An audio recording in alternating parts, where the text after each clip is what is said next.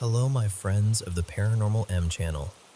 It's been really cold lately, and I've been looking forward to finally sitting down with my microphone to share some mysterious experiences from around the world. Drop a comment below and let me know where you're watching from. Thank you so much for always listening and supporting the channel. And don't forget to subscribe and turn on notifications. Now, let's dive into today's stories. So, my dad passed away a little over a year ago, and our dog, well, she never actually saw him after it happened, so in her world, nothing had ended. He was just gone. A couple weeks after we lost him, it was just me and her at home. Quiet house. One of those heavy, muffled days where even normal sounds feel too loud. At first, she seemed fine. Then, out of nowhere, she started acting wrong.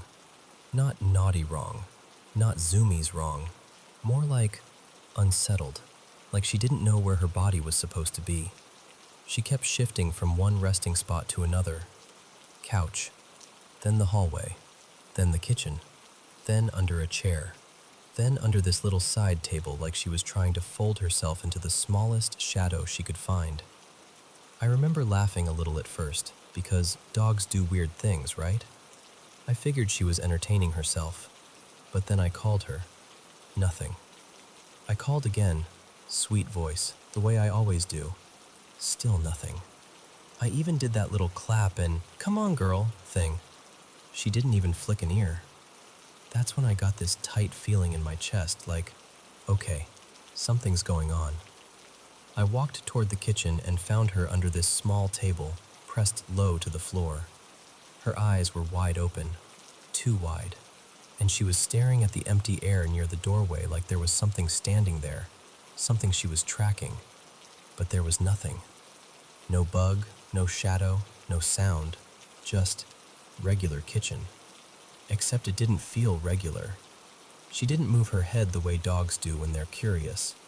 It was more like she was frozen in one long, careful stare, like she was studying something that didn't make sense to her. And this didn't last a few minutes. It lasted basically the whole day. She'd bolt from one hiding place to another, like she'd suddenly realized she wasn't safe there anymore. She'd wedge herself under furniture, then go still again, staring at whatever she was staring at. Fear and confusion, then silence. Over and over. Every time she hid, she stared at the same kind of nothing. Some spot in the room where the air looked completely normal to me, but she treated it like it could move. What made it worse was the atmosphere in the house. It's hard to describe without sounding dramatic, but it felt off. Like the air had a restlessness to it. At one point, a couple really light things on a shelf shifted, just slightly, like a draft had brushed them. And yeah, it was windy outside, but the windows were shut. I checked them, twice. Still, every once in a while it felt like a faint current moved through the room, like the house exhaled when it wasn't supposed to. And I'll be honest, watching her like that got to me. Not in a horror movie way, more in this quiet, skin-prickling way where you start second-guessing every corner of your own home.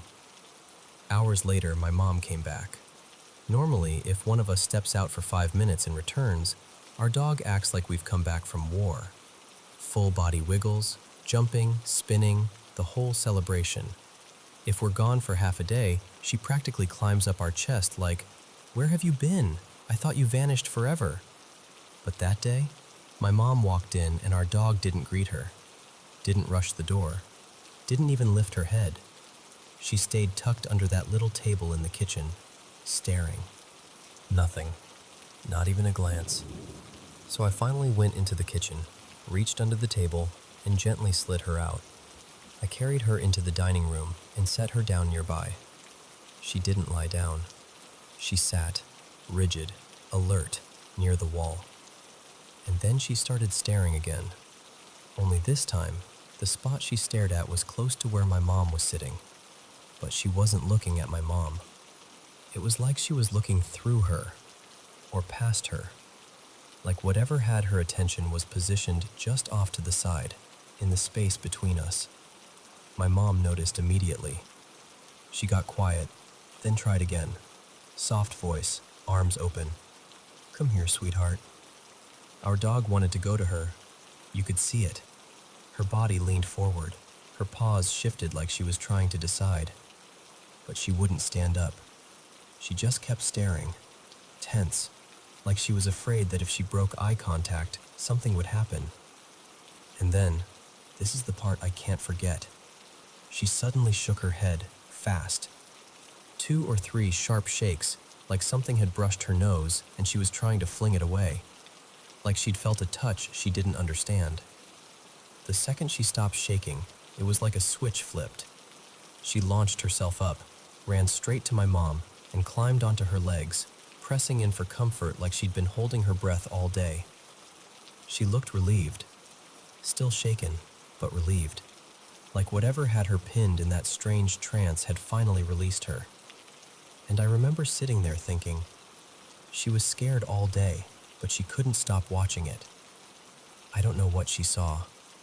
I don't even know if saw is the right word.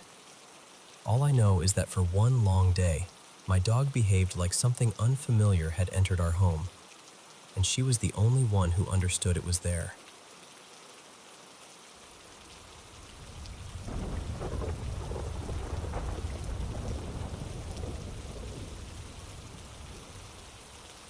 So, when I first moved into this little room I'm renting, I knew something was off the second I stepped inside.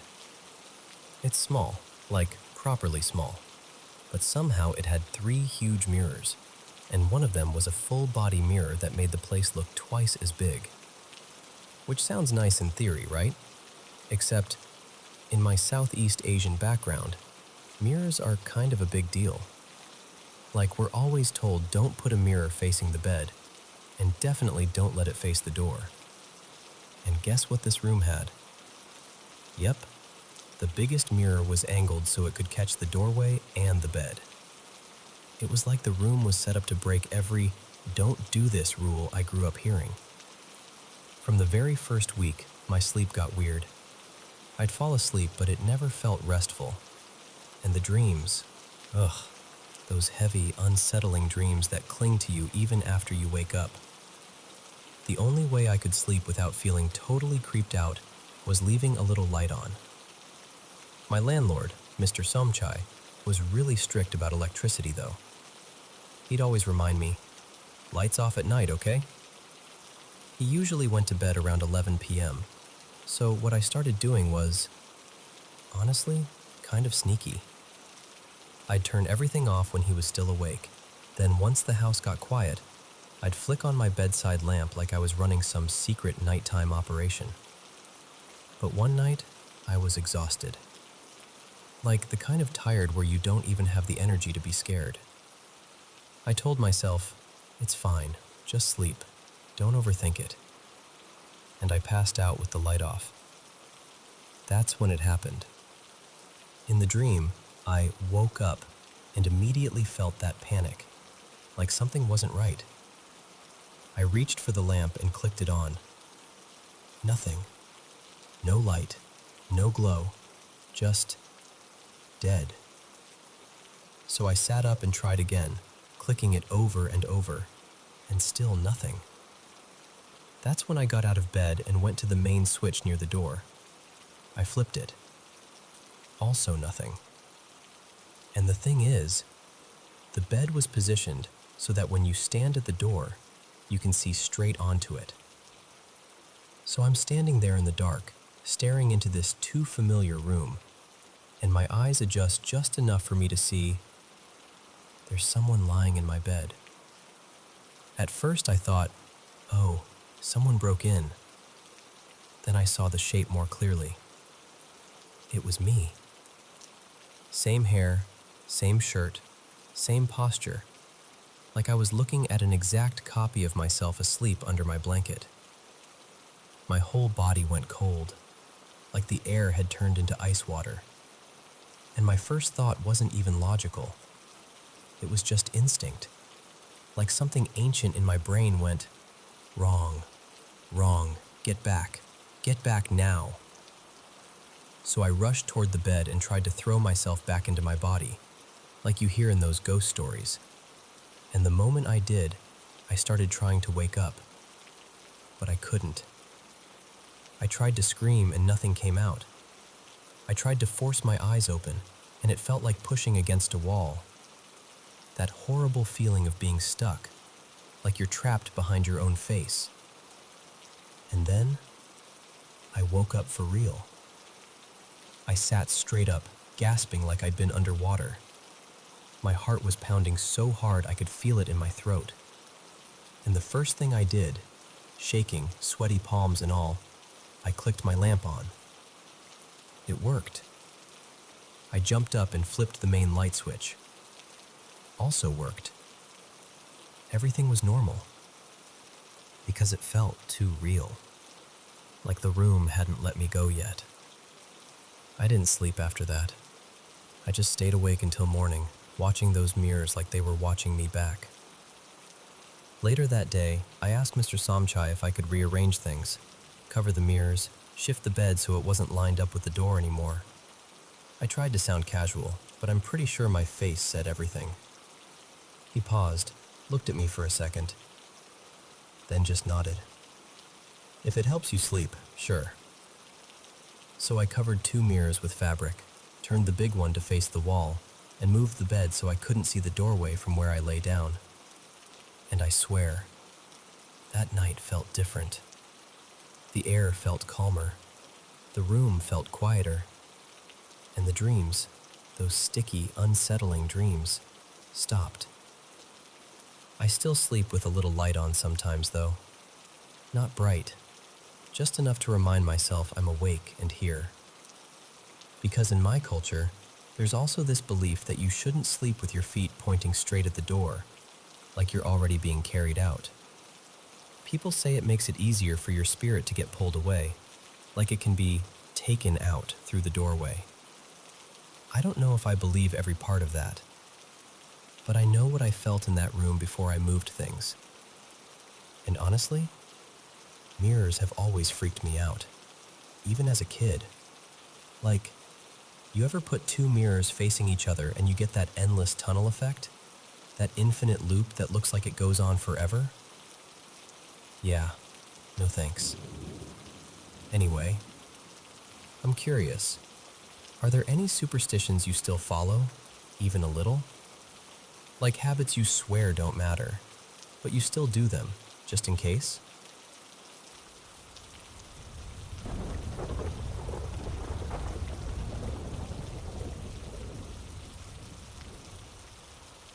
Hey, so I'm Eli.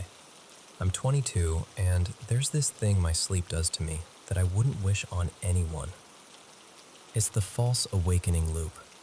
You know, that awful trick where you wake up, you're sure you're awake, and then you realize you're still dreaming. And then you wake up again, and it just keeps going. Before this week, my worst run was something like 6 or 7 in a row. I'd open my eyes, try to sit up, swing my legs over the side of the bed, and my body would feel like it was packed with wet sand. I'd reach for the lamp. Click. Nothing. Every time, the light wouldn't work. That was my test. If the lamp didn't turn on, I knew I was still trapped in it. One time, the loop came with extras. Like my brain decided, oh, you're already scared? Cool, let's decorate. There was this floating dark shape, almost like a smudged out balloon, and then a dog-shaped shadow that moved like smoke. The worst part? When I finally actually woke up, I swear I still saw them for a second, like they'd followed me across the line. Today was worse. I lost count. It just stacked. Wake up, same room, same angle on my pillow, same weight on my chest, same sense that something was nearby, watching from just out of sight. I've gotten used to the paralysis part, which is a sentence I never thought I'd say. At this point, I can kind of push myself to move if I focus hard enough. Like I can slide an arm or roll my shoulder, but it's not real movement, not clean. It's like steering a heavy object with your thoughts. And the more I force it, the more my brain goes, "Great, you're active again," and drops me right back into sleep, into another wake-up that isn't real. This time I decided I wasn't doing the lamp test. It can take forever. Instead, I tried to scream. In my head, it was a full-on yell, like I was going to rip the air apart. What came out was a breathy whisper, nothing more. So I tried rolling over and over, like if I could just fling myself out of bed hard enough, the spell would break. But it didn't matter what I did. Every time I'd blink and suddenly I'd be reset. Same spot, lying on my side, like my body was snapped back into position. And that's when I felt it. Not like a touch, more like pressure. Like when someone stands too close behind you and you don't even have to turn around to know they're there. I lifted my head just a little and I caught a glimpse of him. A silhouette near the edge of the room. Tall, too tall. A hat shape, wide brim, like an old-fashioned outline cut out of darkness. And then I dropped straight back into another loop before my brain could even process what I'd seen. But he didn't go away. At some point, I managed to get out of bed, sort of. I drifted through the house like I was walking underwater. Everything looked normal at first, almost insultingly normal, like my brain was trying to lull me into trusting it. And then I passed the bathroom. There was a staircase inside it. Not a small one, a huge wooden staircase, like something you'd see in a fancy old hotel, wedged right into the middle of the tile floor, like it had always belonged there.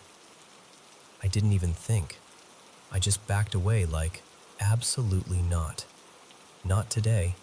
Not going up the bathroom stairs to wherever my subconscious thinks it's funny to send me. I grabbed my phone. It felt off. Just slightly laggy, like my fingers were moving a fraction of a second ahead of the screen. Still, I texted my girlfriend, Mara, something like, "Hey, are you awake? I think I'm finally up." And right as I hit send, the screen went black. Dead. Like someone unplugged reality. That's when it hit me again. Still dreaming. Then came what I can only describe as the endgame sequence, when you start trying anything because you're terrified you're never actually going to wake up. I tried tricks. I tried panic. I tried bargaining with my own brain. I even tried the kind of desperate, stupid stuff you try when you feel trapped, like thinking, if I do something embarrassing in here, maybe I'll shock myself awake. I had a whole moment of considering wetting myself just to force my body to react, and then immediately thought, nope, laundry is where I draw the line. Which is absurd because I was literally negotiating with a nightmare. I started doing this thing where every time I woke up, I'd launch myself out of bed as fast as possible, like a spring-loaded escape. All it did was trap me in a rapid loop. Eyes open, jump, reset. Eyes open, jump, reset. Over and over until I was dizzy from a motion I wasn't even truly making. And then I felt him again. This time he wasn't a glimpse. This time he was there. I'm about 1.82 meters, around 6 feet, and he made me feel small, like a kid, like prey. He stepped out of the dim part of the room, and I finally got a clear look. A long coat that hung straight down, like it was stitched from night. A hat with a wide brim that swallowed his face in shadow.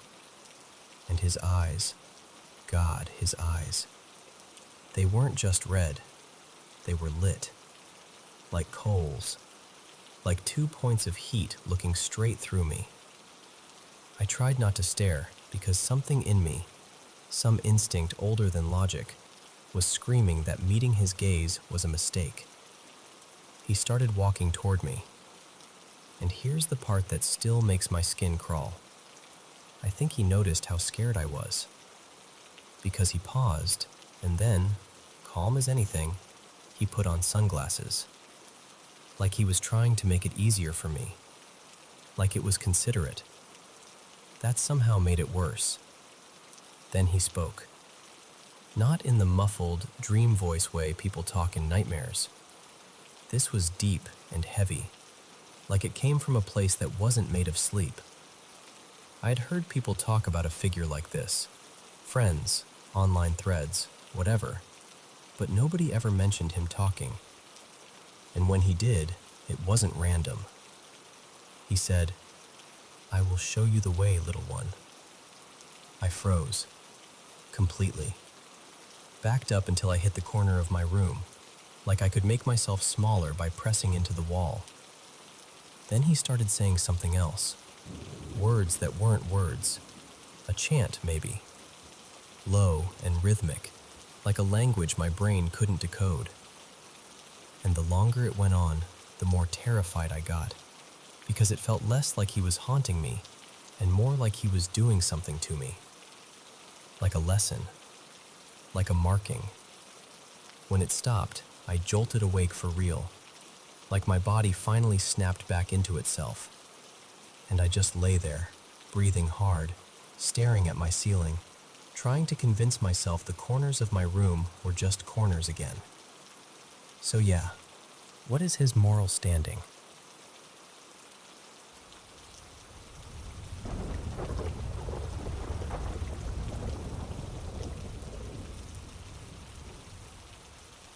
Hey, thanks for listening. I don't talk about this much, so I'm just going to tell it the way it feels, okay? I'm 23 now, and this has been happening for so long that the beginning is kind of fuzzy. I remember it really becoming a thing when I was around 16 or 17. For a while, I used to smoke weed pretty regularly, and weirdly enough, the nights got quieter when I did.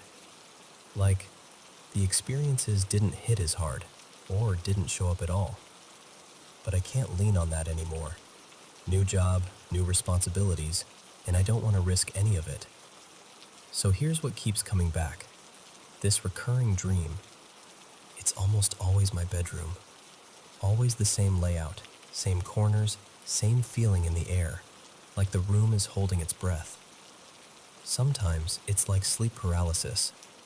I wake up, but I can't move the way I want to. I can manage these tiny, strained twitches, like my body is trying to prove it still belongs to me. And in those moments, it's like something is there with me. Not crashing in, not screaming, just present. And the more I fight to move, the worse it gets. So I've learned to do this thing where I calm myself down and kind of talk myself back into waking. Other times, it's a different version of trapped. I'll get up and start doing normal stuff, turning my head, sitting up, sometimes even standing, and then I realize I can't leave the room. Like the door is technically there, but it might as well be painted on the wall. Or I'll see myself still asleep in bed while I'm also standing there, watching, trying to make sense of how that could even be possible. Those are the moments that really mess with my head afterward. And that's when it usually shows up. I'm going to call it Miles, just to give it a name, because calling it the thing makes it sound worse than it feels.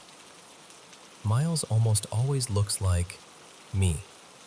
Not a scary monster version, just me, current me, like it somehow keeps up even when I haven't looked in the mirror in a while. Same weight, same hair length, same posture, but the face is the strangest part.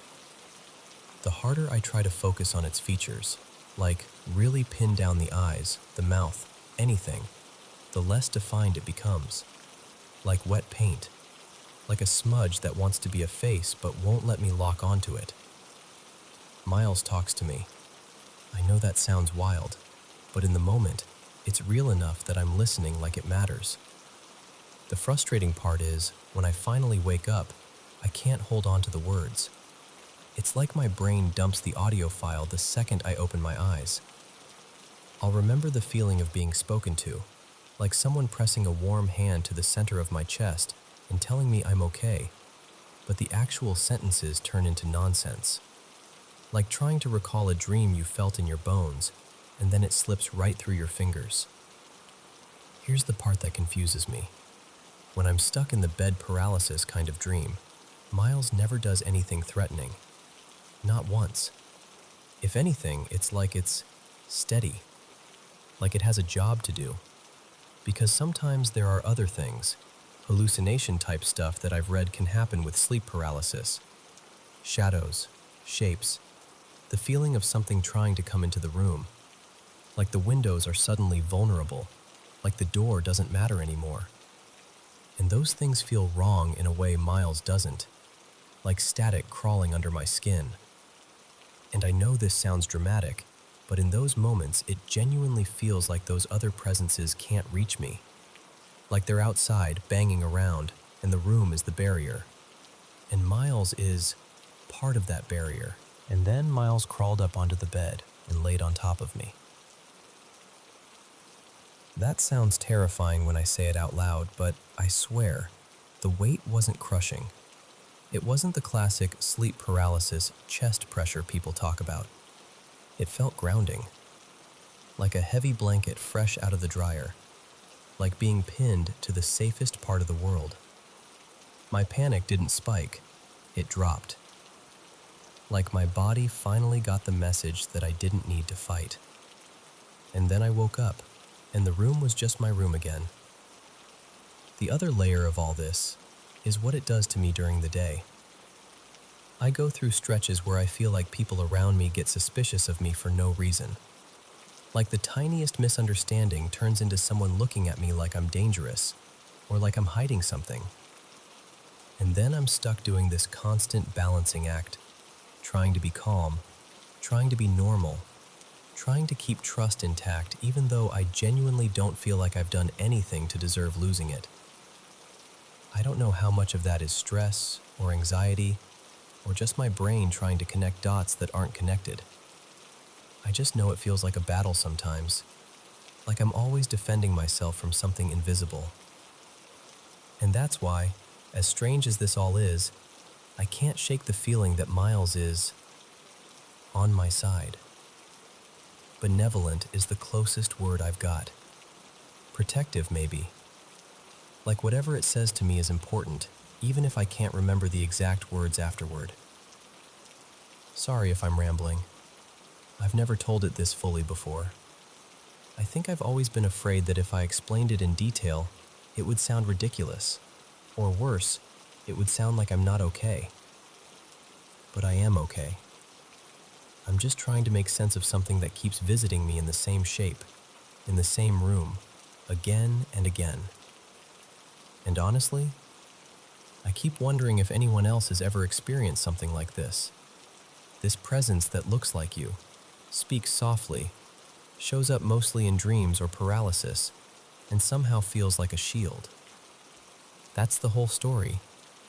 That's what I've been carrying around. Thanks for letting me say it out loud.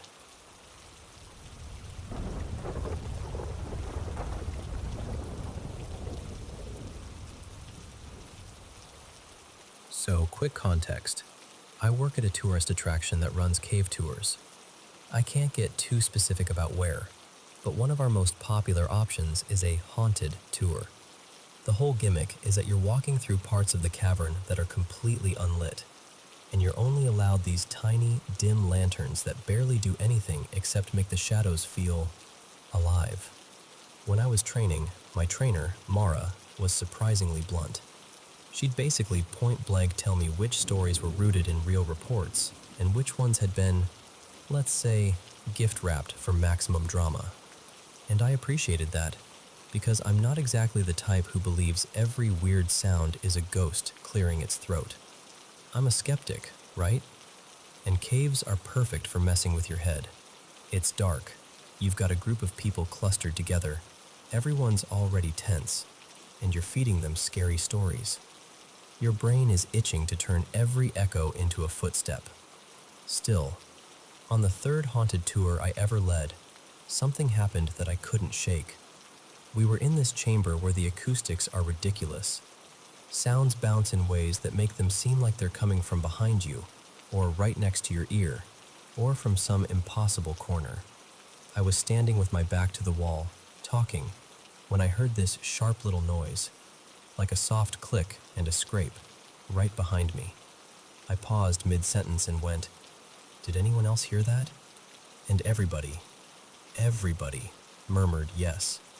My first thought was, okay, phone notification. Maybe someone's screen tapped, sound bounced off the stone, weird cave trick. So I tried to laugh it off and keep moving, because the last thing you want is to look spooked when you're the person holding the lantern.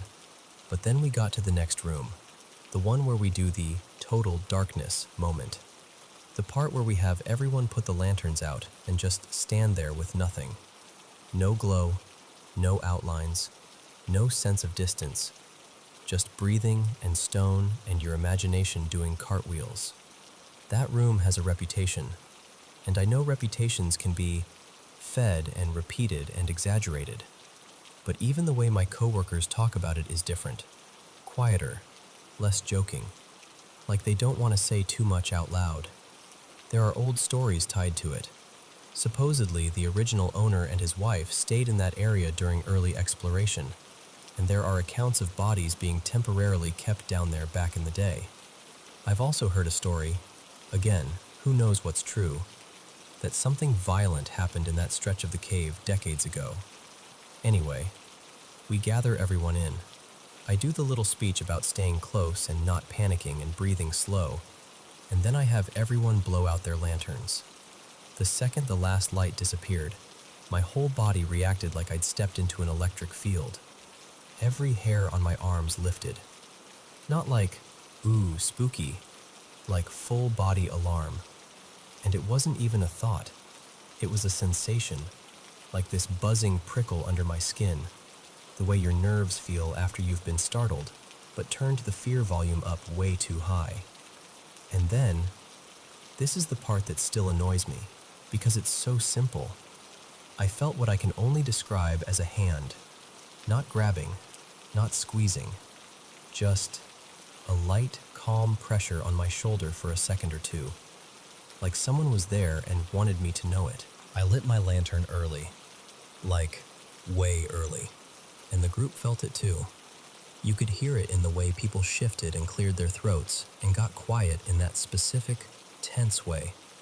Like when everyone is pretending they're fine because nobody wants to be the first person to say, "I'm scared."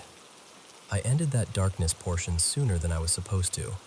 I played it off like timing, like, all right, we're moving on. But inside I was thinking, okay, that got to me. That got to me for real. Fast forward a couple weeks. By then, I'd led a bunch more haunted tours. Some nights were uneventful. Other nights you'd hear odd things. Little knocks, faint shuffles, a weird metallic smell that didn't belong down there. Guests would claim they heard whispers or footsteps. And almost every time, I could come up with something that made sense. Cave airflow, water drip, gear settling, echo tricks, people hearing what they expect to hear. And the biggest thing? I still hadn't seen anything. Neither had most of my groups. Until one night with a small group that included kids. It was my third tour of the day. The first two had been completely normal. I'd actually been feeling pretty smug, like, yep, psychological thrill ride. That's all it is. This last group was 6 people, a family of 4 and a young couple, probably early 20s. The family had 2 kids, one around 8 or 9, the other maybe 11. And that was new for me. I hadn't run the haunted tour with kids before, and I'd heard the usual stuff people say about children being more sensitive to paranormal things. I don't know if I buy that, but I remember clocking it anyway. There's a specific section of the cave where reports cluster. Guides talk about it. Guests talk about it. It's like one of those spots where the stories pile up until it starts feeling heavy, even if you don't believe any of them. And there's this figure people describe, not one of the historical ghosts we mention in the tour, not the owner or the wife, something else. The descriptions are bizarrely consistent too. Tall, unnaturally thin, pale, like bone white. And the creepiest detail people repeat, Where the eyes should be, it's just these dark, empty hollows. I'm supposed to tell a story in that section, something from a few years ago that's in the official tour script. But here's the thing. The script doesn't describe it the way people do in the off-the-record stories. The script version is more like a shadow thing. Dark, like coal. Vague. Something you can imagine without getting too specific. So that night, as we approached that stretch, I started feeling a little off, like a headache blooming behind my eyes, and this brief nauseous wave. It could have been anything. The air down there changes. You're talking all day. You're tired. Whatever. I told the scripted version, kept it controlled, didn't add the tall, pale, hollow eyes details.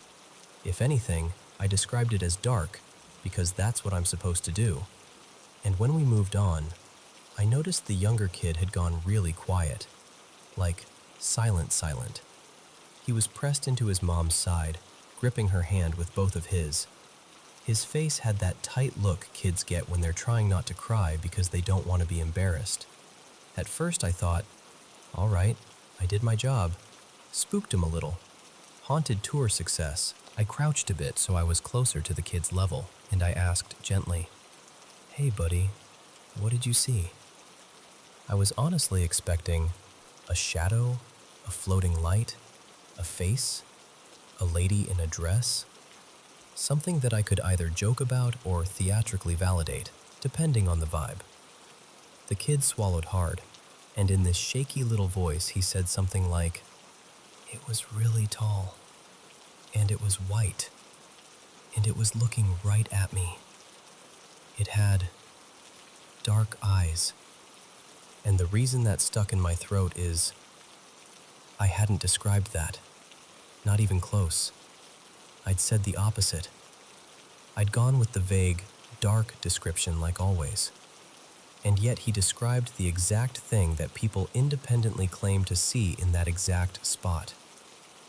He was sniffling for the rest of the tour.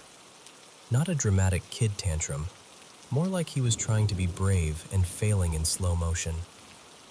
The mom kept rubbing his back the whole time. The older kid didn't tease him, which honestly told me a lot. Even the young couple in the group had gone quieter, like the whole energy shifted. We finished the tour and everyone thanked me and left, but it wasn't the usual, "haha, that was fun, spooky" vibe. It felt more like people leaving a tense movie theater after a scene that hit too real. And after they were gone, I just stood there for a second, lantern in my hand, thinking, okay, that's not my coworker telling a story to mess with me. That's not an adult leaning into the experience. That's a kid describing something I didn't feed him. Now, there's also local folklore tied to the cave and the surrounding area. Stories about the land being watched over, or the cave being inhabited by some kind of powerful spirit. I don't know what's accurate and what's been passed around and embellished. I've heard claims that people avoided the cave for a long time, and there's even an old rumor that someone once took a preserved burial figure, like a mummy, and displayed it down there, and that it later disappeared. I do know the broader region has had documented discoveries of ancient burials, and that some remains have been recovered and returned over time. That part isn't just spooky storytelling, it's real history in the area.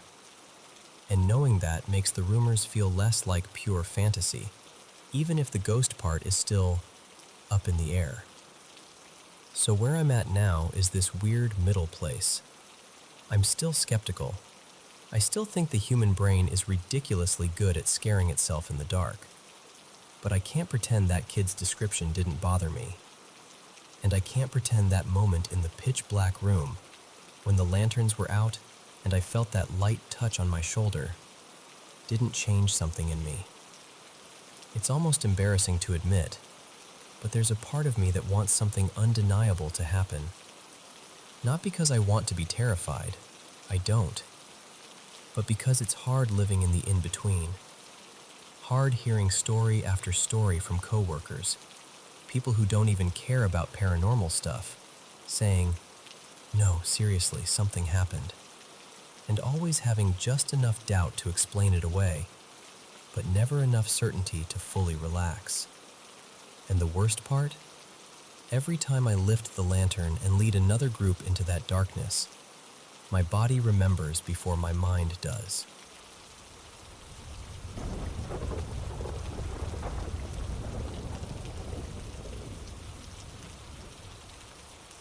So, I've been sitting on this for a while, because it sounds strange even as I say it out loud, but I need to tell someone, start to finish, the way it actually felt. A few months ago, things started getting weird. Not scary at first, just oddly specific, like the world was winking at me. It began with these intense little coincidences that kept stacking up.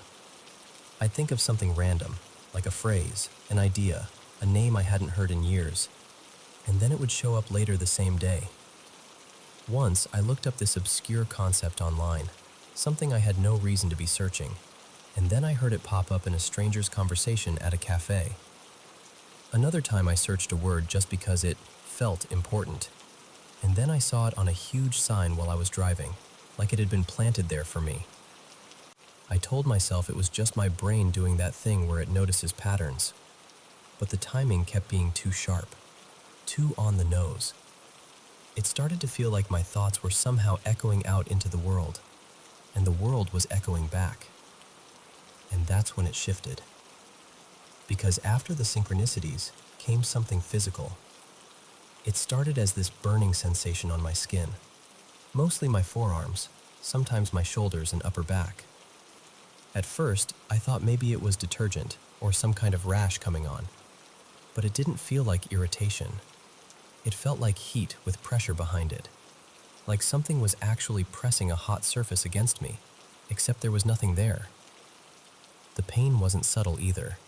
It would flare up fast, and I'd jerk or gasp, like my body was reacting before my brain could even form a thought. I'd run my hands over the spot and feel nothing. No warmth, no source, no explanation. Then later I noticed marks. Not always. Sometimes there'd be nothing, but a few times there were faint blotches that looked disturbingly like contact burns. The kind you'd get if you touched a hot pan by accident. Except I hadn't. I live alone. I wasn't near anything hot. It made my stomach drop in this way I can't really describe. Around the same time, my vision started doing things that terrified me. The first big moment was in the bathroom mirror. I was brushing my teeth, totally normal, and I glanced up, and for a split second I swear I saw my own skull. Like my face flickered off and I saw the bone underneath. Just a flash, like a frame of film that didn't belong. I froze so hard my jaw hurt. I leaned closer, turned the light on and off, blinked, splashed water on my face. Nothing happened again right away. But after that, the distortions kept coming. Sometimes it was like the walls breathed, just slightly, like the surface moved when it shouldn't. Other times I'd catch shapes sliding across the corner of my vision, shadows where there weren't any objects. And then, the faces. That's the part I hate saying out loud, because it wasn't like seeing a face in a cloud or imagining something in wallpaper. It was more like an imprint, like something had been pressed into the wall. I'd look over and there would be a face-like shape, and it would stay. Not for a second, sometimes for minutes. Once, it felt like it lingered for most of the evening. I'd look away and look back, hoping it would reset like an optical illusion, and it wouldn't. I started avoiding certain rooms. I started keeping lights on. I started feeling like my own home wasn't fully mine anymore. And then the messages started. That's what it felt like, messages. I tried to be rational. I told myself, Nolan, you're stressed. You're connecting dots that don't belong together. I tried to laugh it off. I tried to stop feeding it attention. But the more I tried to ignore it, the more intense my body got, like my nervous system was stuck in this constant something is wrong mode. There was one night that still makes my chest tighten when I think about it. took a bath because I couldn't calm down. I wanted the warmth, the quiet, anything that would make my muscles unclench. And I must have been exhausted because I fell asleep in the tub. When I woke up, I was disoriented, water cooled, skin pruned, the room dim, and then this wave hit me. Not like a normal dream fading. This was different. It was like waking up into a vision that kept going. I saw these fast, layered images, almost like symbols or scenes flipping by, and I felt this heavy presence in the room. Not a person exactly, just a pressure, like something was close and aware and trying to get my attention. It didn't feel comforting. It felt powerful and unfamiliar, like standing too close to a loudspeaker. You can't see what's making the noise, but your body feels it. And when it finally passed, I was left sitting there, shaking, staring at the tiles like they were going to rearrange themselves. Since then, the anxiety hasn't really let up. I'm walking around with this dread under everything. I'm second-guessing my senses. I'm checking my skin for marks. I'm staring at walls, trying not to stare at walls. I'm watching my own thoughts like they're dangerous, like if I think the wrong thing, the world will throw it back at me again. And the worst part is how alone it feels, because I don't know what category any of this belongs in. Is it something spiritual? Am I being haunted? Is it stress doing something to my brain and body? Is it medical, psychological, environmental? Is there something in my home that's triggering hallucinations or making my skin react? I don't know. I just know it started with these bright, almost magical coincidences, and somehow it turned into pain, distortion, and fear.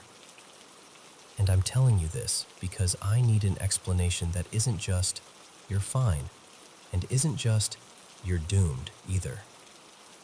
I need something grounded, something real. Because whatever this is, it feels like it's getting closer.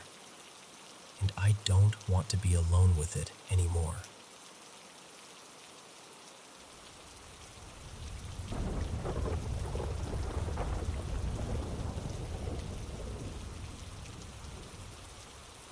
So, I've always been curious about the supernatural. Not in a, "I'm definitely a believer" way. More like, I've always had one foot in skepticism and one foot in fascination. I've had a couple strange moments over the years, little things that made me pause, but nothing that ever truly flipped the switch for me. Until this. It was 4th of July weekend, and my wife, Mara, and I had plans with a big group of friends at a lake house near Eufaula, Oklahoma. If you've ever been out there in the summer, you know the vibe. Busy roads, coolers everywhere, sunburns, boats, people laughing. Totally normal. And for me, it wasn't even new. I'd been to that lake a bunch growing up, so there wasn't a single creepy thought in my head when we pulled up. The house itself was older, but it had clearly been expanded over the years. Newer porches, added rooms, a garage that looked more modern than the rest. Upstairs was where most of us were sleeping. It had this open living room area at the top of the stairs, and then 2 bedrooms, one on each side. Mara and I had one bedroom, another couple had the other, and a couple more people were on air mattresses out in the upstairs living area. That first night, around early evening, a handful of us decided to go to a little bar not far away. Mara wasn't feeling it. Neither were a few other friends, so they stayed back at the house to relax. We were out for a few hours, and I was the designated driver. No drinking. That part matters because I wasn't even slightly buzzed. I was clear-headed. We got back around 10-ish, and the house had that late-night quiet to it, like everyone had already been winding down for a while. I went upstairs and headed into our room. It was pitch black in there. The only light was this tiny blue dot from a charger plugged into the wall, just enough to barely outline the bed and show me where Mara was lying. I slipped into bed, facing her, and did that normal end-of-night thing. I whispered that I loved her, kissed her goodnight, and she said it back. We went quiet, and for maybe 30 seconds it was completely normal. I closed my eyes for what felt like a second. When I opened them again, I saw what I thought was Mara sitting up, like her silhouette had risen up off the mattress. But it was too dark. My eyes were still adjusting, so I just stared, trying to make sense of the shape. I watched it for a good 20 seconds, maybe longer, waiting for my vision to sharpen. Finally, I quietly went, "Hey, what are you doing?" And she answered immediately, "What?" Her voice came from right in front of me, from the spot where she'd been lying the whole time. My entire body went cold. I didn't move. I couldn't, because the shape I'd been watching, this Mara sitting up, was not her. As my eyes adjusted more, the silhouette got clearer, and I realized it wasn't just a shadow.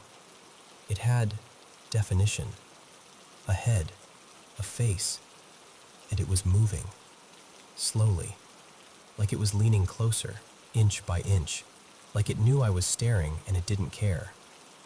I can't even explain how long I watched it. It felt like time stretched out. My skin was crawling, goosebumps everywhere. I couldn't look away. Then Mara said in this small, careful voice, "What, babe? Did you see something?" And even that, her asking that, made my stomach drop, because why would she ask that unless... I tried to play it off. I really did. I kept whispering things like, "It's fine. It's nothing. Just go to sleep. I'm probably just tired." But I wasn't tired. I wasn't imagining it. I was terrified. At some point, so fast I can't even pinpoint when, the figure just wasn't there anymore. Like it dissolved back into the dark. She got up so quickly she practically stumbled, and I followed her straight out into the upstairs living room where a couple of our friends were half asleep on air mattresses. And that's when Mara, shaking, goes, "Guys, Rowan just saw something in our room, and I need to tell you what I saw earlier while you were all gone." I remember my heart pounding because I hadn't told her anything, not a word. I hadn't described what I saw. I hadn't even said someone or something. I'd kept it trapped in my throat. Mara explained that while we were at the bar, she'd been alone in that room for a couple hours in total darkness. At one point, she noticed movement outside the door. She could see it from the thin line of light leaking in under the door, like someone was standing out there. She said she didn't think much of it at first. She assumed it was someone walking by, maybe someone checking on her. So she closed her eyes, trying to fall asleep. But then she opened her eyes again, and she saw something coming toward the bed.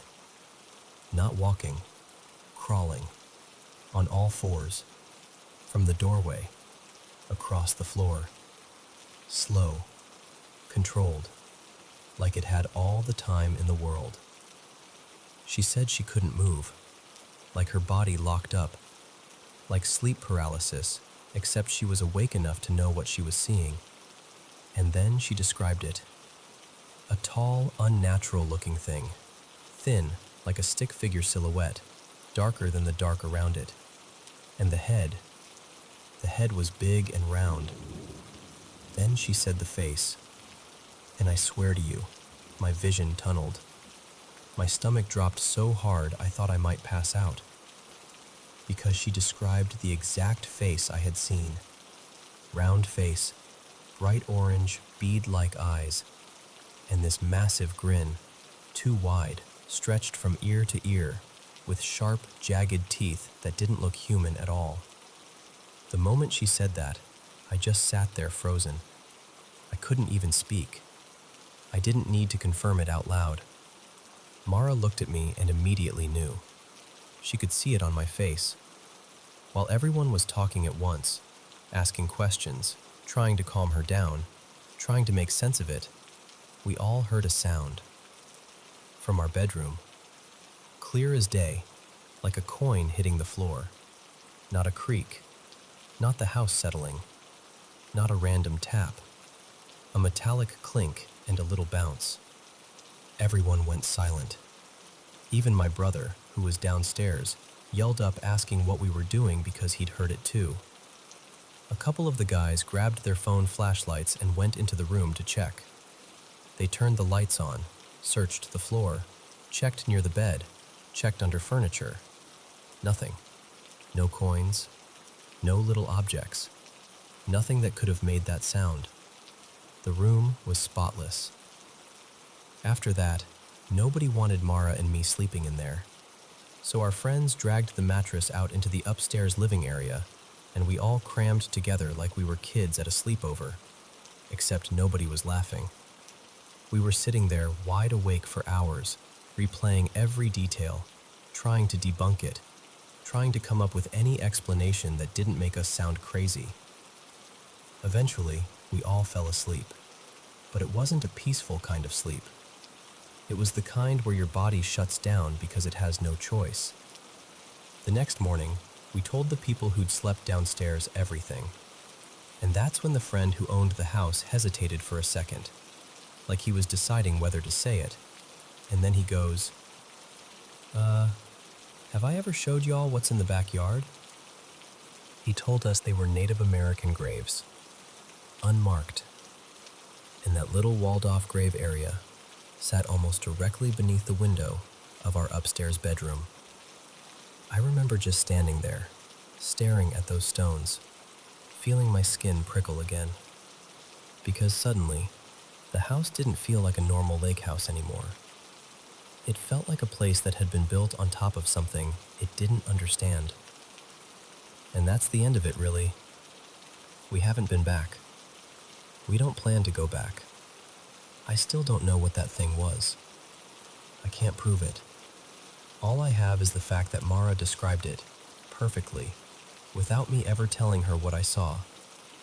Same eyes, same grin, same shape. Same slow, deliberate way it moved toward the bed. And the worst part? I've seen that face a few times in dreams since then. Not every night, not even often, but enough that I know my brain hasn't filed it away and forgotten it. It's like it left a scratch in my memory. And honestly, I'm still stunned. I'm still trying to understand what happened in that room, in that dark, on a weekend that was supposed to be nothing more than fireworks and friends and a lake.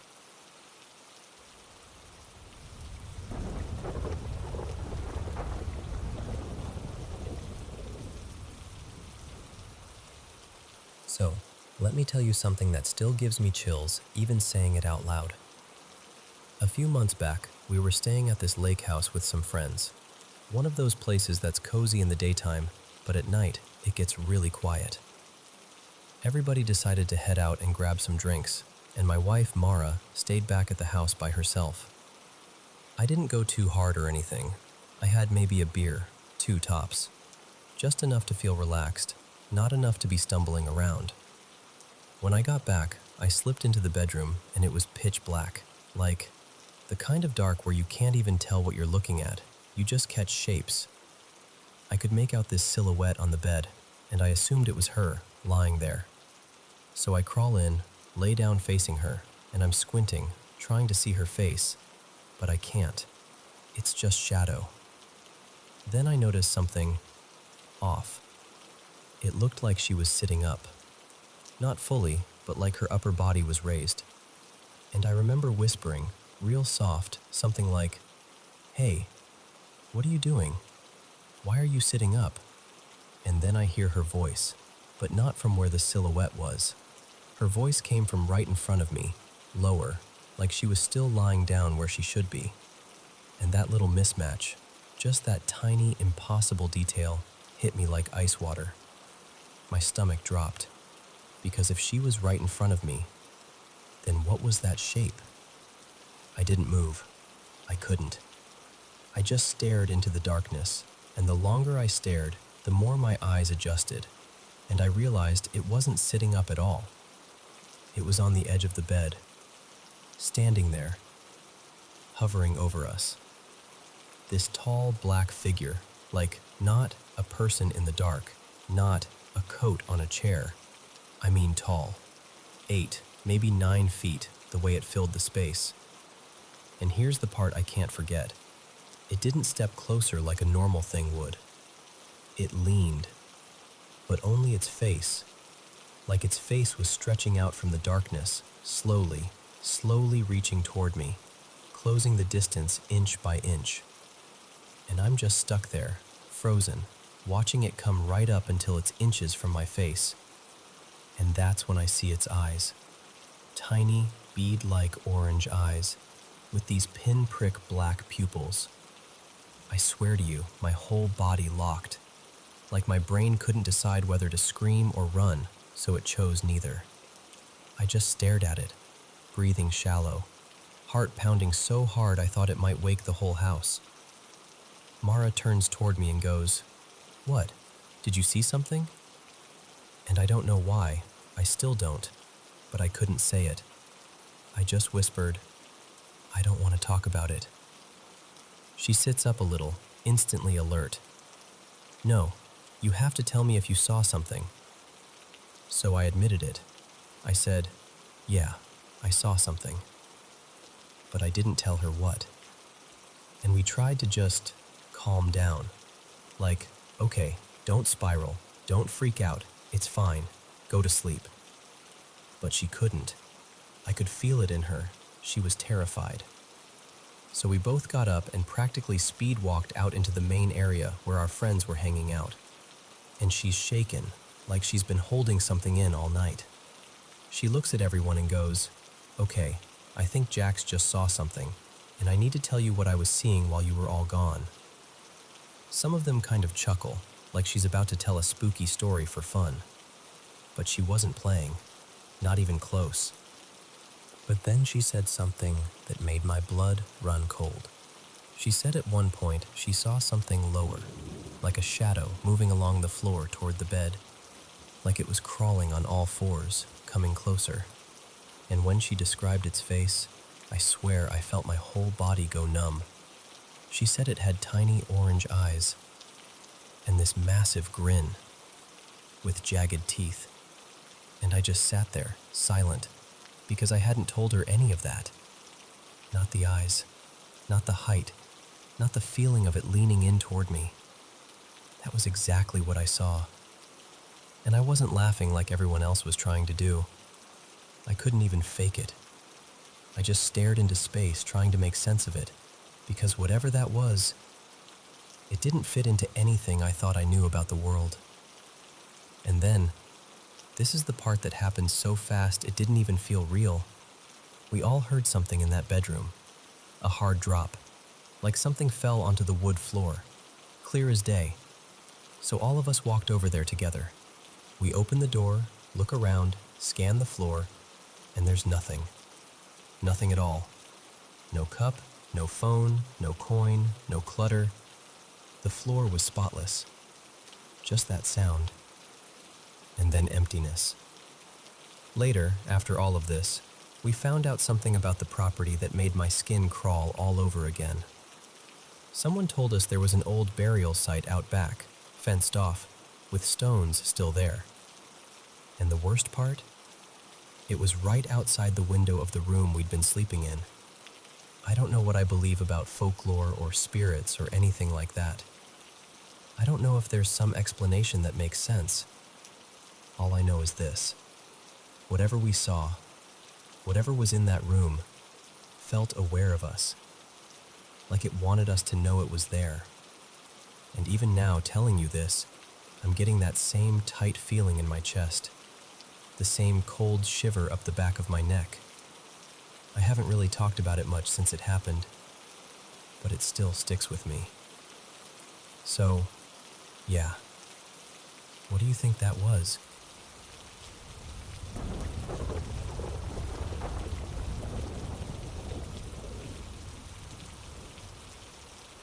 Okay, I'm gonna start from the very beginning, because I swear, this has followed me for as long as I can remember. When I was little, like 6 or 7, I was always aware of things. Not in a normal kid imagination way either. I mean, I'd walk into a room and immediately feel like I wasn't alone. I don't even know if I had imaginary friends, but I was weirdly obsessed with ghosts. I used to tell anyone who would listen that our basement was haunted, and honestly, I still think it was. That basement had this heavy feeling, like the air was thicker down there. I'd be halfway down the stairs and get that sinking, prickly sensation, like someone was watching me from every dark corner. And the creepiest part is, I started seeing this figure. It was tall, too tall, just a black shape, like it swallowed the light around it. And it always had this hat, like an old-fashioned brimmed hat. I used to call it the tall shadow man. It never lunged at me or anything, never spoke. It would just stand in my doorway like it owned the place, like it was checking in on me. And even before I started seeing it, I'd wake up from these horrible nightmares, violent ones. I'm talking dreams where my family was hurt, or something awful happened and I couldn't stop it. It felt so real that I'd wake up shaking, heart pounding, and I'd be scared to fall asleep again because I knew it would come back. Then middle school started, and I was living with my mom.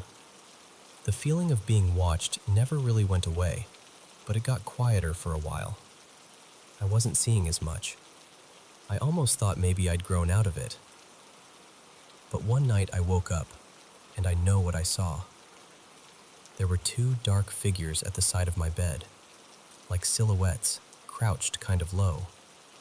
The second my brain caught up and I realized, oh my God, those are people. They ducked down like they were hiding. And when I sat up and looked again, nothing. Gone. For a second, I convinced myself it had to be my younger siblings messing with me. So I got up and went to check. Because what else do you do when you're trying to force logic into something that doesn't make sense? And they were both asleep. Deep asleep. Across the house. No way they got there that fast. And no way they were faking. Not long after that, we moved again. Into this house that had a morgue basically right nearby. Like, not down the street nearby. I mean right there. And I remember thinking, of course this is where we end up. That's when things got worse. The watching feeling came back stronger, like I could feel eyes on my skin. At first it was just uneasy. Then stuff started happening, and not the kind of stuff you can blame on a draft or a loose shelf. Small things first. A pencil would shoot off my desk and smack the wall. A hairbrush would slide and then suddenly launch like somebody flicked it. Little bottles, lotions, makeup, ending up across the room like they'd been thrown. And I tried to rationalize it. I really did. I'd stand there staring at the spot they came from, like if I stared hard enough I could catch physics doing something normal. But it didn't stay small. One night, this part still makes my stomach twist. My chinchilla's cage moved. Not tipped, not rattled. It flew across the room and hit the floor sideways. The sound was so loud I swear I felt it in my bones. I ran over, panicking, and in that moment, it wasn't just fear. It was like the air turned angry. Like something in the room was mean, and it wanted me to feel that. After that, it got more personal. The second I stepped inside, my whole body went cold. That deep, instinctive warning you can't explain. Like walking into a room mid-argument, and you can feel the tension even if nobody says a word. And then, right by my ear, I heard a little girl's voice. Clear as day. Soft, close, like lips near skin. She said, "My name is..." And then a name I can't fully remember now. Something simple like Mara or Mila. I just know it wasn't comforting. It wasn't sweet. It was wrong. It felt like something pretending. I stood there frozen, and my eyes watered, and my skin prickled all over because I knew it wasn't a child. It was like it wanted me to think it was. And that wasn't the only way it played with me. Sometimes it would mimic people. I'd see my sister pass by my door, and then realize she wasn't even home. Or I'd hear the cadence of someone moving around in a way that sounded familiar, safe, until I remembered the house was empty. There was one moment that still messes with my head the most. I was dating this guy at the time, and I walked through the kitchen and saw him sitting at the table. I remember the angle of his shoulders, the way he leaned forward. So normal, I barely registered it. I kept walking, went into my room, and there he was on my bed. Like he'd teleported. But he hadn't. Because the thing at the table wasn't him. It was something wearing him like a costume for a second, just to see if it could. Eventually I moved out. I stayed with my boyfriend, Cameron, while my place was getting ready. And I hoped so badly that whatever this was would stop if I changed locations. Like maybe it was tied to the houses or the land or something I could outrun. But then one night at Cameron's, I woke up and saw an older man walking around the room. Not a shadow, an actual older man shape. He moved like he belonged there, like he knew the layout. He walked near the doorway and out of sight. When Cameron came back into the room, I asked him, half asleep, half panicked, why his dad was walking around.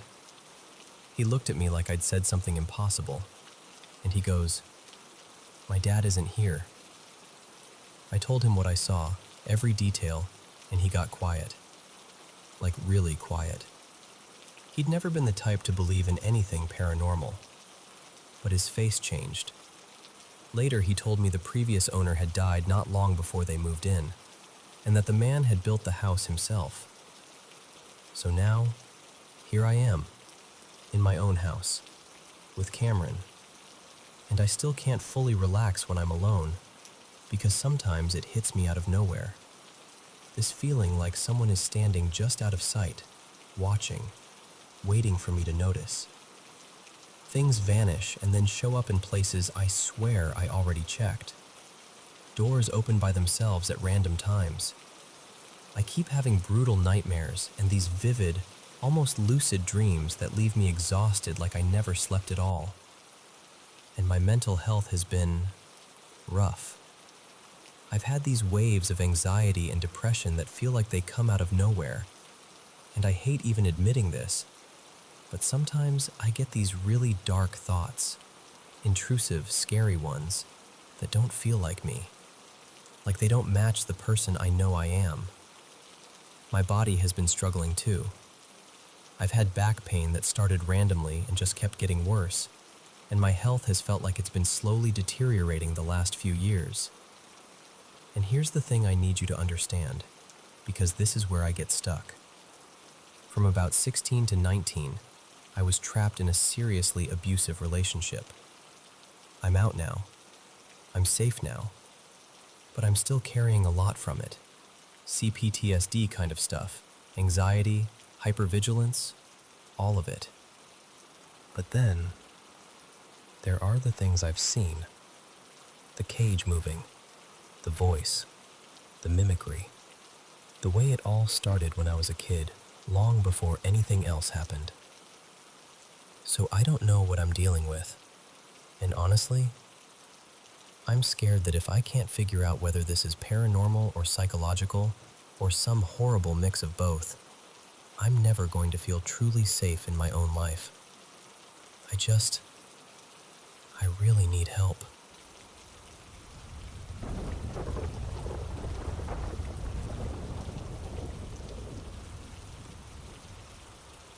So I'm in my early 30s now, married, working as a graphic designer, and I've always been the kind of person who falls in love with anything visual. Paintings, films, photography. If it tells a story without even speaking, I'm in. And I've never really shared stuff like this online before. It's always been something I'd mention to my wife, or maybe a couple close friends late at night when the conversation drifts into that quiet, Okay, but tell me something real, territory. But this one memory has followed me for so long that I don't know. I felt like telling someone outside my little circle. My first brush with anything paranormal wasn't even something I saw with my own eyes. I was a kid, maybe 6 or 7, and we were driving out of the city in Bosnia to visit my grandparents in their village. It wasn't a huge trip, maybe an hour or so, and the closer we got, the more the roads narrowed. You know the kind, main highway, then you peel off onto a smaller road that snakes through scattered houses and fields. I remember staring out the window, half bored, half daydreaming, while my parents and a relative in the front seat pointed out places as we passed them. Oh, that's Amir's place. He added that second floor last year. And over there, that house belongs to the Hadjic family. Just casual village commentary. But then we rolled past one particular house and the whole vibe shifted. Not dramatically, not like a movie, just subtle. Their voices got lower, the way adults do when they think a kid is listening but don't want to make it obvious they're being careful. My mom asked, almost casually, "Does anyone live there now?" And my relative answered, "No, not anymore. After things started happening, they moved out." Another family tried living there after, but they didn't last either. They left fast. That got my full attention immediately, obviously. I leaned forward like, "Excuse me?" I started firing questions like a little interrogator. What things? Like what happened? Why would they leave?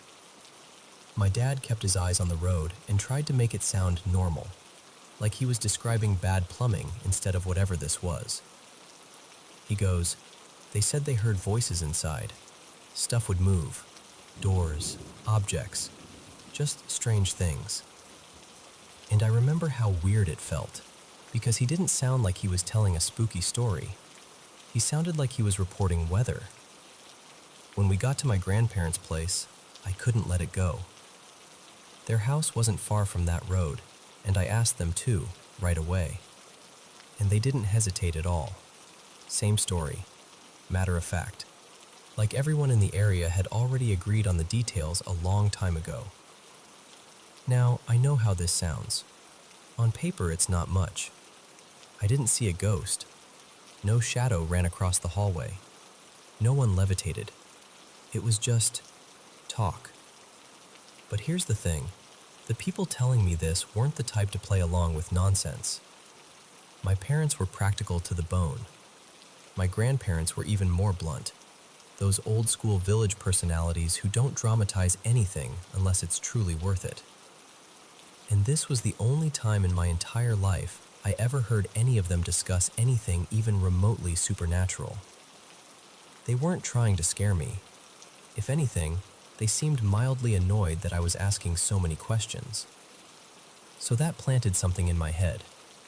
For years, it stayed buried. I grew up, life happened, school, work, marriage, and that memory became one of those dusty little mental boxes you don't open often. This time they kind of laughed, because I was an adult asking about a haunted house, and I think it sounded ridiculous coming out of a grown man's mouth. But even while they laughed, I could tell they still believed what they'd said. Like the humor was just them reacting to me, not the story. And when I pressed a little, they added something that made it worse. They told me they actually knew the first family, the ones who left. Good, respected people. Not drifters, not unstable. Not the kind who would abandon property for fun. And they didn't leave to move abroad or chase a job. They relocated to another nearby village for one reason: to get out of that house. That was it. No upgrade. No, we found better.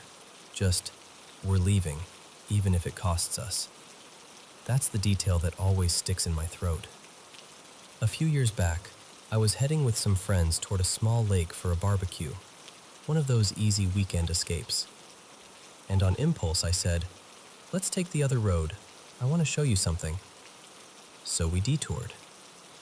And there it was, Not just vacant, not someone's away working in Germany. It was still empty, still untouched in that way a house looks when people don't even pretend they might return. The yard looked tired. The windows had that dull, blank stare, like the place wasn't waiting for anyone anymore. By then it had been, close to 15, maybe 16 years since that childhood drive. And I'm going to be honest with you, I'm not a hardcore believer in paranormal stuff. I'm not out here looking for demons in every creaky floorboard. But standing there, seeing that house still abandoned after all that time, it did something to me. Because in Bosnia, especially in villages, people don't just leave a solid house behind. You know this if you know Balkan families at all. If someone builds a house, it becomes a life project, a legacy, something people will fight over before they'll let it sit empty. You'd need heavy machinery to drag some folks out of their own walls. And yet, 2 different families left. One of them had built it, from what I was told. And after the second family bailed, nobody moved in again. Not even the tough, fearless types, the truck drivers, the forestry workers, the farmers, the people who laugh at bad weather and don't flinch at the dark.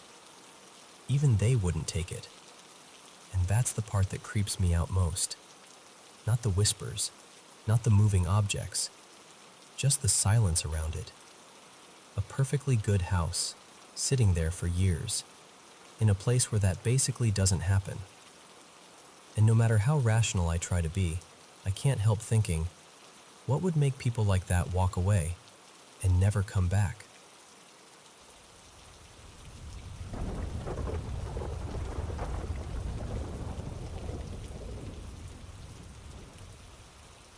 So, back in 1998, I spent a summer on Cape Cod, in this little cluster of cottages tucked behind a big old Victorian house where the owner lived. The place my friends and I rented was tiny. 2 bedrooms, maybe 500 or 600 square feet, all knotty pine and that kind of rustic charm that's cute in the daytime and a little eerie at night. There were 4 of us staying there, but honestly, we were barely ever home. We were working non-stop, double shifts, long hours, just grinding through summer jobs. So the cottage was basically a place to shower, sleep, and collapse. And nothing weird ever happened. Not once. Well, not until the very end. When summer was wrapping up, everyone else had already peeled out, and it was just me, Callie, alone in the cottage, packing up to head back to campus. I was planning to drive back late that night, so I plugged in my old alarm clock to keep an eye on the time while I packed. It was one of those super common radio alarm clocks from the late 90s, an Emerson with that fake wood grain finish. If you saw it, you'd immediately go, oh yeah, that clock. Simple buttons, red numbers, nothing fancy. Definitely not the kind of thing with hidden features. I'm taping boxes shut, folding clothes, doing that end of summer routine, and I glance over at the clock. And instead of showing the time, it's just counting down. Not like a normal timer display. No hour, no minutes. Just a big, blunt countdown starting at 60, 59, 58. Like it's ticking off 1 minute of my life for absolutely no reason. I just froze. Because I knew that clock didn't do that. It never had. There was no countdown mode. It was an alarm clock. That was its whole personality. So I walk over, trying to stay calm, like, okay, maybe I hit something by accident. And I pick it up. I start pressing buttons, flipping switches, doing that desperate little ritual you do when electronics act possessed. After a few seconds, I manage to get the countdown to stop, and the regular time pops back on. I set it down and just stand there for a second like, what was that? Then I go back to packing, telling myself it's probably just a glitch. Maybe the outlet's weird. Maybe the cord is loose. Maybe it's just old. And then, maybe 5 minutes later, I look over again, and it's doing it again. 60, 59, 58. Same thing. No explanation. No accidental button press. Just the clock deciding it's a timer now. And that was the moment my nervous system officially clocked out. Because suddenly I was extremely aware that I was alone in this little wooden cottage with the walls creaking, the light outside getting dimmer, and this stupid alarm clock counting down like it was trying to build suspense. I didn't even try to troubleshoot it the second time. I just went into pure nope mode. I yanked the plug out of the wall, grabbed my bags, threw everything into my car, and got out of there. Immediately. I didn't wait until nighttime. I didn't finish organizing. I just left. And yes, I took the clock with me. I wasn't about to leave it behind like it belonged to the cottage now. I've told people this story over the years, and you already know what everyone says. They get that little excited look and go, "Oh, it was ghosts." And I never really believed that. I figured it had to be electrical, some odd surge, bad wiring, something like that. But here's the part that still gives me chills. Later on, I heard the cottage burned down a few years after we stayed there. Supposedly an electrical fire. I could never confirm it for sure. Might have been a rumor that got passed around and hardened into fact. But even hearing it secondhand made my stomach drop a little. Because the clock never did that again. Not once. So I don't know. I can't prove anything. I can't even explain it. All I know is, that cottage gave me 60 seconds I still can't account for. And somehow, that's worse than any ghost story someone could tell me.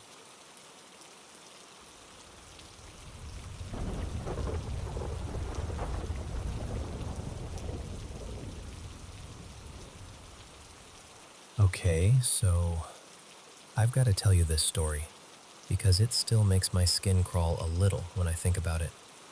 For the past couple of months, I've been stuck in this confusing hot and cold thing with this guy. Let's call him Adrian. One week he'd act like he was totally into me, and the next week he'd be distant like I imagined the whole thing. I kept trying to read the signs, and honestly, it made me feel kind of ridiculous. But then, in the last couple of weeks, Adrian suddenly switched up. Like, consistent, attentive, texting first, actually following through. And at one point, I finally said something like, "You know you've been kind of on and off, right?" And he got so apologetic. He was like, "Oh my God, I didn't realize I was doing that." And he kept saying he felt awful that he'd made me feel uncertain. The next few days, he seemed determined to show me he could be better. I started to relax. I started to think, okay, maybe this is real. Then we made plans to meet up at this loungy bar, him and his friends, me and a couple of my friends. Just a casual night, nothing intense. But still, it mattered to me because it was the first time our groups were crossing paths. And the second we got there, it was like I didn't exist. No, seriously, Adrian barely acknowledged me. He didn't introduce me properly. He didn't even do the little check-in thing like, "Are you good?" He just locked into his friends like he was in a bubble. And every time I tried to join the conversation, it was like hitting an invisible wall. They'd talk over me, switch topics, or respond in a way that made it impossible to keep going. My friends were just kind of standing there too, looking at me like, is this normal? I tried to brush it off at first, like maybe he was nervous, maybe he was distracted, but it kept going. And then I tried to leave, like actually leave. I said something like, "Hey, I think I'm gonna head out." And Adrian immediately went, "No, stay," like he didn't want me to go. So I stayed, and he continued to ignore me. That part is what really got to me, because it felt like he wanted me there as some kind of prop. Like he wanted the option of me, the presence of me, but not the actual person. Eventually, I left anyway, because I could feel myself getting angrier and more embarrassed by the minute. I was upset for me, but I was also upset for my friends. I'd brought them into this situation, and it was like they got brushed aside too.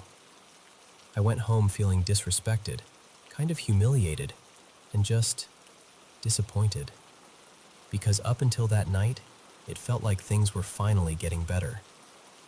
And I remember sitting on my bed thinking, that's it. I'm done. I'm not doing this anymore. Then my mom calls, and she's like, this is going to sound strange, but I'm on the phone with my psychic right now. My mom is really into that stuff. I'm not. I usually just let her have her thing and nod politely. But this time, she sounded serious. She said her psychic had been doing a reading about my mom's job stuff, totally unrelated to me. And apparently, out of nowhere, the psychic interrupts herself and goes, I need to tell you something about your daughter.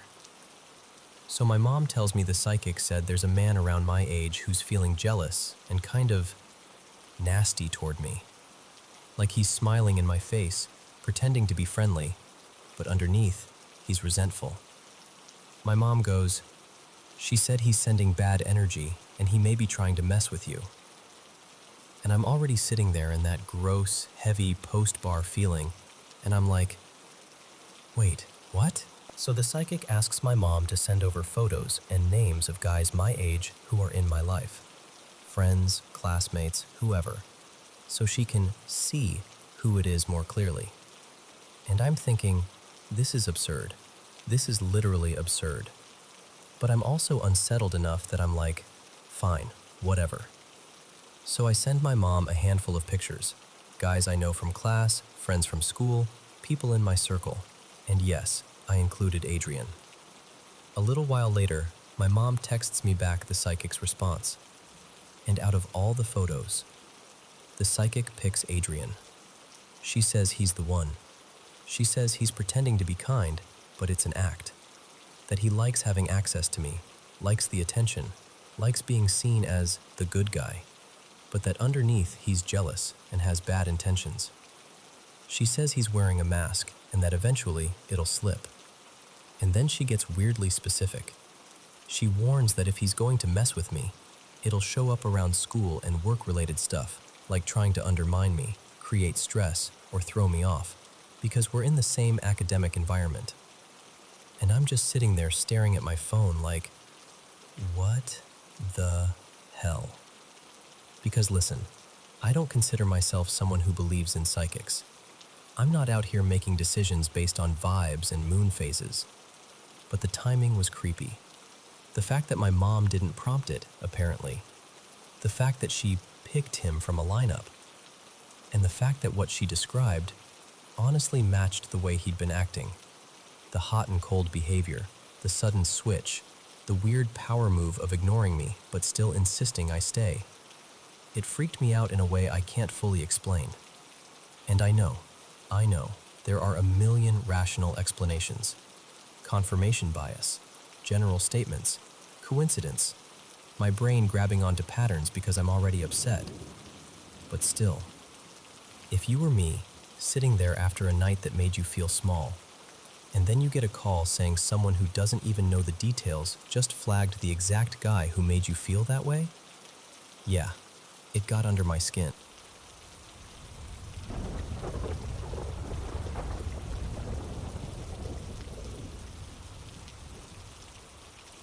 Hey, so I want to talk about something that's been sitting heavy on my chest.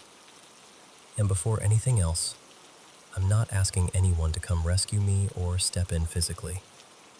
I'm just looking for advice because I don't really know what to make of what's happening in my house. For the last few months, my mom has been talking about this spirit she calls Conrad.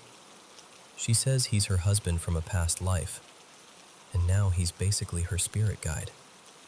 And the wild part is, she says she never even knew he existed until she bought one of those spiritual pendulums. If you've never seen one, it's like a little weighted charm on a chain. She'll ask it yes or no questions, and the way it swings is supposed to be the answer, like circles for yes, back and forth for no, that kind of thing. At first, it honestly seemed kind of harmless. She'd ask silly stuff like, "Is my hair blonde?" And it would say no. Her hair is dark brown, so, okay, whatever. But then it shifted. Fast. This all started not long after my grandma passed away, so late summer, maybe early fall. And I keep thinking, if my mom is grieving and vulnerable, maybe that's when something like this could get its claws in, you know? Whether it's something spiritual or something psychological, it feels like something is taking advantage of her being fragile. Because now she doesn't just use the pendulum for fun. She uses it to make decisions for her. Like, real decisions. And she's been taking psychedelics, mushrooms, and even DMT, because she says it strengthens the connection. She claims that when she does that, she can hear Conrad talking to her in her head. And even when she's completely sober, she'll still talk to him out loud during the day, like she's consulting him. And then she'll pause and say she got an answer inside. She also says she dreams about him and sees him, like an actual presence.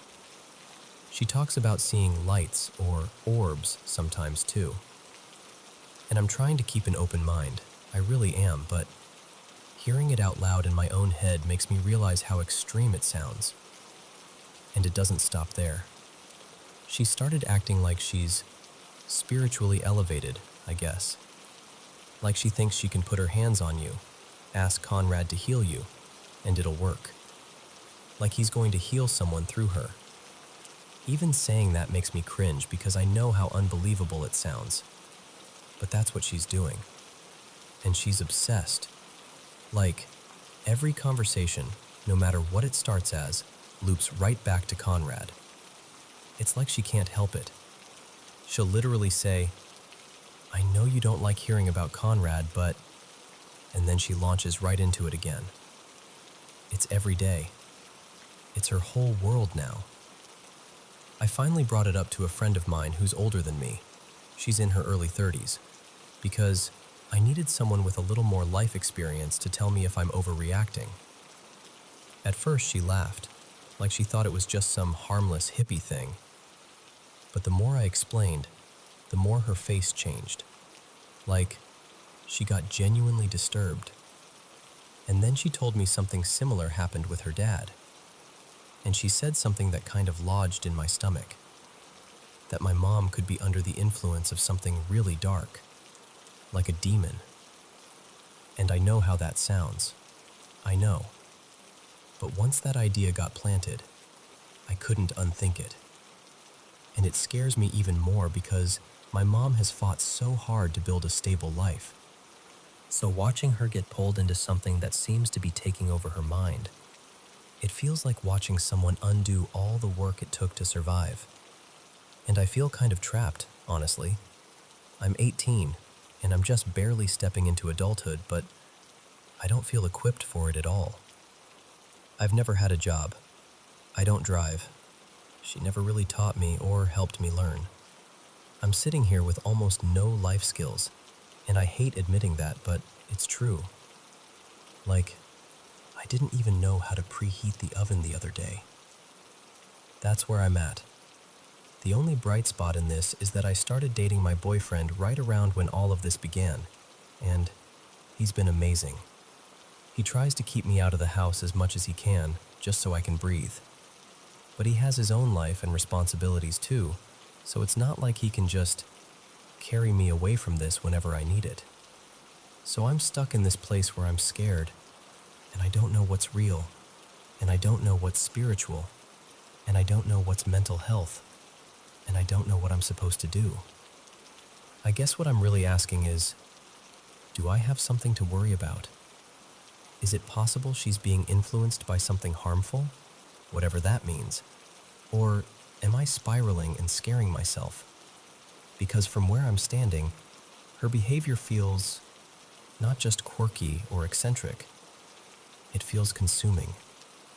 It feels unsafe in a way I can't fully explain. I just want some clarity. I just want a better idea of what could be going on. and what someone like me is supposed to do when the person you live with is drifting farther away every day.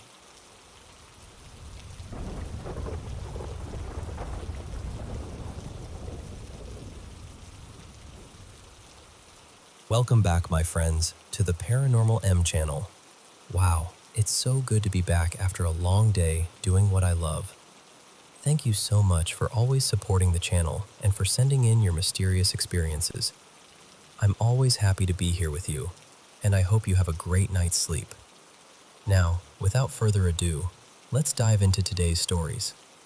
And don't forget to subscribe and turn on notifications. So, a few nights ago, my boyfriend Evan and I did this little weekend getaway out in Montauk, and we stayed at this old place called Seabrook Manor. Neither of us had any clue people even whispered about it being haunted. Evan booked it because it looked charming and classic. Big windows, old school vibes. The kind of place you imagine drinking coffee in a robe and pretending you're in a movie. We were supposed to stay 2 nights. The first night was totally normal. Well, normal-ish. We originally got a room on an upper floor, and the second we stepped inside, it had this weird smell, like a freezer that had been unplugged for a decade. You know that sour, stale, cold air smell? I couldn't do it. We went right back down and asked to move. They put us in room 214 on a lower floor, and honestly, it felt like an upgrade. It was bigger, quieter, and it had this huge deck. Out on the deck was this little stone statue, not quite a gargoyle, more like a squat lion thing. And the creepiest part was how it was positioned, like it was watching the far end of the walkway instead of the room. Evan laughed and was like, "Great, we've got a guard." I laughed too, but I didn't love it. Anyway, that first night, fine, peaceful, slept like normal people, no drama. But the second night is when the energy shifted. We'd been asleep for a while when Evan nudged me and whispered my name like he didn't want the walls to hear it. He told me he heard the elevator, the doors opening and that soft rolling sound, like someone had gotten out. And normally that wouldn't be a big deal, except the hotel felt empty. All weekend we barely saw anyone. So at around 2 in the morning, it just felt wrong. Like, why would anyone be moving around now? Then Evan goes, "And the pillow. Look." One of the pillows that had been propped on a chair was now on the floor, like it had slid off. It wasn't tossed across the room or anything dramatic, but it hadn't been there before. I tried to be the calm one. I was like, "Babe, it probably just slipped, or you bumped the chair earlier, and it's a weekend. Maybe someone checked in late." I said it like I believed it, but the truth is, once he said it out loud, I couldn't unfeel it. I kept the bedside lamp on. Evan was tense, I was tense, and we just stayed awake, talking in low voices, doing that thing where you try to explain away fear while your body refuses to calm down. We kept checking the door, checking the corner of the room, checking the deck through the curtains like we expected to see a face pressed up against the glass. Eventually, it got close to 4 a.m., and I was exhausted. So I did that very naive thing people do in horror movies. I looked at the clock and said, "Okay, it's past the creepy hour. We're safe now. Let's just sleep." And I turned off the lights. I fell asleep almost instantly, like my body had been waiting for permission. And then, maybe 15 or 20 minutes later, I snapped awake. Not gently, not confused. I woke up like my whole body was screaming, "Move." My heart was pounding so hard I swear it made my ribs ache. I called Evan's name, over and over, like I needed to hear another human voice right that second. He jolted up too, totally panicked, asking what was wrong. And here's the part that still makes my skin crawl. I didn't think. I didn't sit up and assess. I didn't grab a shirt. I didn't rationalize. I just ran. Evan came after me, frantic, dragging me back inside while whisper yelling, "What are you doing?" And once the door shut, we just stared at each other, both breathing like we'd been chased. At that point, there was no, "maybe it's nothing." We decided we were leaving. Right then. Not after breakfast, not after sunrise, immediately. We started throwing things into bags. Evan was laser-focused, quiet, pale, moving fast. I kept doing this weird, half-laughing thing, like my nervous system couldn't decide whether to cry or crack up. And Evan kept snapping, "Stop, just pack, just pack." When we finally got into the hallway, the hotel felt even more silent than before, like the building itself was holding its breath. We pressed the elevator button and waited. And waited. And waited. It took forever. Long enough that I started imagining it opening and nobody being inside. Long enough that my palms went sweaty. When it finally arrived, we got down to the lobby, and the front desk guy looked at us and made this little joke about us leaving so early. Like it was funny. Like we were just dramatic tourists. Evan didn't laugh. I barely could. And now it's been a few days, and I still don't feel normal. I've dealt with anxiety before, like real, intense anxiety, and this flipped a switch in me. At night, I feel this heavy pressure on my chest and arms, like the air is thicker, like the room is crowded even when it's empty. I wake up and just listen, waiting, bracing, and nothing happens, but my body doesn't believe that nothing is happening. I've tried little comfort rituals, went to church, did a white light meditation, tried to calm myself down, but I still feel unsettled, like I didn't fully come home when I came home.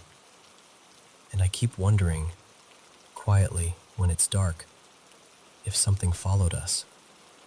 Or if the scariest part is that my brain and body got spooked so badly, they're still acting like they're trapped in that room.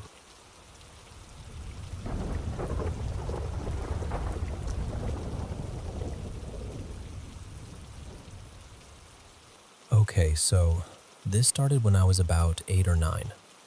Back then, my grandpa, his name was Elias, and I had this routine. Every night, we'd pray. Like, really pray. We were serious about it. I'm not like that anymore, but at the time it felt like this protective habit, you know? Like if we didn't do it, something would be off. One night, Grandpa Elias had to leave early for a late rehearsal for a show he was involved in, and we just didn't pray. I told myself it was fine. One night wouldn't matter. But the second I got into bed, I had that feeling in my chest, like my body knew I'd skipped something important. I couldn't sleep.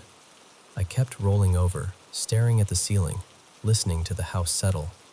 And then, at some point, I must have drifted off, because the next thing I remember is waking up suddenly, like someone snapped their fingers right next to my ear. I turned over, and there was a little girl standing near my bed.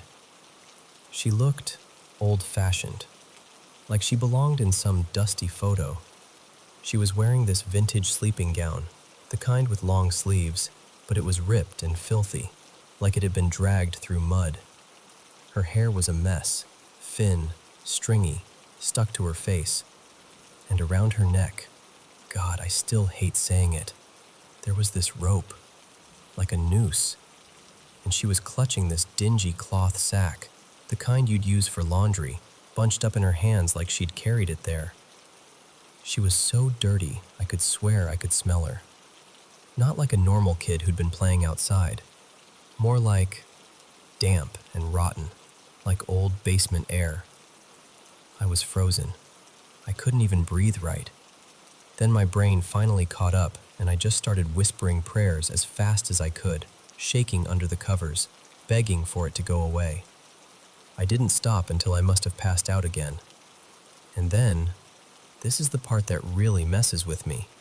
About a month later, I skipped praying again.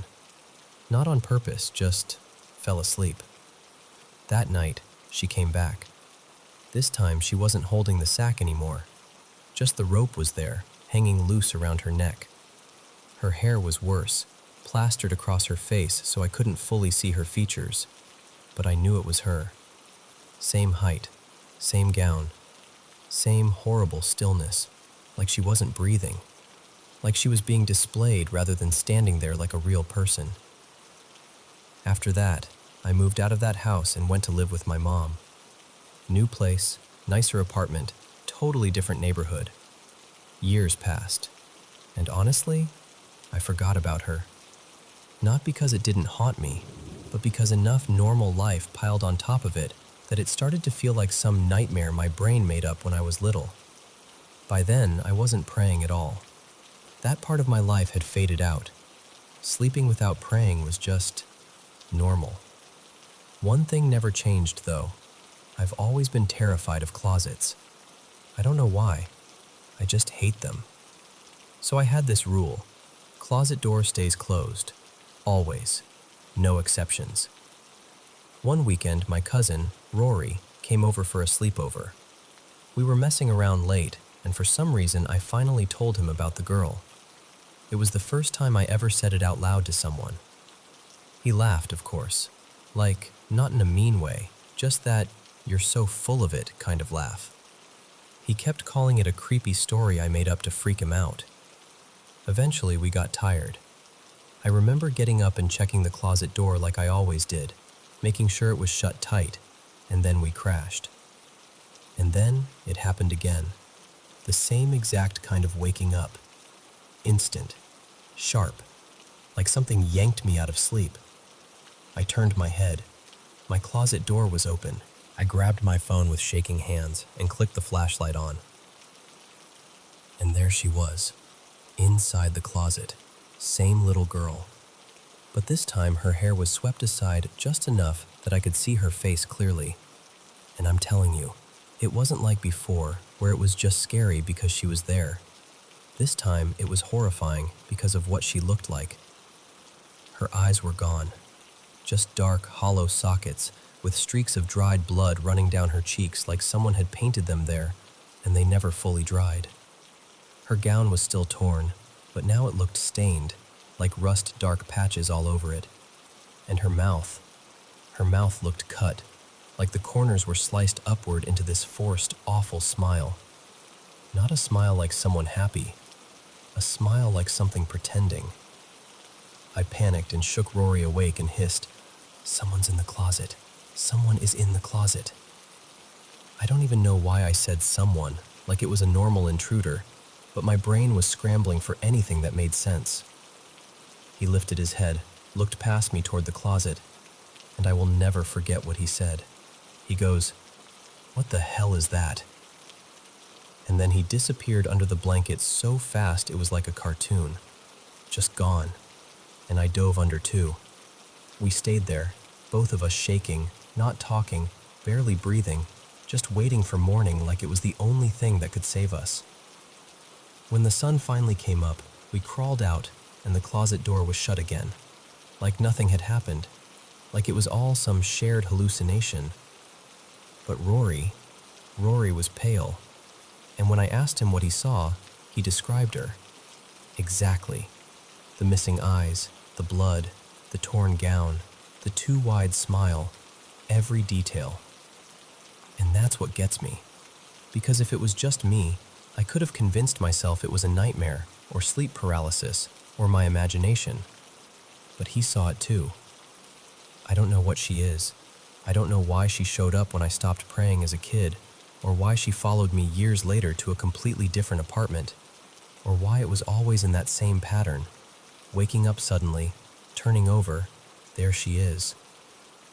I haven't seen her in a long time now, and I'm grateful for that. Truly. But I swear, even telling you this right now, I can feel that cold, crawling chill along the back of my neck. Like if I turn my head too fast, I might catch the closet door open again.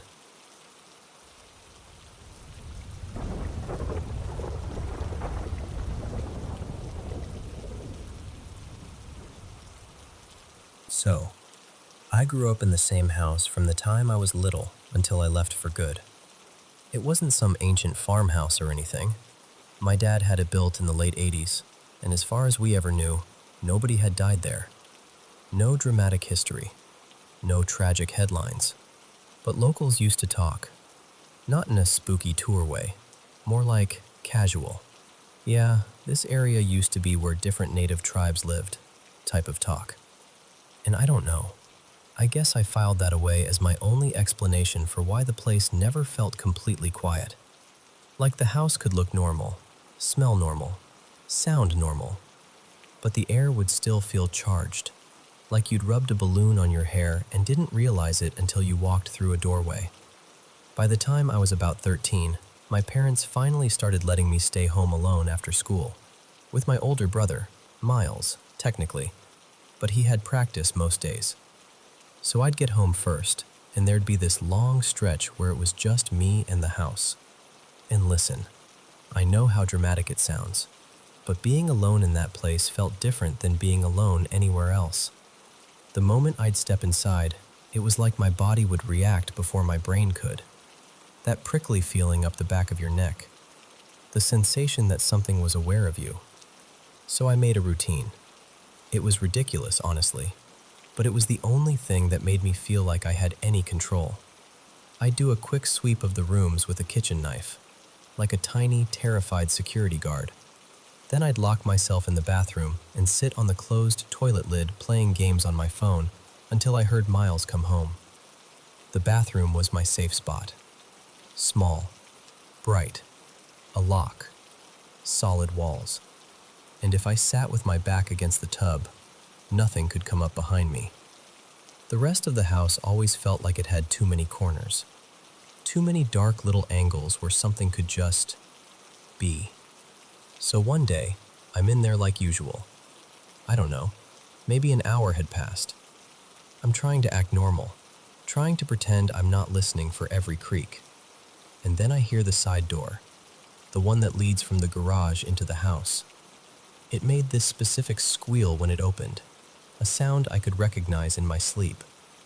Then I hear footsteps, heavy, familiar steps moving into the kitchen. I hear keys hit the table. And then, this is the detail that still makes my stomach twist. I hear this loud, obnoxious burp. And I know that sounds funny, but it was so Miles. Like, when you live with someone long enough, you know their little sounds, their rhythm, the way they move, even their gross habits. I remember thinking, oh, thank God. Just instant relief, like my whole body unclenched at once. I set my phone down and stood up, finally ready to unlock the door and stop hiding like a lunatic. But the second my fingers touched the doorknob, something inside me just slammed on the brakes. It's hard to explain without sounding insane, but it was like hearing a song you know by heart. Only one note is slightly off. Close enough that you recognize it, but wrong enough that your skin crawls. Everything I just heard felt staged, like an imitation that didn't understand the real habits behind the sounds. Miles almost never came in through the garage. He used the front door, always. And he didn't toss his keys on the kitchen table. He kept them in his room. Little details, but they mattered. Suddenly, it all felt like someone had copied my brother from memory without actually knowing him. So I didn't unlock the door. Instead, I texted him, "Are you home?" He replied immediately, "No, leaving practice now." And I swear to you, my blood turned to ice. Because the moment I read that message, every sound in the kitchen stopped. Not gradually, not like someone walked away, just off. Like someone hit mute, and then I heard the kitchen stools scraping across the tile. Not a shove, not an accident. It sounded like someone was lifting one edge and walking it, dragging it carefully out toward the living room. Slow, deliberate movement in an open-concept house where there's nowhere to hide. I texted Miles back with shaking hands. There's someone in the house. Right after that, my dog, Nova, jumped onto the couch. I heard the cushions squeak, that familiar vinyl-ish sound, and then she started growling. Not her normal, someone's at the door growl. This was deep, ugly, like she was looking straight at something she couldn't understand. I'm in the bathroom, silently crying, gripping the knife so hard my hand cramped. I remember pressing my free palm against my mouth to keep myself from making any noise at all, because suddenly, it felt like whatever was out there was listening. Then the thumping started, and this is the part that messes with me, because what I'd heard before sounded like my brother, normal, familiar. But now it sounded like someone much bigger was moving through the house. Heavy steps, faster, angrier. Things shifting, bumping, like objects were being jostled or tossed. And Nova was barking like crazy, barking the way she did when she truly wanted something gone. I thought about calling the police, but my brain kept spiraling. What if they come and there's nothing? What do I even say? Hi, my house is pretending to be my brother. So I stayed there, trapped between terror and embarrassment, waiting for something to happen. Minutes passed like hours. And then Miles texted, "I'm home, walking in now." And, no joke, the noise stopped the second that message came through. Like it had been waiting for that moment. I heard the front door open. I heard Miles's real voice, slightly muffled, calling, "Hello?" And then, confused, "Is someone here?" That was the first time I could breathe.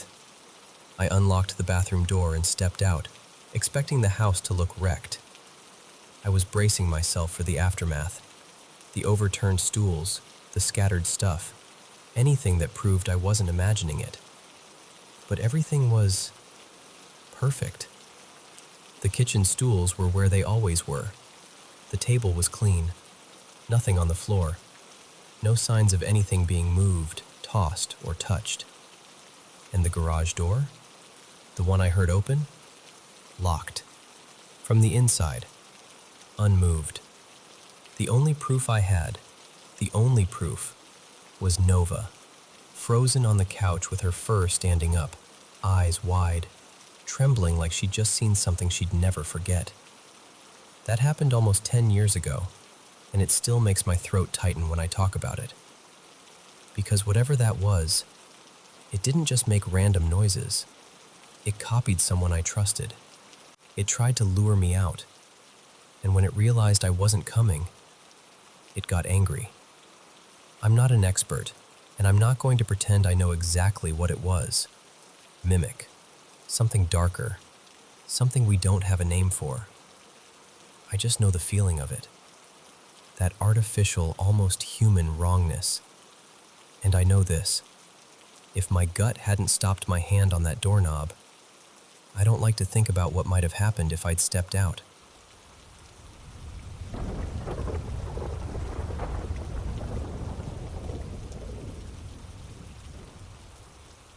Okay, so I need to take you back to Yosemite Valley. Late summer, 1989. Just after we got married. Like, brand new married. We'd said our vows in that little valley chapel the night before, and the next night, around midnight, we got this spontaneous, ridiculous idea.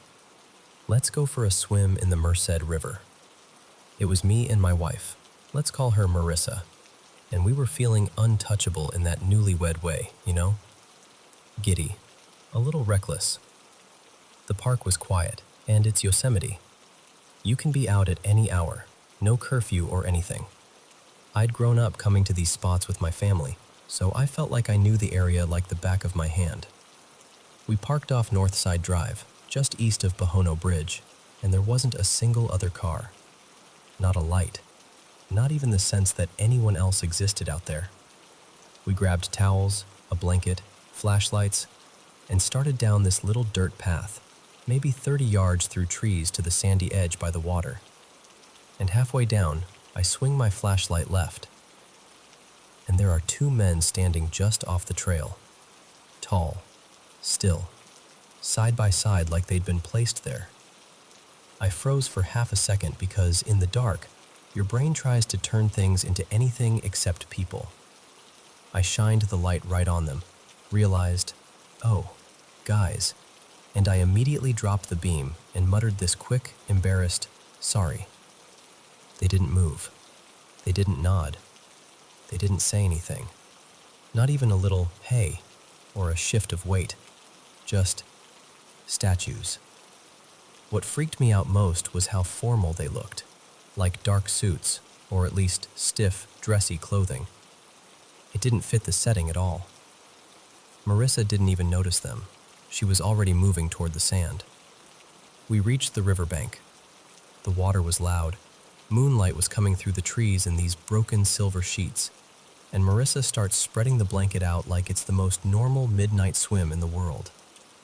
I sit down next to her, and then, from the trees on our left, a couple steps out. And I swear to you, they're dressed like they just came from a wedding. A bride and groom, full on. Not costumes, not casual. Wedding clothes. They stop at the river's edge about 10 yards from us, talking softly.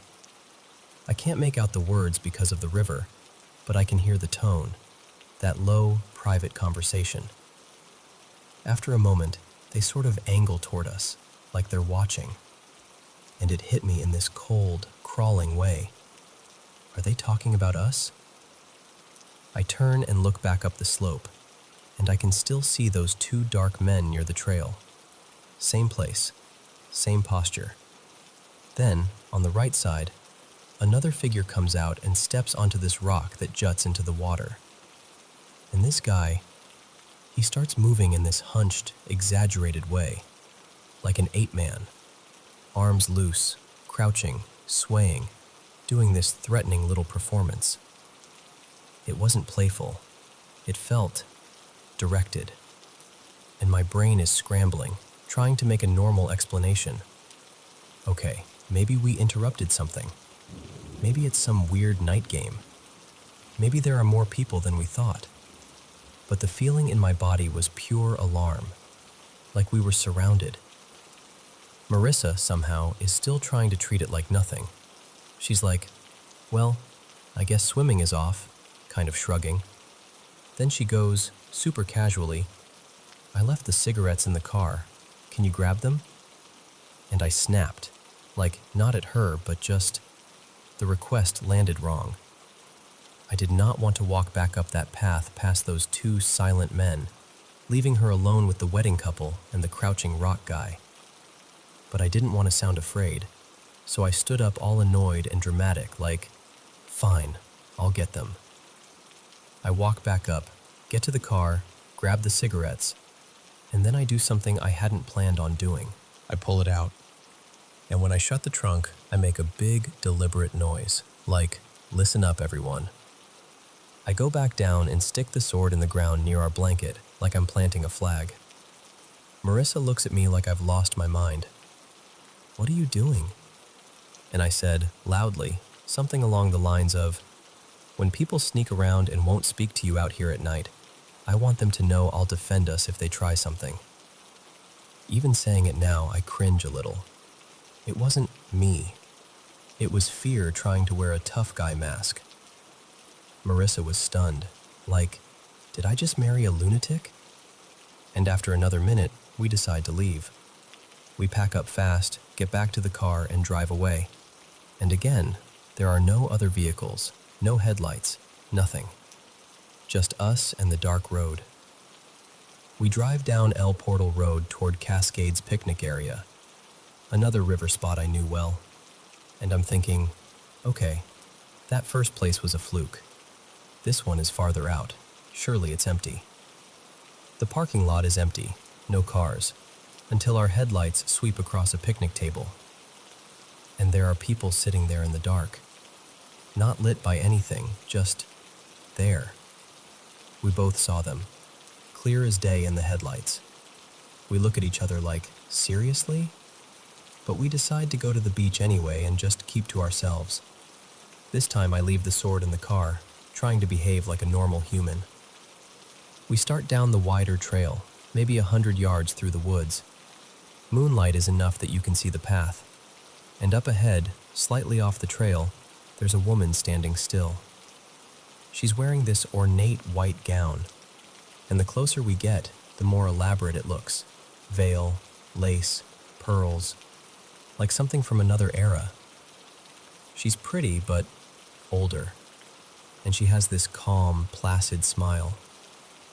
What made my skin go cold is that she looked like she had this pale blue-white glow. Not a flashlight glow, just a wrong kind of brightness. I'm thinking, I'm about to walk right past her. What do you even say? Marissa is quiet, and I can tell she doesn't want to set me off because she already thinks I'm spiraling. When I'm right beside the woman, I look her straight in the eyes and manage this small, polite, trembling, "Hello." She keeps smiling, doesn't answer, just watches me pass. A few steps later, Marissa says, totally baffled, "Why did you just say hello to a tree?" I whip around, and my stomach drops, because where the woman was is a dead tree stump, pale in the moonlight. That's it. No veil, no face, no lace, just a stump catching light. I actually jumped, like my body couldn't accept the switch. And I felt humiliated and dizzy at the same time. Like, am I losing it? I know what I saw. I know it. I tell Marissa, I thought it was a woman in a dress. She gives me that skeptical newlywed look that says, "Okay, honey, sure." We keep walking, and now I start noticing shapes, dark figures, standing off to the sides of the trail between the trees. Not close enough to touch, but close enough to be there. I don't even shine my light at them this time. I just ask Marissa, very quietly, "Do you see them?" She says no, and she's getting irritated, like, "Why are you seeing things?" And that's when I start to get defensive. Because it's one thing to be scared. It's another to be told you're imagining everything while your gut is screaming. I even remember thinking, bizarrely, that maybe I'd been reading too much mystic stuff, like I'd opened some mental door and now I was noticing things you're not supposed to notice. It sounds silly, but when you're in that moment, your brain reaches for any explanation. I stop at the top and look down. And there are two figures near a fallen log in the river, doing something. Fishing, maybe? At 1 a.m.? I don't know. One of them has this red glow on his face, like a cigarette ember. I point it out again. Marissa says she sees nothing. And God, this is where I lost my composure. I snapped, "Oh yeah? Then what the hell is that?" And I swing my big flashlight beam down onto them.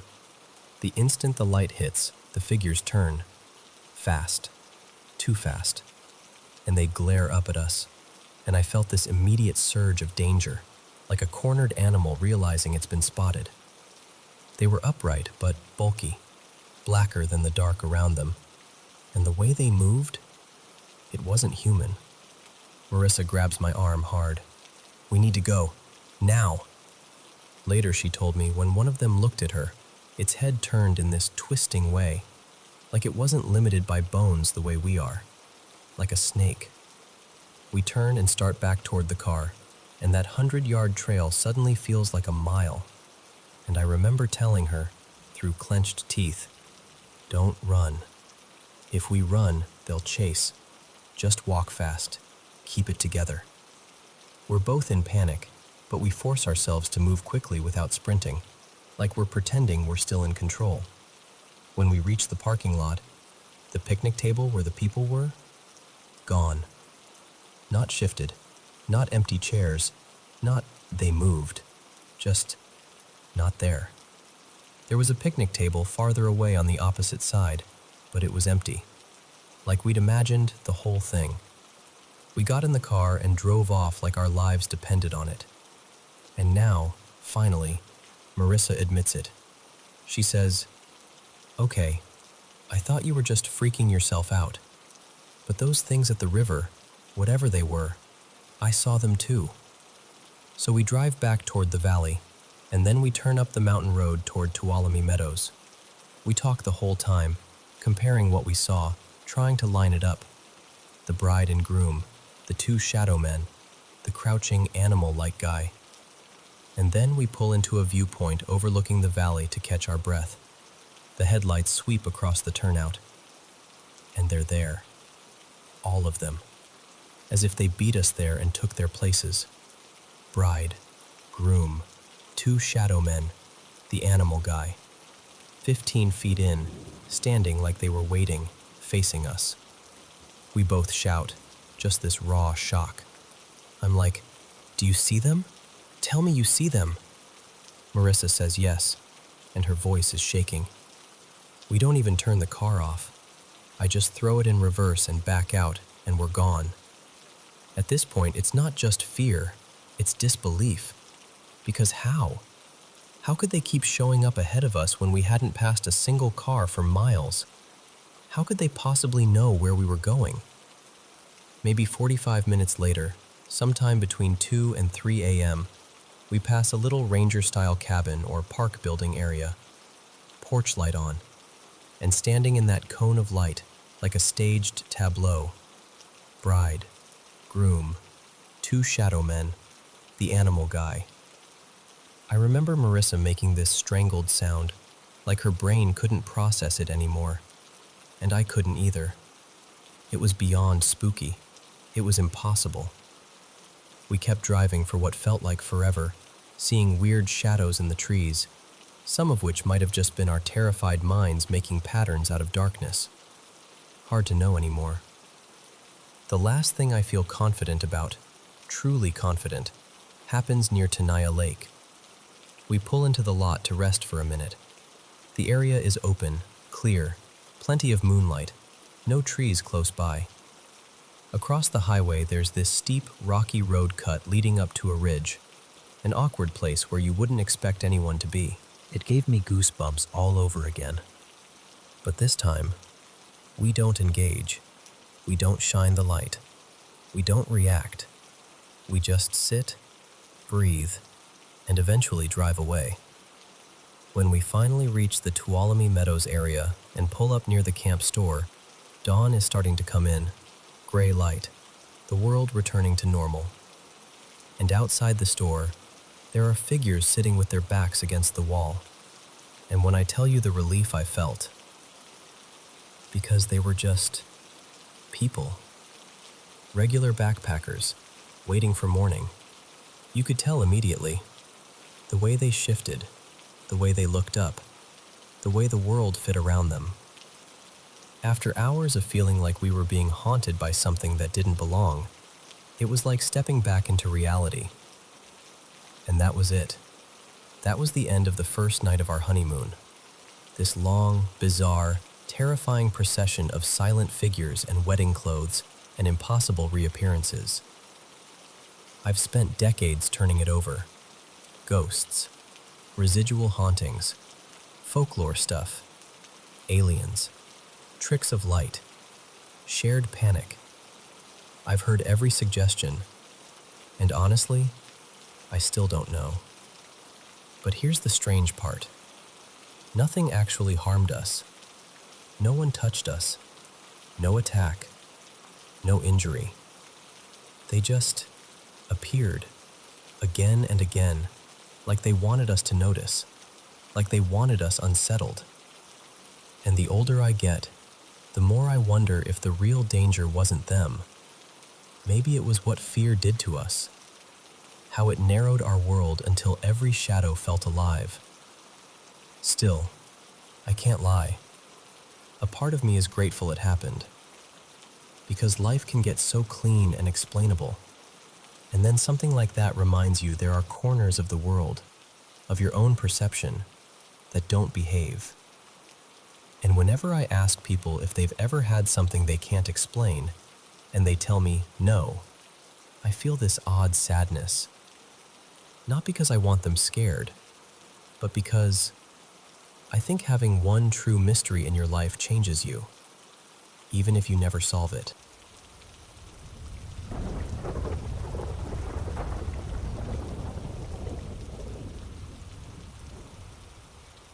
So, we moved into this brand new apartment in London back in 2021.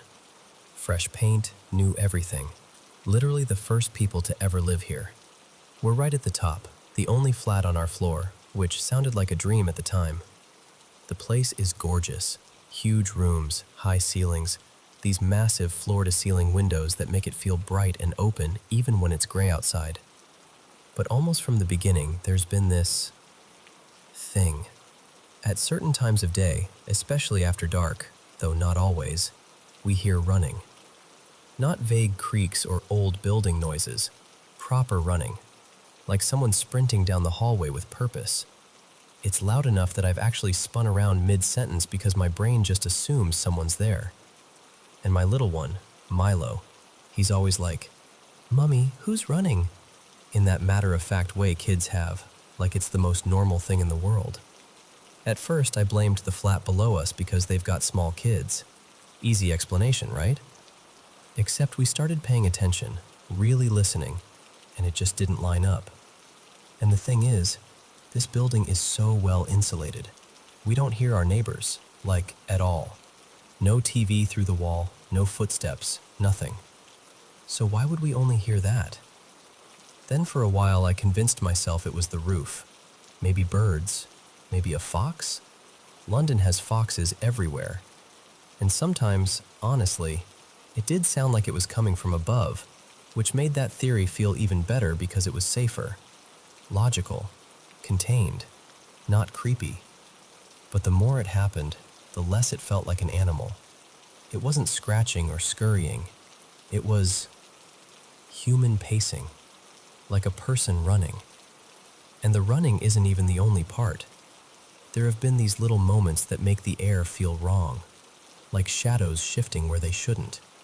Not dramatic ghost in the mirror stuff, just I'll catch movement out of the corner of my eye, like someone ducking back around a corner or walking past a doorway. Most of it happens in our main hallway. Coincidentally, of course, that's where the running always seems to be. More than once, I've been sitting watching TV with my back to the hall door, and I've felt someone behind me. Properly felt it. There have been times I've turned around and snapped, "Oh, just don't," thinking it's my partner, Ethan, trying to creep in and startle me. And then, nothing. Empty hall. Quiet. No Ethan. No one. One afternoon, this was in 2022, I walked into Milo's room. He wasn't in his cot. The room was tidy, normal. But the cot had been pulled out from the wall, like someone had dragged it forward. Not a few inches. Enough that it stopped me in my tracks. And I remember standing there thinking, nope, that's not right. Because I can barely shift it myself without really putting my back into it.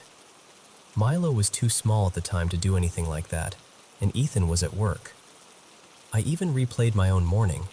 Did I move it? Did I catch it with my hip? Did I imagine it? But no, I would have noticed. It was moved. The honest truth is, neither of us has ever felt properly alone in this place. Not once. Even when I'm by myself in the daytime, sunlight pouring in, I still get that prickly feeling like I'm being quietly watched. Not threatened, just observed. Like something is sharing the space and doesn't feel any need to hide. And here's the part that makes it more complicated.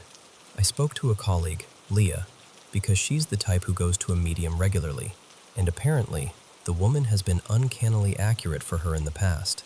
I wasn't even trying to be dramatic. I just asked for any ideas, like, what else could this be? And I mentioned, kind of casually, that I keep my dad's urn in the spare room.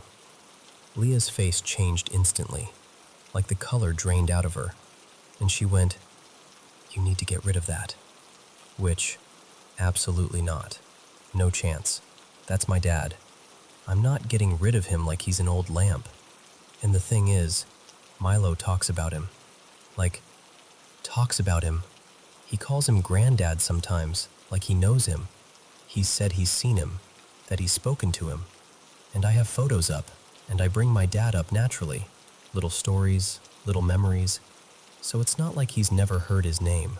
But Milo seems to know him in a way that still makes my stomach flip, because my dad died when Milo was just a few months old, too young to remember anything. Yet sometimes Milo will say things with such certainty, like he's describing someone he genuinely knows. And none of this has ever felt sinister. That's what messes with me. There's no screaming, No slamming doors, no scratches, no leave this place now horror movie stuff. It's more like the atmosphere is off. The vibe is wrong. Like something slightly out of alignment, and your body notices before your brain can explain it. We're actually selling the apartment now, partly for practical reasons. But if I'm being real, we're just tired. Tired of that unsettled feeling. Tired of second-guessing every sound, every shadow, every little movement in the hallway. And I keep coming back to the same thought. I just want to know what it is. Because if it's animals, fine. Tell me it's animals and I'll sleep better. If it's the building settling, great. Show me where and why. If it's some weird acoustic thing, brilliant. I'll take it. But whatever the reason, this place has never felt empty. Not once.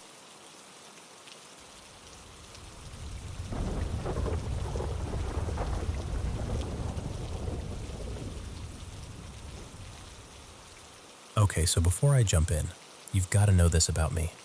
Sleep paralysis has been a weird little thing in my life for as long as I can remember. It's usually the same routine.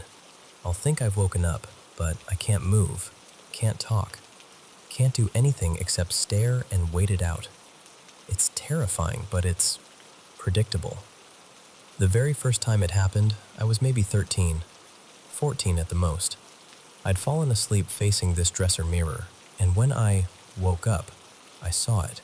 This shape behind me. Not a person exactly. More like a shadow wearing the idea of a person. No face, no details, just this heavy, dark presence that felt way too close. Then I got older, and the sleep paralysis would still happen once in a while, but I never saw that shadow again. Not for years. Honestly, I started to think it was just my brain doing brain things. Fast forward to now. I'm 18, and last weekend I went out with my boyfriend, Eli, to hang at his friend Mason's place. They live out in the middle of nowhere, and those two are the type who always have some insane story. Lights flickering, footsteps when nobody's there, stuff like that. And I'll admit it, I get curious. I'm that person. So I brought this old spirit board I'd had for months. It had basically become wall decor because every time I tried it, nothing happened, and I'd started to feel kind of silly for even owning it. Late that night, like after midnight, we ended up wandering around outside. Not exactly on train tracks like a horror movie, but along this quiet service path near them where the rails run through. There's this abandoned stretch nearby, half-collapsed sheds, old signs, that kind of forgotten place vibe. We stopped there, and Mason and I decided to try the board, just for fun. Eli hung back, messing with his phone light and laughing at us. And listen, I know. First mistake, only 2 people on the planchette. Second mistake, doing it out there in the dark like we're asking the universe to mess with us. I did the basic question, the one everyone does. Is there anyone here who wants to talk to us? At first, it didn't move. I remember thinking, see? Told you. It's nothing. Then the planchette started sliding. Slow. Deliberate. It spelled G-E-T-O. And I swear to you, my stomach dropped so fast it felt like I missed a step on a staircase. Because we both knew what it was going to say. I didn't even let it finish. I yanked my hands back and blurted out, "Goodbye!" like I was slamming a door in someone's face. Mason did the same, and we just looked at each other for half a second like, did that just happen? And then we basically power walked back like our lives depended on it, trying to laugh it off, but not really laughing. The rest of the night was normal enough. And honestly, part of me still tried to rationalize it. Like, maybe Mason pushed it. Maybe we nudged it without realizing. Maybe my brain just wanted a scary moment. But then the next night happened. I was home alone. Totally alone. I got in bed and started praying, quietly, just trying to calm myself down. I remember feeling my body relax, and I guess I drifted off mid-prayer. That's when it hit. That awful, familiar waking up feeling. Except, I didn't wake up. And there it was, the shadow. Only this time, it wasn't just a faceless shape in the background. It was closer, right there, and it had eyes. I know how that sounds, but I swear, eyes. Not normal eyes, just these focused points that felt like they were looking into me, not at me. And here's the part that messed with me. This didn't feel like my usual sleep paralysis. Usually I'm frozen. This time I was fighting, like I was flailing and trying to shove it away and begging, actually begging, please let me wake up. And then suddenly I did. I sat up, breathing like I'd run a mile, and I remember actually saying out loud, "That was so weird. I hate this." Like I was trying to make it smaller by naming it. Eventually I fell back asleep. But then, later, maybe an hour or so after, I woke up again. And this one was worse. Same thing. I'd been praying and drifted off without finishing. And then my eyes opened, and I knew instantly it was happening again. The shadow was there in the same place, like it had been waiting, like it never left. But this time it wasn't leaning toward my face. It was leaning toward my ears, like it wanted to speak right into them, or crawl inside my head through them. I don't know. I just know I was horrified in a way that made my whole chest ache. I fought it. I was pushing and kicking and trying to get away. I could feel myself moving, but I couldn't tell if I was actually moving in my bed or if it was all happening inside my brain. It felt real either way. And it talked. Not like a normal voice, more like the idea of words pressed into my mind. And it told me, "I'm keeping you here forever." I started crying. Full-on crying, pleading, bargaining, like you do when you're terrified and your logic has completely clocked out. I remember saying, "Please, I have work in the morning. I can't stay here, I can't." Like that was going to matter to whatever it was. And then, this is the part that makes me feel sick even saying it. I panicked so badly that I tried to negotiate.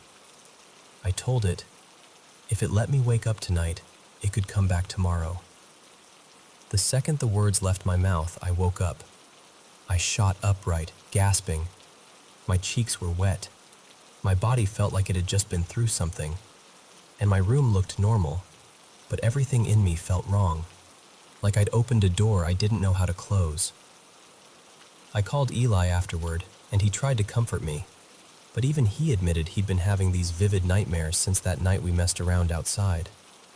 He said maybe it's night terrors, maybe stress, maybe our brains latched onto a creepy moment and ran with it. And I want to believe that. I really do. But it doesn't feel like my normal sleep paralysis anymore. It feels like something is responding, like it's getting closer, like it recognizes me now. And now I'm sitting here thinking about what I said, what I offered, when I was scared out of my mind. Because what if it actually does come back tomorrow?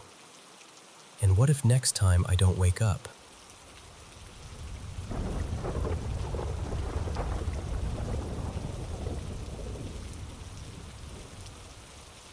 Have you ever met someone who just isn't scared of the paranormal at all?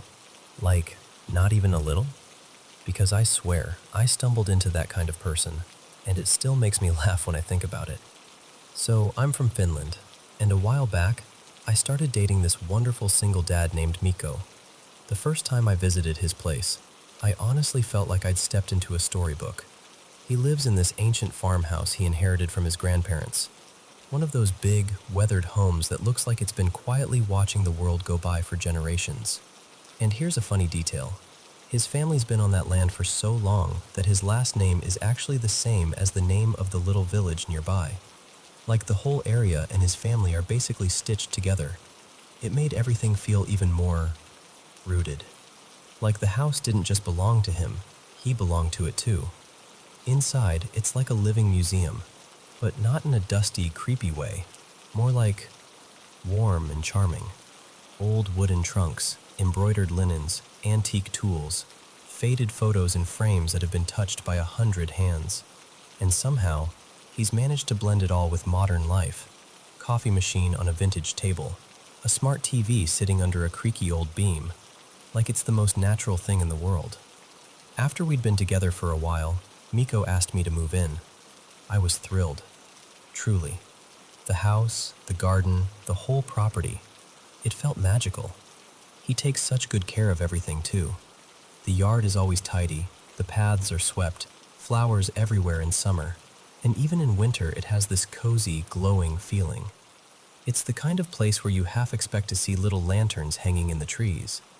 But, yeah, there's also a different kind of fairy tale living there, because I'm pretty sure we weren't alone.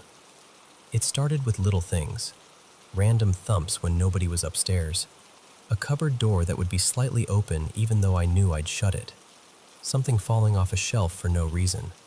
And at night, this was the worst part for me, I'd hear what sounded like slow footsteps, like someone walking down the hall while the whole house was asleep. At first, I tried to act normal. I didn't want to be the nervous new person in the old house, you know? So I'd just quietly panic on the inside. Then one afternoon, we're sitting in the living room. I'm in this old rocking chair trying to get some work done on my laptop. Miko is across the room doing his own thing, completely relaxed. And suddenly, out of nowhere, the living room door swings open with this long, dramatic creak. I'm not proud of this, but I basically launched out of the chair like it had bitten me. I pointed at the door with wide eyes and went, "Did you see that? Did you see that?" And Miko, without even looking up properly, just goes, "Yeah, old house."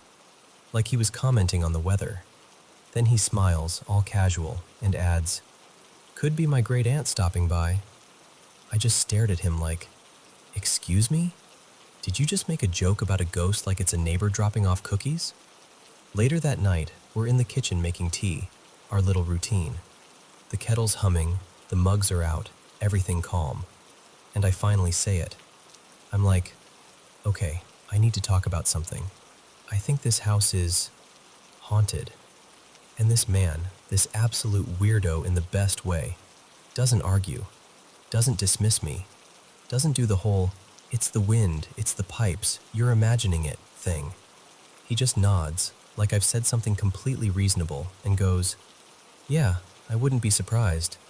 The house is over 100 years old, and we've got records of my family living around here for centuries." And he shrugs, and says, "If they're here, they're my ancestors. Why would they want anything bad for us?" That is not the kind of comfort I expected. I thought he'd reassure me by saying ghosts aren't real. Instead, he basically said, "Oh yeah, they're real, and they're probably family."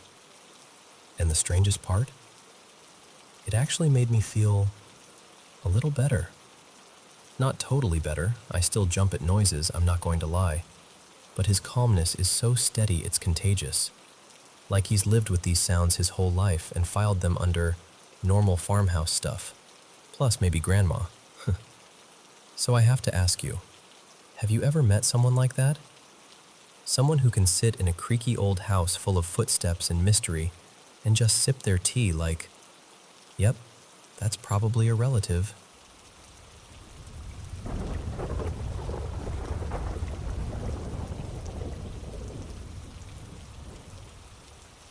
Okay, so before I start, I have to tell you, this isn't my story. It happened to my Aunt Marisol, and she's told it so many times that it feels like it lives in our family's bones. This was in northern Mexico back in the late 80s.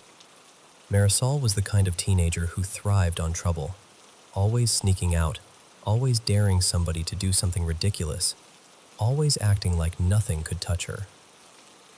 My mom, her little sister Lucia, was the complete opposite.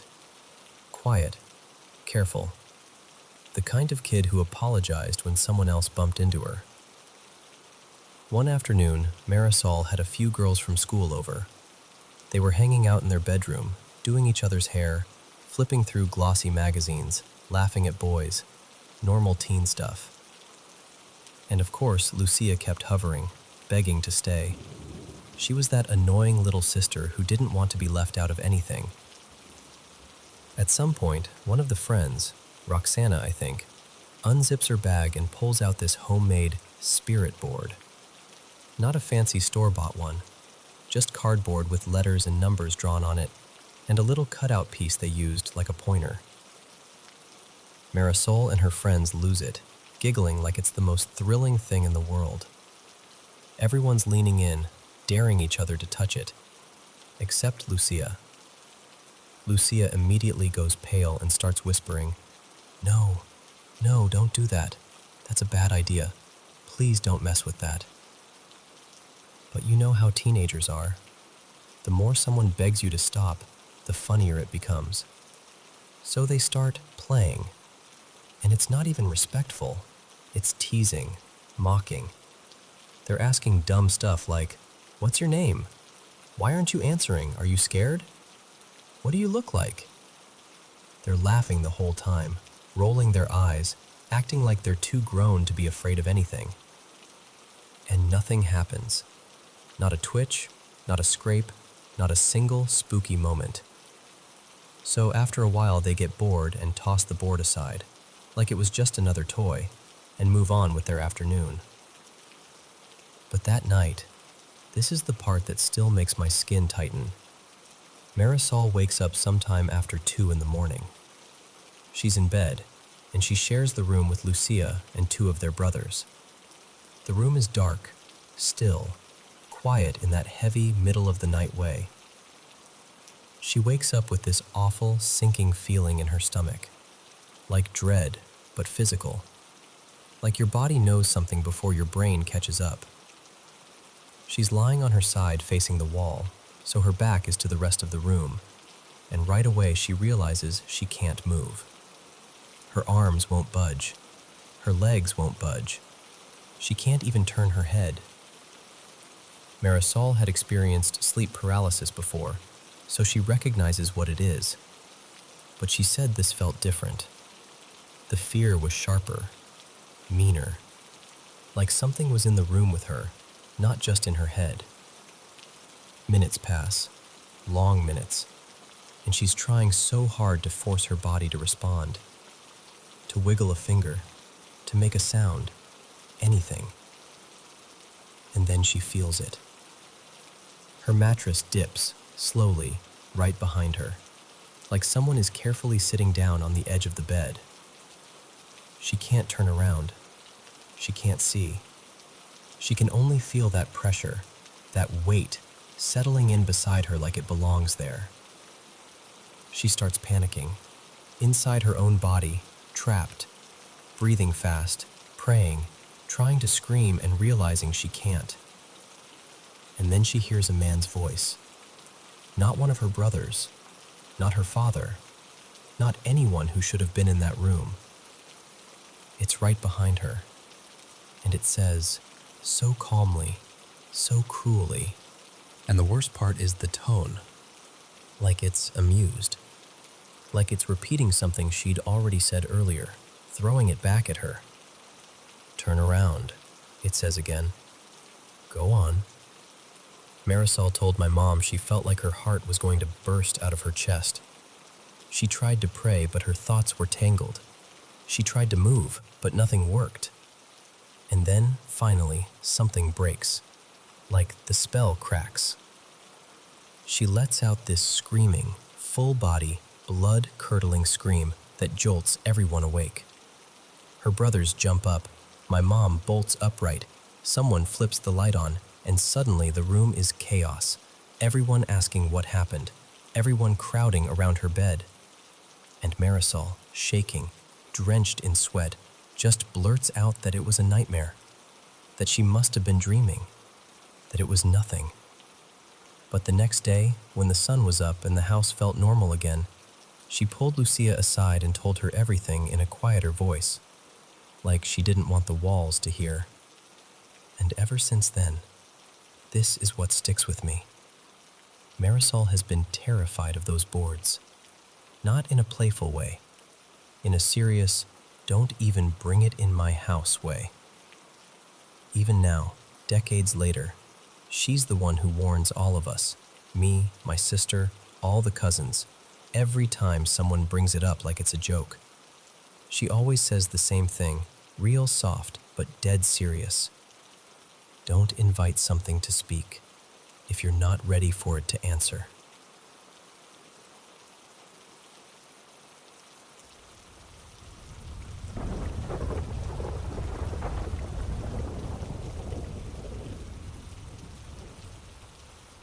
Before I tell you this, I just need you to understand something, okay? I don't drink, I don't do drugs, and I'm not someone who has hallucinations or anything like that. I've replayed this 100 times, and I still don't have a neat explanation for it. So, this happened really recently. It was a Sunday night, technically Monday morning, and I met up with my ex. I'll call him Cal. It was around 12:45 a.m., and yeah, of course it was one of those nights where the moon was ridiculously bright. Not quite full, but bright enough to make everything feel exposed and eerie at the same time. We ended up in this little park near some houses. Not a massive place, but it has this trail that curves, and the trees sort of lean in over it like a tunnel. There's a bench right where the path bends, and once you're in that spot, it feels secluded, like you've stepped into another pocket of the world. We were talking for maybe 45 minutes, just standing there in the dark, having one of those conversations that's half closure, half reopening a wound. And at some point, I noticed movement further down the path. Shapes, really. I assumed it was a couple walking dogs.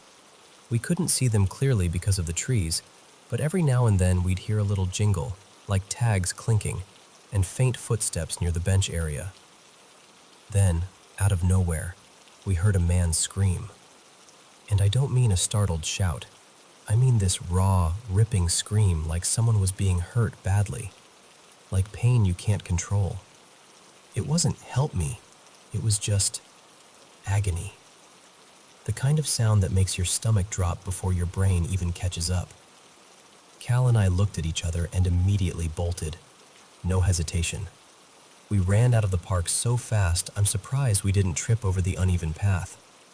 The scream kept going behind us, echoing through the trees, and it honestly sounded like the man was being dragged or torn up. Not stabbed, not punched. Mauled is the only word that fits, and that's what freaks me out, because this is the UK. Your brain scrambles for something logical, like fox? But I've never heard anything like that, and I've never known a fox to do that to a grown man. We got out near the gate, onto the pavement, and we just stood there, breathing hard, trying to process what we'd just heard. Cal completely froze, like his body just locked up. I had my phone out, thumb hovering over the emergency call screen. It was around 1:50 a.m. by then, and the screaming didn't stop. It went on for another, 5 minutes, maybe closer to 8. Long enough that it stopped feeling like a moment and started feeling like a nightmare you can't wake up from. And Cal actually took a step like he was going to go back in, like instinct kicked in, maybe to help, maybe to check, and I grabbed his arm and said, "No, absolutely not." Because whatever was doing that to someone, if it could make a grown man make that sound, what were we supposed to do? Run in with our hands? Get ourselves added to it?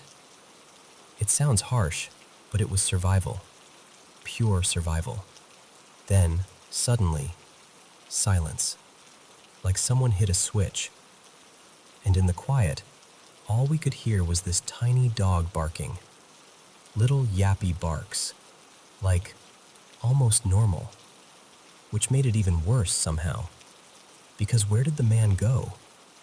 How do you go from that level of screaming to nothing? And then we heard a woman's voice. That's the part that made my curiosity override my fear for a second. I know, stupid. But it was like my brain needed to see something to match the sound. So we walked along the outside of the park, staying on the pavement. We didn't go back in, just moved to where we could see the area near that bend. The park has these small gates, maybe chest height, and we were well outside them. Far enough away that I felt sort of safe. And that's when I saw her. A woman standing there, kind of still, like she was waiting. I couldn't make out her face, just her outline under the dim light. And near her, on the ground, there was this black shape. At first I thought it was a person lying down, but then it moved. And I swear to you, the way it moved was wrong. It didn't move like a dog running or a person crawling. It was like this thick shadow slid along the ground, like a body dragging itself, but smoother. Almost like something being pulled without legs. Like ink spreading. Like slime, honestly. That's the closest comparison I have, even though it sounds ridiculous. Then it rose. Not all at once, kind of unfolding, and when it stood up, the shape changed. It became this big dog-like figure, like the silhouette of a shepherd or something similar. Tall at the shoulders, solid, completely dark. And the moment it stood, it turned, like it knew we were there. I remember being weirdly stuck, like my body forgot how to react because my brain was trying to label what I was seeing.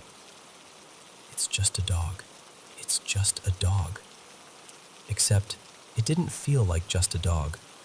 It felt like something that had been pretending to be part of the night and then decided it didn't need to hide anymore.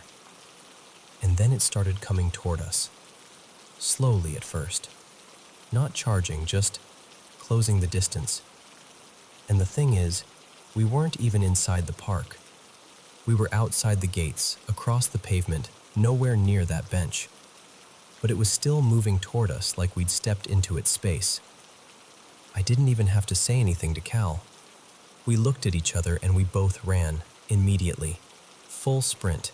No, should we? No, maybe it's fine. Just gone. We ran through side streets, cutting corners, not even caring where we were going as long as we weren't there. I kept looking back and couldn't see much, but I didn't stop.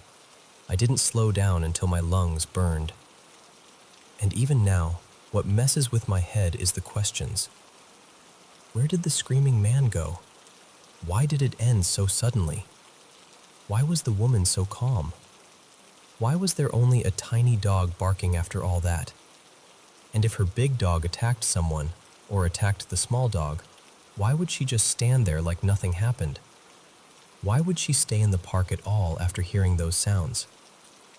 And why did that thing move toward us? I've had friendly dogs come up to me before, sure, but in daylight, wagging their tail, normal dog behavior. This was different. This was 2 a.m., in the dark, and it felt purposeful. Like it wasn't curious, it was approaching. I don't expect anyone to solve it. I just needed to say it out loud in a way that matches how it felt. Because I can't make sense of it. And that's the part that still makes my skin go cold when I think about it.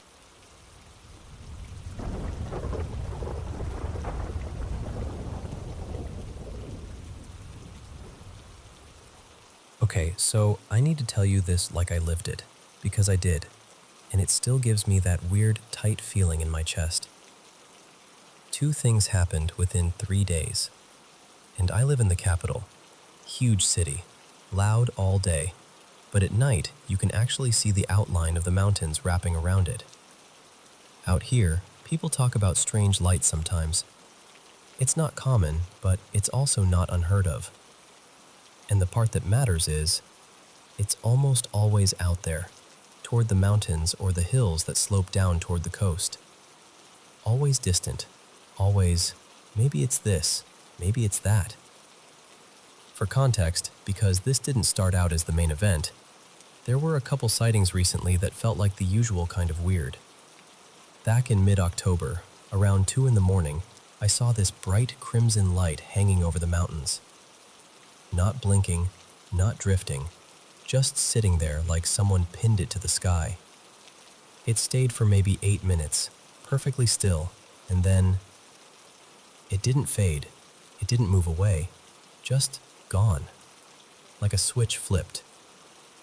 Then, a few weeks later, early December, I caught an amber-colored light shooting across the sky around 9:20 at night. It was fast. So fast I barely had time to register it before it vanished. 2 seconds, maybe less.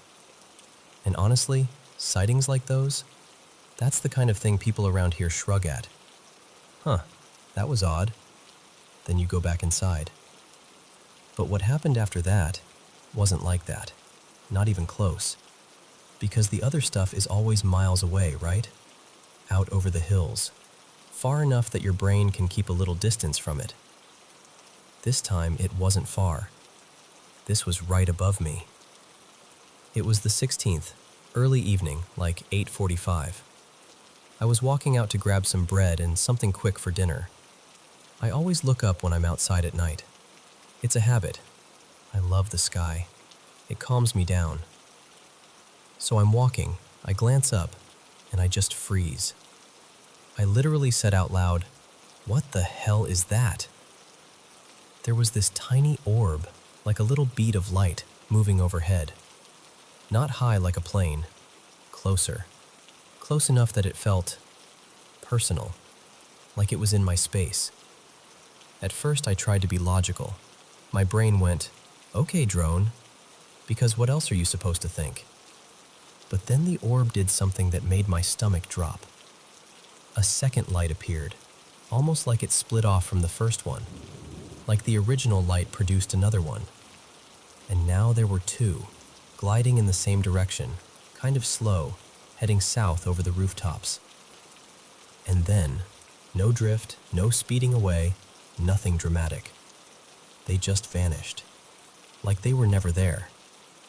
And the craziest part is, I wasn't alone. 3 other people were outside.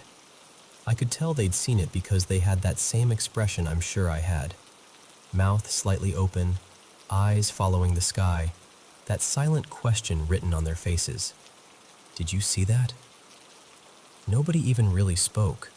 We just shared that moment of disbelief, and then everyone sort of scattered back into their own lives like we hadn't all just watched reality glitch for a second. But I didn't go back to normal. Ever since that night, I've had this feeling, like the air changed, like something noticed us noticing. And every night since then, I've caught myself staring at dark windows, listening harder than I should, feeling like I'm being watched. And then, 3 nights later, it got worse. It was around 3:10 in the morning. I was in bed, watching something low on the TV, trying to keep the room calm. Elena went to the bathroom, and when she came back, she paused by the window. We live on the 4th floor, so we can see the street pretty clearly. She looked out for a second, and then she turned to me. And I swear to you, the look on her face was the exact look I had when I saw the lights. She looked back out the window like she needed to confirm it. Then she faced me again and said, quietly but very certain, "I saw something weird, walking across the street." Instant chills, because I already had that being watched feeling, but I wasn't expecting her to say that. I asked her what she meant, and she described it as this small, dark figure, like a silhouette, moving fast on 2 legs. Not a person she could make out, no details, just shape and motion. And here's the part that made my skin crawl. She said it was heading toward the same direction, the same area, where I'd seen the orbs disappear a few nights earlier. So of course I went to the window. I had to. I needed to see something, anything, some rational explanation. But I didn't see the figure. What I did see was the building across the street, this new apartment block that's still empty, not officially open yet. Dark, unfinished looking. And in that darkness I kept catching movement, little shadowy shifts, like something ducking around corners. Not one clear shape, more like multiple quick movements. The kind you almost convince yourself you imagined, except it happened again and again. Like something was trying not to be seen, but also wasn't really leaving. It felt like watching, like we were the ones being watched. And we just stood there, silent, staring at this dead building at 3 in the morning, sick and exhausted, with the city completely still beneath us. Neither of us slept after that. And even now, telling you this, I can feel that same uneasy pressure in my chest, like the night didn't end when the sun came up. We have no idea what Elena saw. I don't know if it was a person, an animal, a trick of the light, or something else entirely. But I do know this. Whatever happened those nights didn't feel distant anymore. It felt close. It felt like it knew where we were.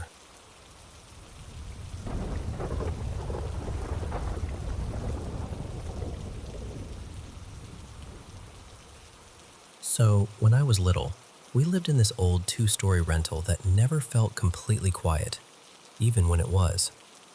We were upstairs, me, my parents, and my 2 half-sisters, and the landlord, Mr. Preacha, lived downstairs with his family. My mom, Lydia, always had this uneasy explanation ready. The place has bad energy. The house sat at the end of a narrow dead-end street, and straight ahead, almost like the house was staring at it, was a hospital. She hated that. Said it invited the wrong kind of traffic, if you know what I mean. The thing is, my parents came at all of this from totally different worlds. My dad, Thon Win, is Buddhist, and when he was a boy in Myanmar, he trained as a novice monk for a while. Even now, he's the kind of person who walks into a room and instantly goes, "Something's off." Like he can feel a mood the way other people feel temperature. My mom and my sisters were Catholic, and honestly, they fought about everything. They could argue about a spoon. But the one thing they didn't argue about was this. Something strange was in that house. One of my sisters, Maris, was away at university most of the year and only came home for winter break and summer. Her room was at the end of the hallway, and I swear, it always felt colder there, like this thin, steady draft that didn't make sense. The window would be latched, the vent would be closed. Still, that air moved. Then one night, while she was home for break, she woke up and said it felt like someone shoved her down into the mattress. Like hands, like weight. She told us she couldn't move, couldn't breathe, and it was as if the air got pulled right out of her chest. When she finally snapped out of it, she was shaking so hard she couldn't even sit up. And she was very specific about one detail. She said she was sure it was a woman. Not a voice exactly, more like a certainty. A presence with a shape, even in the dark. Maris even believed it followed her back from a hotel she'd stayed at a week earlier, like she'd accidentally brought something home. I know. People say sleep paralysis, and I've read about that too. But what stuck with me was that she never had anything like that happen in her dorm. Not once. And not later in any of the apartments she lived in after. Only in that room. Only in that house. About a year later, everything fell apart in a very human way. My parents divorced. My mom and sisters moved out, and my dad stayed behind alone for a while. That's when things got louder. He told me he'd be sitting in the bedroom and hear someone in the kitchen softly calling his name. Thon. Like it was someone trying not to wake the neighbors. He'd walk out there and the whole place would be still. No TV, no radio. Just that heavy silence that comes after you know you heard something. And at night, he said he could feel 2 somethings enter the room. Not footsteps, not creaking floors, just the feeling of a presence crossing the threshold, the way you can tell someone is standing behind you even before you turn around. Eventually he moved out and found a small apartment on the other side of town. We all hoped it would end there. New place, new start.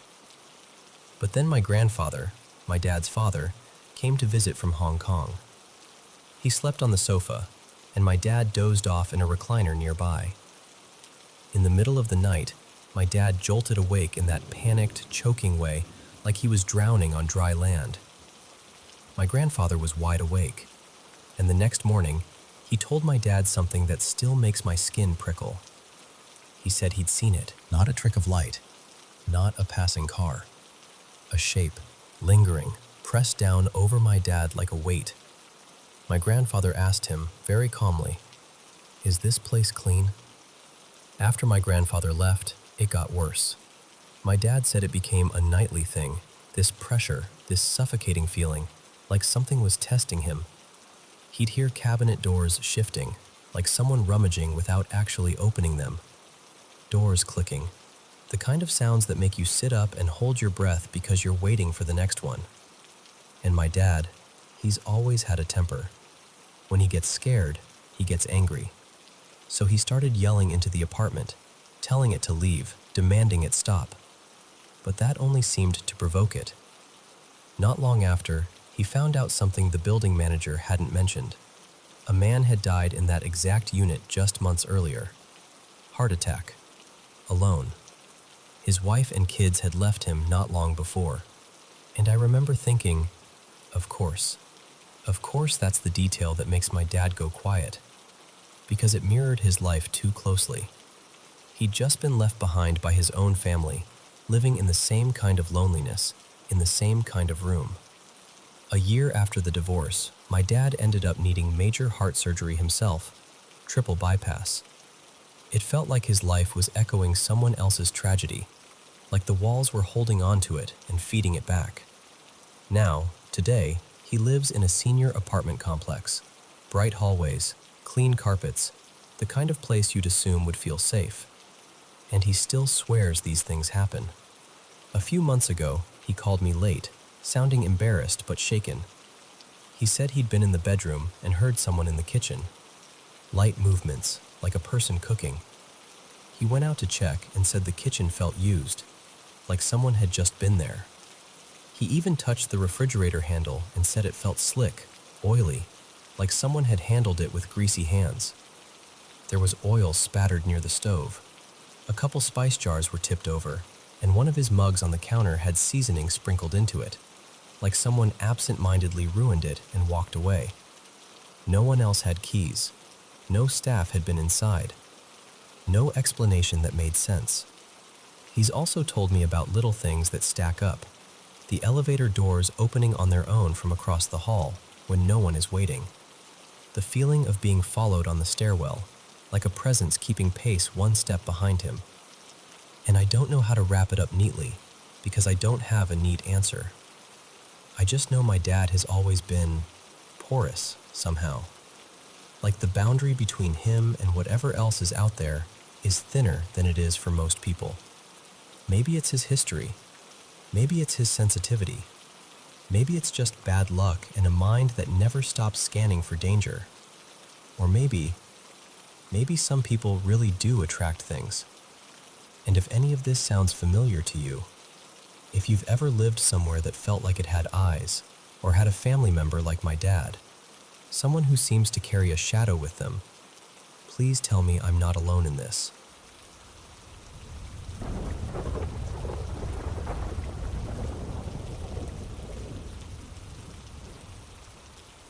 Hey, thanks for letting me ramble a little. I promise I'm not trying to be dramatic, but I need to lay this out the way it's actually been happening, because it's starting to scare me in a really specific way. So my partner Caleb and I moved into this unit in a 4-unit house in a historic neighborhood. You know the kind. Old trees, creaky porches, pretty on the outside, and everything inside has that 1920s bones feeling. The place used to be one big house before it got divided up into separate units, probably decades ago. What we didn't know, what no one thought to mention, and what we only started hearing later, is that this house has a reputation. Apparently, before the current owner bought it in the 90s, it had a shady stretch of years. People around the neighborhood talk like it used to be a spot for all kinds of illegal business. Rumors of a makeshift brothel, drug dealing, the whole whispered lore thing. And the unit we moved into? We're the ones with the attic access, where, according to local gossip, a lot of the worst stuff supposedly happened. People even hint that there was violence here, like real violence. Not, oh, spooky house violence. The kind that leaves people feeling weird even after the story's done being told. But here's the thing. We didn't move in because we wanted a haunted house experience. We moved in because it was available. It was close to where we'd been living, and it seemed fine. What makes this harder to brush off is that we used to live nearby. We watched couples move into this exact unit over and over. Different faces, different ages, different vibes, and more than once it ended the same way. Sudden relationship chaos. Like messy fights out of nowhere, breakups that seemed too fast for people who had been fine, and then someone would be hauling boxes back out within a month or two. Caleb and I aren't superstitious, so we always chalked it up to coincidence, stress, money, whatever. Life happens. Until it started happening to us. Because I swear to you, we were solid. Like, the kind of relationship you protect with your whole chest. We're the couple our friends roll their eyes at because we communicate, we apologize, we check in, we do the work. We've always felt like a team. We've even joked we're annoyingly healthy. And then we moved in, late spring this year, and it was like someone quietly swapped our personalities when we weren't looking. Almost immediately, we started snapping at each other. Not normal bickering, I mean irrational. Picking fights over nothing, misreading tone, feeling offended by tiny things, getting that sudden heat-in-your-face anger that doesn't even match what's happening. And it's not just one of us, it's both. Like we're both getting tugged into the same ugly current. Worse, we've both been having intense dreams, bad ones. The kind where you wake up with your heart racing and you're mad at the person next to you even though they didn't do anything. Dreams where the other person is cruel or distant or betraying you. Dreams that leave a residue. And here's the part that messes with my head the most. When we leave the apartment, like even just go sit in the car or walk a few blocks, something lifts. We can talk like ourselves again. We'll look at each other and be like, what was that? Why did I say that? Why did I feel like that? We're apologetic, but also genuinely confused, like we're reviewing footage of two people we don't recognize. Then we came home, unlocked the door, and it was like the atmosphere tightened, like we walked back into a room that doesn't want peace in it. And I know how that sounds. I do. If someone told me this story a year ago, I'd be like, okay, but are you sleeping enough? Are you stressed? Is it moving fatigue? And sure, moving is stressful, but this doesn't feel like stress. Stress makes you tired. This feels like something pressing buttons. On top of all that, there have been these small, creepy little things. Nothing movie level, but enough to make you freeze for a second. Cabinets we swear we closed sitting open when we come back into the kitchen. Couch cushions shifted in a way that doesn't make sense. And one day in the backyard, I touched the handlebar of an old bike we keep out there, and this weird, dark, oily gunk, like black residue, kind of spit out of the end. That one really got me, because it wasn't just, oh, maybe we forgot. It was physical, and it was gross, and it was sudden. Our dog Miso has been restless here too, pacing, staring down the hallway like he's listening to something. Not constantly, but enough that we've noticed. And we're not people who normally assign meaning to every little animal behavior. It just feels like the whole apartment has a hum to it, and none of us can fully relax. We've tried to do the responsible stuff. Therapy, long talks, being intentional, even praying, which we don't usually do as a go-to solution, but we're at that point where you start trying anything that might bring relief. And the scariest part is that we're starting to feel helpless. Not because we don't love each other, we do, deeply, but because we can't predict when we'll get pulled into that ugly version of ourselves inside these walls.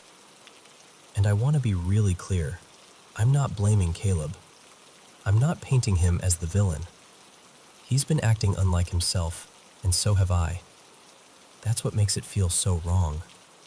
We both keep looking back and thinking, that's not who I am. That's not how I love you. We're already trying to move out as soon as we can, like, actively. But until then, I don't know what to do. So if you're listening and you've been through something like this, something where a space seems to change people, what would you do? Would you cleanse it somehow?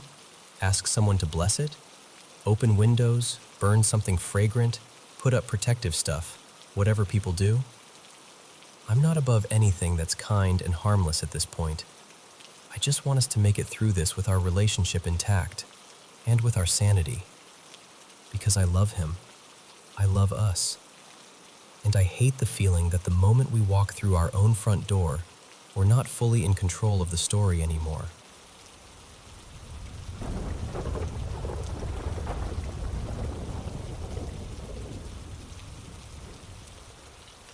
Okay, so I need to tell you what happened tonight, because I'm still kind of buzzing from it.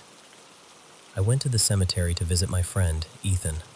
He was buried earlier this week, Tuesday, and I've been going every day since. It's become this quiet little ritual, you know? Just showing up, sitting with him for a bit, talking like he can still hear me. I got there around 9:30-ish, maybe closer to 9:40 p.m. The cemetery is one of those you can actually drive through, and the burial tent was still set up from the service, so I did what I've been doing, parked near the back and walked over. Last night I went alone, no problems. No weird feelings, no odd sounds, nothing. Just sad, quiet, normal. Tonight I brought a friend with me, Maya, because it was a holiday night and I didn't really want to be out there by myself. We sat under the tent for a while. I even lit one of those tiny candles, the little metal ones, because I'd left a candle there the night before and it felt right to keep that going. We just talked softly, reminisced, sat in the cold for a bit. Honestly, the first part of the night felt peaceful. But when we finally stood up to leave, around 10:10, everything shifted. We started walking back toward my car, and that's when we heard it. This low, growling sound. Then barking. Not playful barking either, more like something warning you or guarding something. It was coming from deeper in the cemetery, somewhere between the rows. I remember stopping and doing that thing where you hold your breath without realizing it, like your body is trying to listen harder. Maya and I looked at each other like, did you hear that? We didn't want to run. Running felt like the wrong move, so we just kept walking, faster but controlled, trying not to panic. And then we saw it. A big white dog, like big, shepherd-sized at least. But it wasn't solid white. There were darker patches along its side, like stains or spots. It didn't charge at us. It didn't even come toward us. It just paced back and forth, kind of sideways in the distance, like it couldn't decide whether to leave or stay. And the weirdest part was the way it felt. I know that sounds dramatic, but it didn't look like a normal dog. There was something off about its movements, too steady, too deliberate. Maya kept saying she could still hear it growling the entire time, even when it wasn't moving its mouth. We both turned our flashlights off after a second because, I don't know, instinct, like we didn't want to draw attention to ourselves.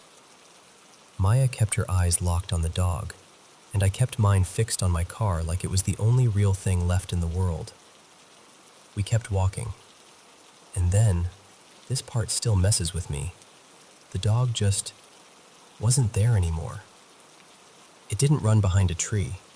There weren't bushes to disappear into. The cemetery is open, flat. You can see across it, and we were both watching it. 1 second, pacing. Next second, gone. We got to the car, and I swear I didn't feel relief until I clicked the lock and heard that little thunk. I sat there for a moment with my hands on the wheel like I'd forgotten what driving even was. And then, as I started backing out, we heard a woman scream, "Help!" Clear as day, not like a distant radio, not like someone's phone. It sounded outside, near the cemetery, close enough that my stomach dropped instantly. We didn't talk much on the way back, just silence and heavy breathing, and that feeling you get when something happens that you can't file away neatly in your brain. When we got to Maya's place, we finally got out, and that's when we noticed something else. On the trunk of my car, there were these long drag marks, like fingers had been pulled slowly across it. Not scratches like branches, more like oily, streaky lines. And on the passenger door, there were 2 clear fingerprints, like someone had pressed their fingertips right into the surface. Fresh. Distinct. And I know for a fact they weren't there earlier, because I'm weirdly picky about my car being clean, and I would have noticed. We stood there staring at it like, what are we even looking at? And I hate saying this because it makes me sound like I'm trying to turn it into some big paranormal thing, but it genuinely felt connected. Like the night didn't end when we left the cemetery, it followed us right up to the driveway. We didn't even think to take pictures at the time. We were too shaken. It was only later, when I calmed down a little, that I realized how badly I wished I had proof of what we saw. So now I'm sitting here, trying to make sense of it. Was it just a stray dog and weird timing? Was it someone messing with us? Was the scream even real? Or did our brains just fill in the worst possibility because we were already scared? I don't know. All I know is that it didn't feel normal. And I can't stop replaying that moment where the dog simply vanished, like it was never there at all. Have you ever experienced anything like this? The growling, the feeling of being watched, the voice, any of it? Because I really, really want a normal explanation for what happened tonight.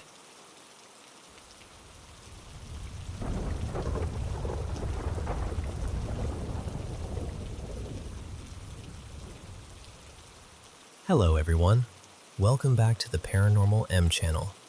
How have you all been lately? Still having trouble sleeping? I'm really excited to be here sharing my paranormal experiences to help you relax and get a better night's sleep. If you enjoy this kind of content, please subscribe and turn on notifications so you don't miss any new videos.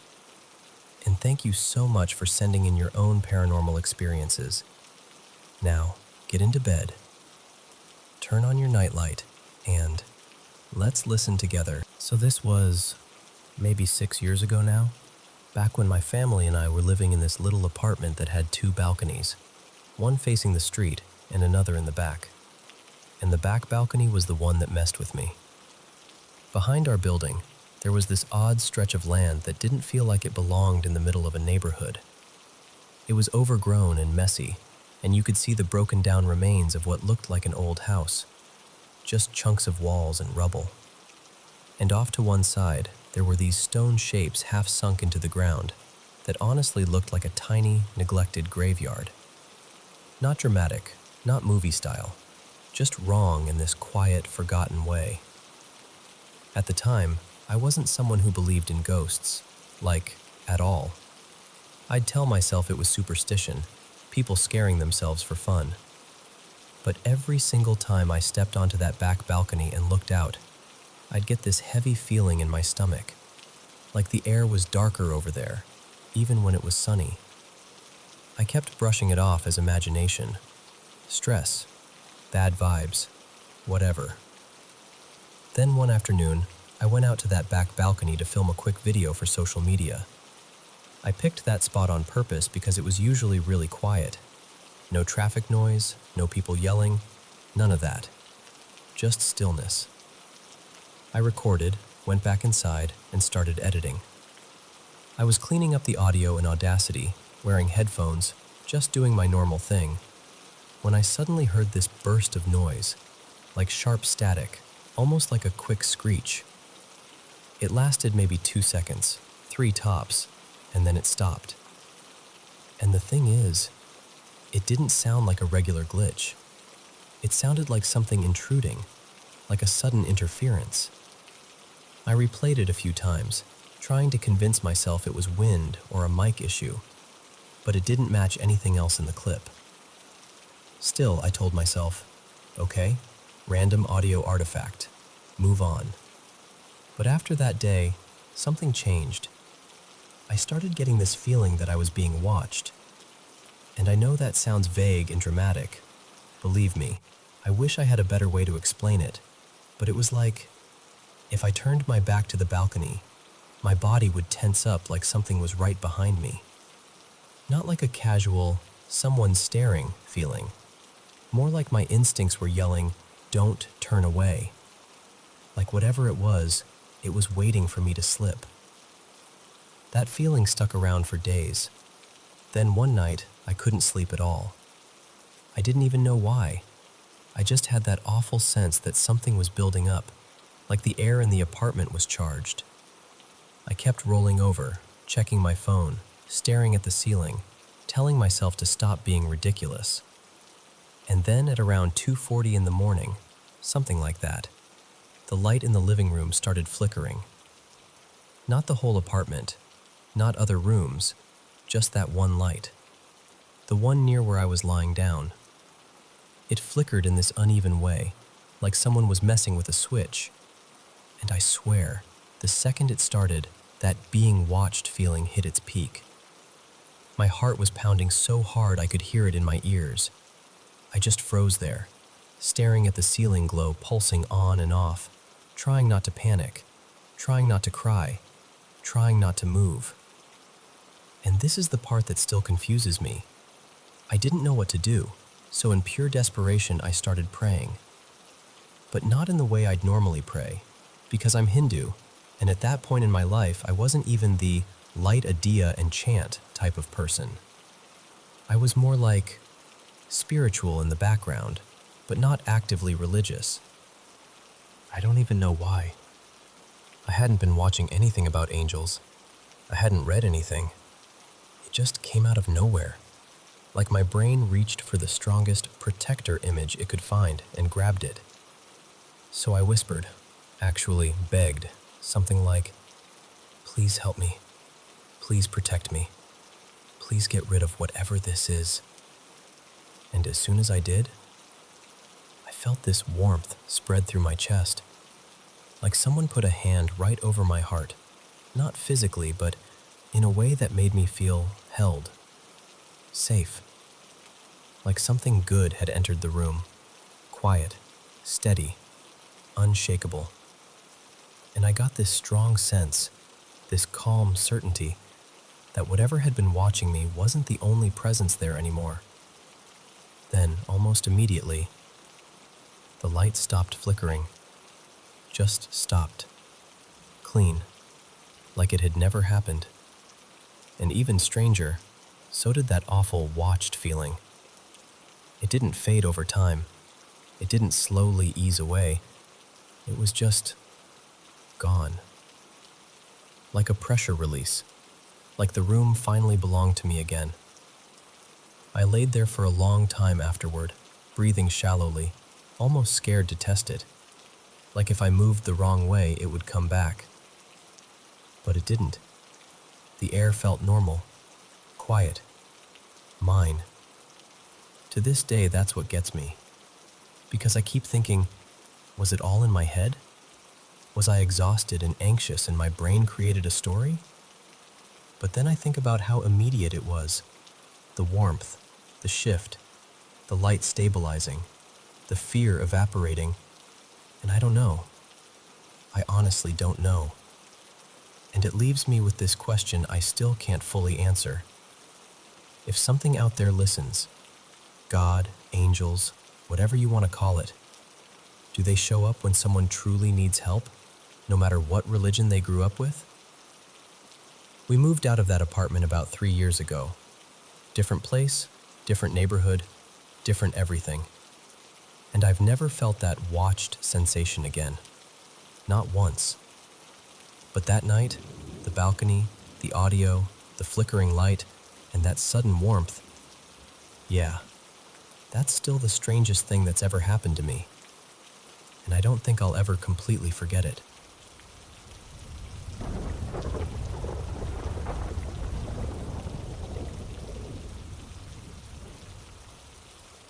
Okay, let me tell you about my friend Eli, because this has been sitting heavy on my mind. Eli's always said there's something that sticks to him. I grew up calling it an attachment, and I know that might not be the perfect word, but it's the word I've got. What makes it extra eerie is that his mom noticed weird stuff even when he was little, like toddler age. She'd catch him babbling like he was having full conversations with someone, but nobody was there. And she'd swear small things in the room would shift or make noises right when he did, like the space around him was answering back. The thing is, it didn't stay in one house. They moved a couple times, different neighborhoods, different layouts, all that, and it still showed up. Like it didn't care where he lived, as long as he was there. And it plays with voices. That's honestly the part that makes my skin crawl the most.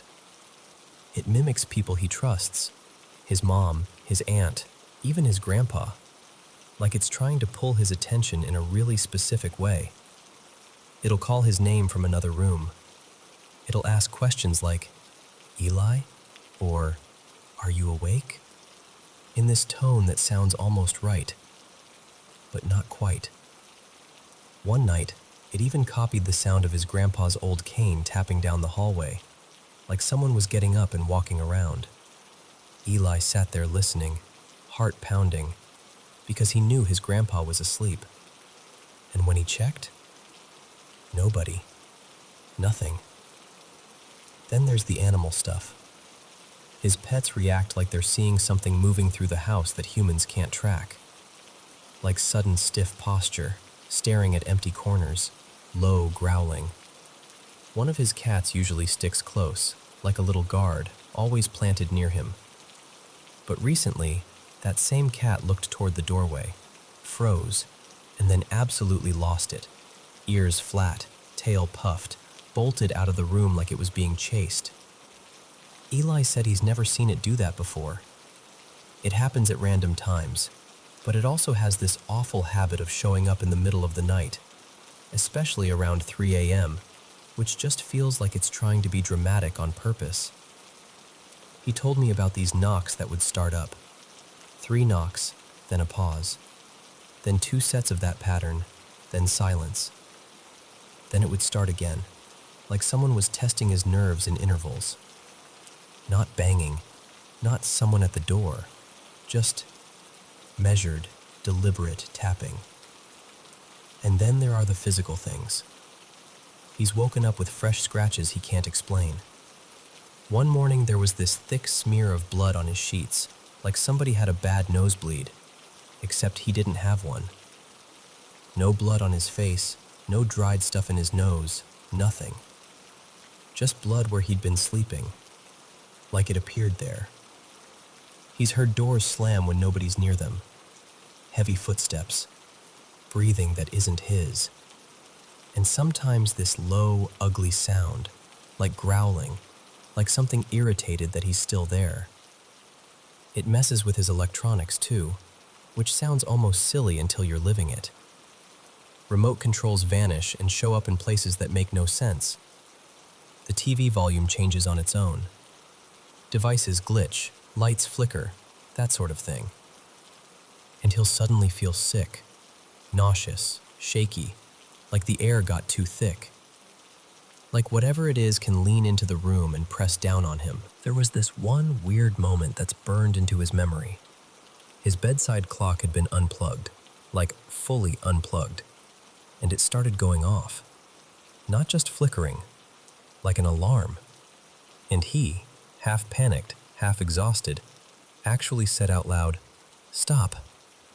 And it stopped, immediately, like it heard him and chose to listen. His mom tried cleansing the house once, burning herbs, windows open, the whole thing. And according to her, whatever it is reacted so aggressively. Louder noises, heavier slams, this sudden oppressive feeling, that she cut it short because she felt like she'd made it worse. Now she's pushing him to talk to someone official, like a priest, someone experienced with spiritual cleansing. But Eli's skeptical because it hasn't reacted well to being kicked out before. He used to wear a little cross necklace, and during one of the worst episodes, the chain snapped and the cross broke, like it was making a point. And just today, this is what really pushed me to write it all out. His roommate gave him this bracelet. Not just jewelry, but one of those protective ones. Stones, string, the whole idea of it being blessed. Eli put it on, took a nap, and woke up with this sharp, stabbing pain in his stomach, like something punched him from the inside. He looked down, and the bracelet was ripped off his wrist, like yanked, and shattered on the floor. Here's the part that makes it feel personal. He said in the dream, right before waking up, he was arguing with an old friend who used to be really toxic, someone he hasn't talked to in years. And in real life, that same person once gave him a similar bracelet, and that one also broke the moment he walked into his home with it, like the house, or whatever's in it, rejected it. He says most of the activity clusters in the living room, like that room is a stage it likes using. And he's not feeding it attention either. He's tried staying calm. He's tried ignoring it. He's tried prayers, cleansings, protective charms, every version of don't react, don't escalate. And it still keeps happening. If anything, it's gotten worse with time. And that's the part I can't stop thinking about. This isn't a one-off scary night. This has been trailing him for basically his whole life. And it's escalating. He's tired. He wants peace. And I'm sitting here feeling useless because I only know so much. And I don't want to give him advice that makes things worse. I want him safe. I want him to sleep without waking up to knocks, or blood, or that feeling that the room is crowded when he's alone. And I don't know what this is, or what you even do when something feels like it's learned all your weak spots and keeps pressing them.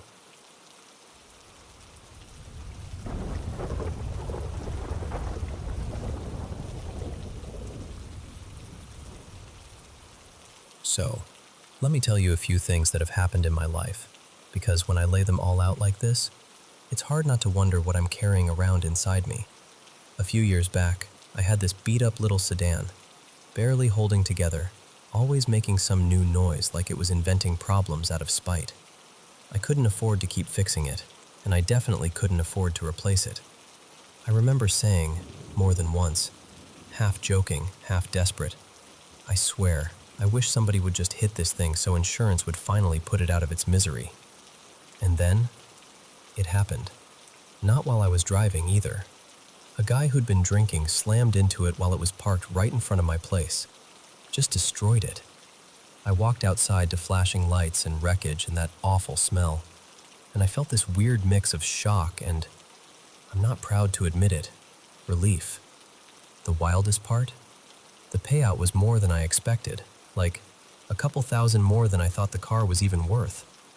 I remember staring at the number like, are you serious right now? That wasn't the first time I noticed something like that, though. Back when I was single, I used to do this thing, almost without thinking. If I saw a guy I thought was cute, I'd just look at him.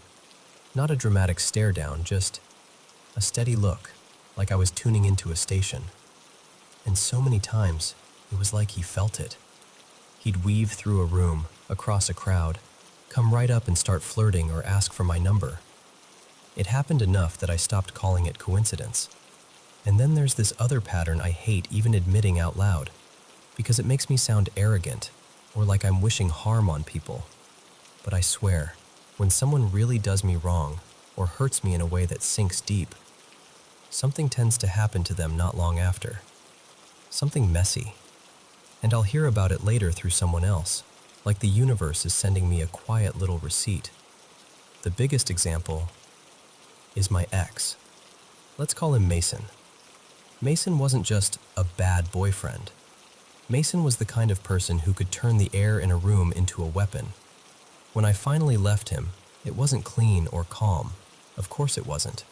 I was packing my things, trying to stay focused, trying not to fall apart. And he followed me around the whole time, yelling, saying things meant to cut me open. I was crying, shaking, just trying to get my last bag and get out. And I remember turning around at the door, my hands full, my face hot from tears, and something in me just snapped into this cold, steady clarity. Like my voice didn't even belong to the panicked version of me anymore.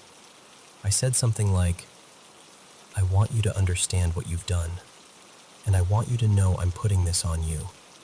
You won't be loved gently. You'll keep breaking people, or they'll break you. You're going to live inside the consequences of who you are.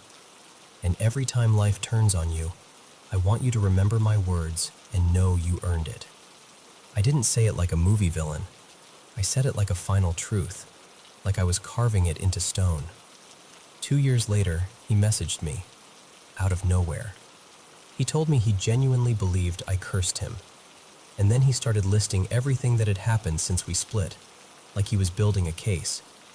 The women he dated after me? One cheated, got pregnant by someone else, and left. Another was living this double life he didn't see coming. Drugs, sex work, stealing from him, taking money and expensive stuff while he thought everything was normal. His brother got arrested and ended up depending on him for everything. His mom had a huge health scare and nearly died. Took months and months to recover. His closest friend just vanished on him, blocked him everywhere without explanation. I just felt heavy, like, oh, so it wasn't just anger. It was something else. Because that's the thing. I've noticed my energy does stuff. Not always on purpose. Sometimes I'll walk into a room already overwhelmed, and suddenly everyone's tense. Or I'll be in a really bright, good mood, and people around me start laughing more, opening up, acting softer. It's like my emotional weather leaks out and changes the temperature of everything nearby. When I was younger, it was even stranger. I used to feel spirits, like feel them the way you feel someone standing behind you when nobody's there. Sometimes it felt comforting, sometimes it scared me. As I got older, it faded, but every now and then I still get little signs, like something brushing my awareness, like a gentle nudge saying, "Pay attention." And there's this one presence I've felt for as long as I can remember. Protective, familiar, like someone quietly keeping watch. My mom had a miscarriage before I was born. She never talked about it much, not in a dramatic way, just a sad fact that lived in our family history. Years later, I went to a psychic. Let's call her Nadia, mostly out of curiosity. I didn't tell her anything personal.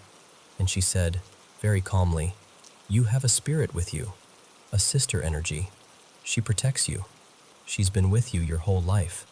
I swear my stomach dropped, because she couldn't have known. And it wasn't just the miscarriage.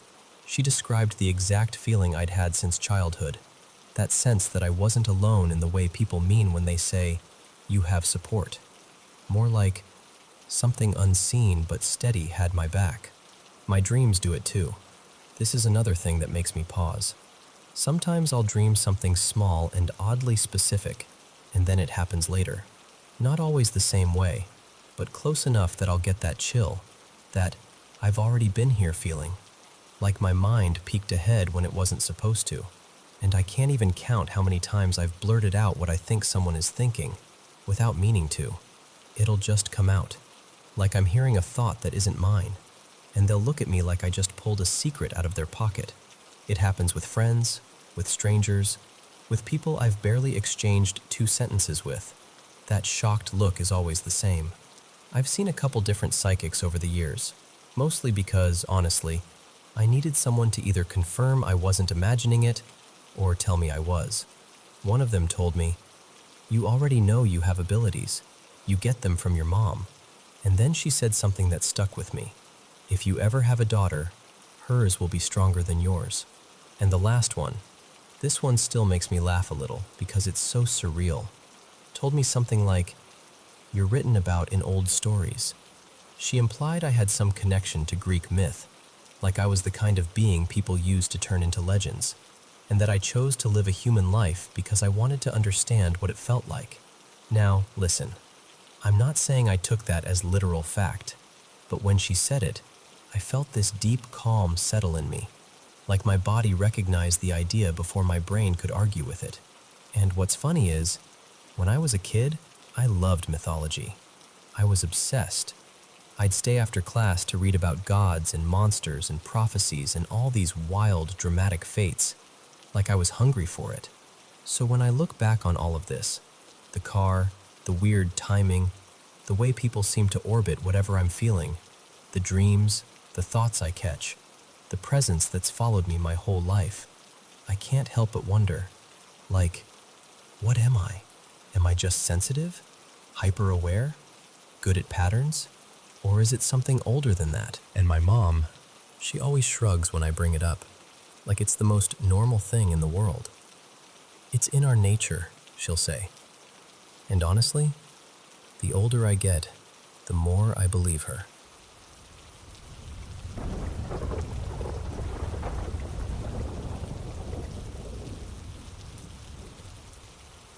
So, when I was a kid, I used to feel things around me that I couldn't explain.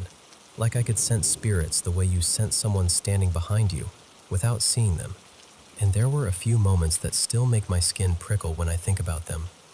Little, almost playful things. A book sliding off a shelf when I walked by. A pencil rolling across the table like someone flicked it. Once, a light object, like a balled-up sock, tossed gently in my direction. Not to hurt me, just to get my attention. Like, hey, we see you. You feel us. I didn't talk about it much, because how do you say that out loud without sounding completely ridiculous? But I carried it around quietly, like a strange talent I didn't ask for. Then, when I was 16, something happened that changed the whole shape of it. My friend, his name was Dylan, just this bright, funny, warm person, was walking home one night after leaving his girlfriend's house. It was raining hard, the kind of rain that makes the streetlights look smeared and far away. He was 17, and he was walking along this busy road that didn't even have proper sidewalks, just a narrow shoulder and water rushing along the curb. A drunk driver in a big SUV swerved, and that was it. Dylan didn't die right away. He made it to the hospital, but not for long. And I remember the sick, unreal feeling of hearing the news, like my brain refused to accept it, like it kept trying to rewind the moment and choose a different ending. After the funeral, that's when he started showing up. Not like suddenly he's standing in my room with full lighting, nothing like that. It was more soft and close. He'd come to me in that weird space between sleep and awake, or in dreams so vivid they didn't feel like dreams at all. He'd talk to me, and it always felt like him. His energy, his way of speaking, even the little pauses he used to make when he was trying to be serious. And he kept saying things like, "Please go see my mom. Tell her I'm okay. Tell her I'm not alone. Tell her I don't want her to fall apart." He was upset, not angry, just heartbroken about how wrecked she was. He'd been raised by a single mom, and he loved her in this fiercely loyal way. It felt like he couldn't stand the thought of her hurting without him there to help. So I did it. A few of us would go visit her together, bring food, sit with her, talk about him, and at some point I'd find a quiet moment and pass along what he'd told me. But here's the part that still messes with me. A few hours later, I wouldn't be able to remember what I'd said. It wasn't like normal forgetting.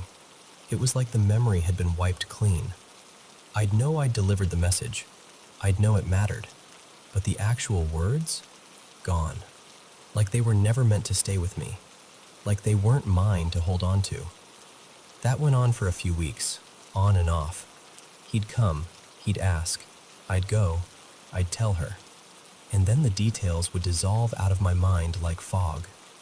When I left for college, I thought it would stop. New place, new routine, new noise. But every once in a while, he'd still appear. Sometimes in dreams. And sometimes, this is the part that still feels impossible to say. Sometimes in the daytime, in crowded places. I'd be walking across campus or through a busy cafe, and I'd see him across the room. Always at a distance. Always smiling at me like we shared a private joke. and it would hit me like a slap. Because daylight makes you feel safe. Daylight makes you think, that kind of thing doesn't happen right now. I'd stop dead, my heart pounding. Then I'd push through people, weaving between shoulders and backpacks, trying to get closer. He wasn't there. No trace, just strangers, just noise, just the weird feeling that I'd chased something that didn't belong to the world anymore. The last time I ever had an encounter with him was, honestly, kind of ugly. It was after a party. I was extremely drunk, like blackout drunk. My boyfriend at the time, Marco, had to carry me back to my dorm room, literally on his back, and put me to bed. He climbed in next to me and fell asleep. In the middle of the night, I woke up crying. But it was strange. I was awake, but my eyes were still closed, like my body was panicking before my brain had fully arrived. I shook Marco hard until he jolted up, and I remember blurting out, "He's here. Dylan is here. He wants to talk to me." And then I started sobbing, because I felt terrified and guilty at the same time. I told Marco, "Tell him to go away. Tell him I'm too drunk. I can't do this. He's scaring me." I didn't even fully understand what I was saying, but I meant it in that moment. I was overwhelmed and messy and not in control of myself, and suddenly this presence I used to feel comforted by felt like too much. The next morning, we were at breakfast with friends, and Marco told everyone what happened, half amused, half unsettled. And I just sat there stunned, because I hadn't seen Dylan in months. I thought those visits had ended, but apparently, they hadn't. And after that night, he never came back. Not in dreams, not in that half-sleep space, not in crowds, nothing. Sometimes I feel guilty about it, because I don't think he ever meant to scare me. I think he was young and confused and still emotionally tied to the people he loved, especially his mom. And I was, in a strange way, one of his last threads to that life, one of the last people who could feel him and hear him. And I told him to go away. I haven't had anything like that happen since, not as clearly, not as personally. But I still get moments where I feel something nearby, like the air shifts, like the room has an extra heartbeat in it. And when I miss him, I miss those late-night conversations more than I want to admit. Not because it was fun, not because it was some spooky party trick, because it felt like love trying to find a way through. And now, the feeling I get is that he's moved on. Like whatever was attached to the version of him I knew, 17 years old, worried about his mom, still hanging around the edges of the world, has finally loosened. Like his spirit isn't holding that shape anymore. And I hope that means he's at peace.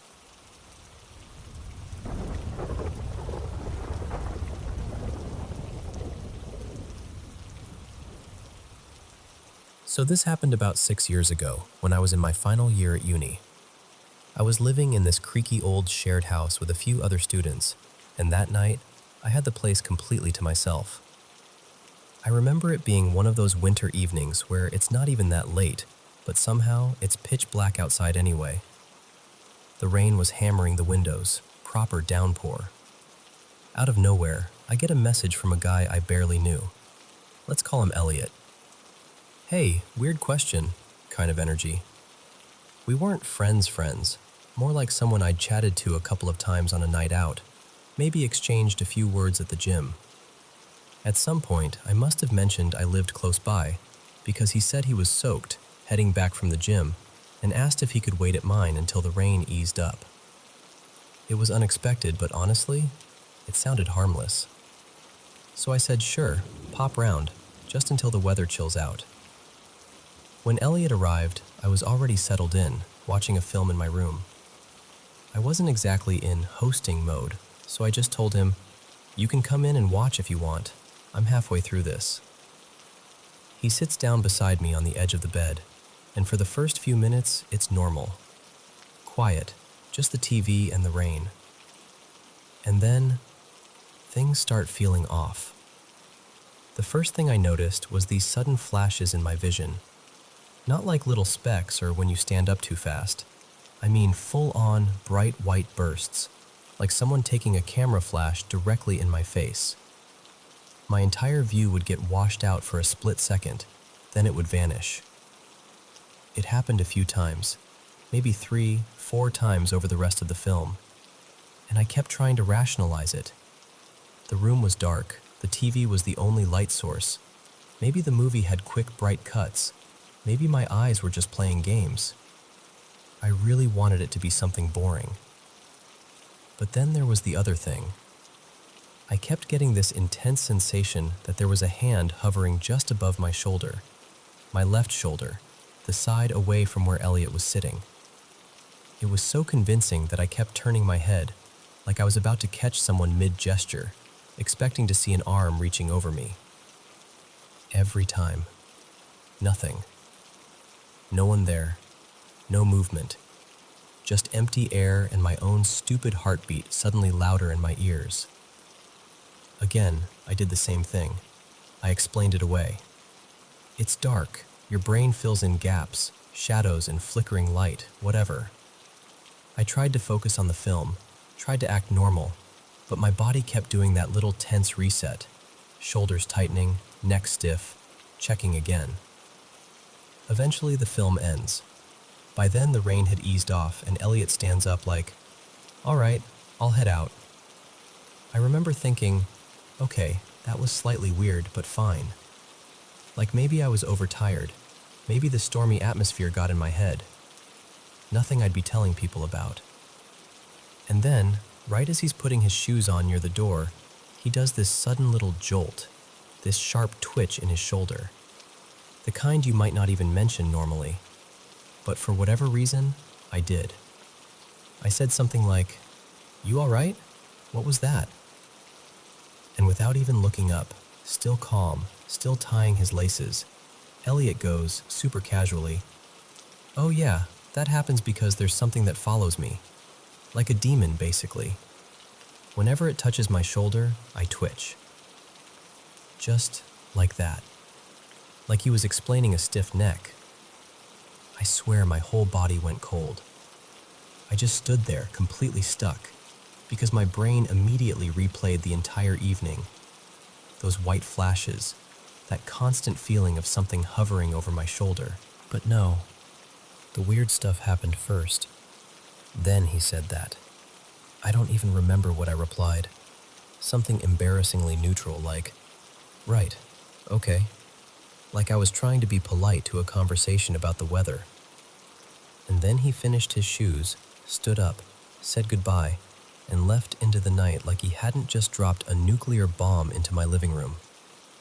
I didn't message him again after that. I was rattled for days, checking over my shoulder in the mirror, sleeping with the hall light on, feeling silly about it, then feeling not silly the second the house went quiet. And here's the thing. Nothing ever happened again. No more flashes. No more hovering hand sensation. Nothing that I could point to and say, "Yep, confirmed." I'm still not someone who goes around insisting the supernatural is real. But that night, that was the closest I've ever come to genuinely questioning everything for a minute. Because I still can't explain how my body seemed to react to something I hadn't even been told about yet.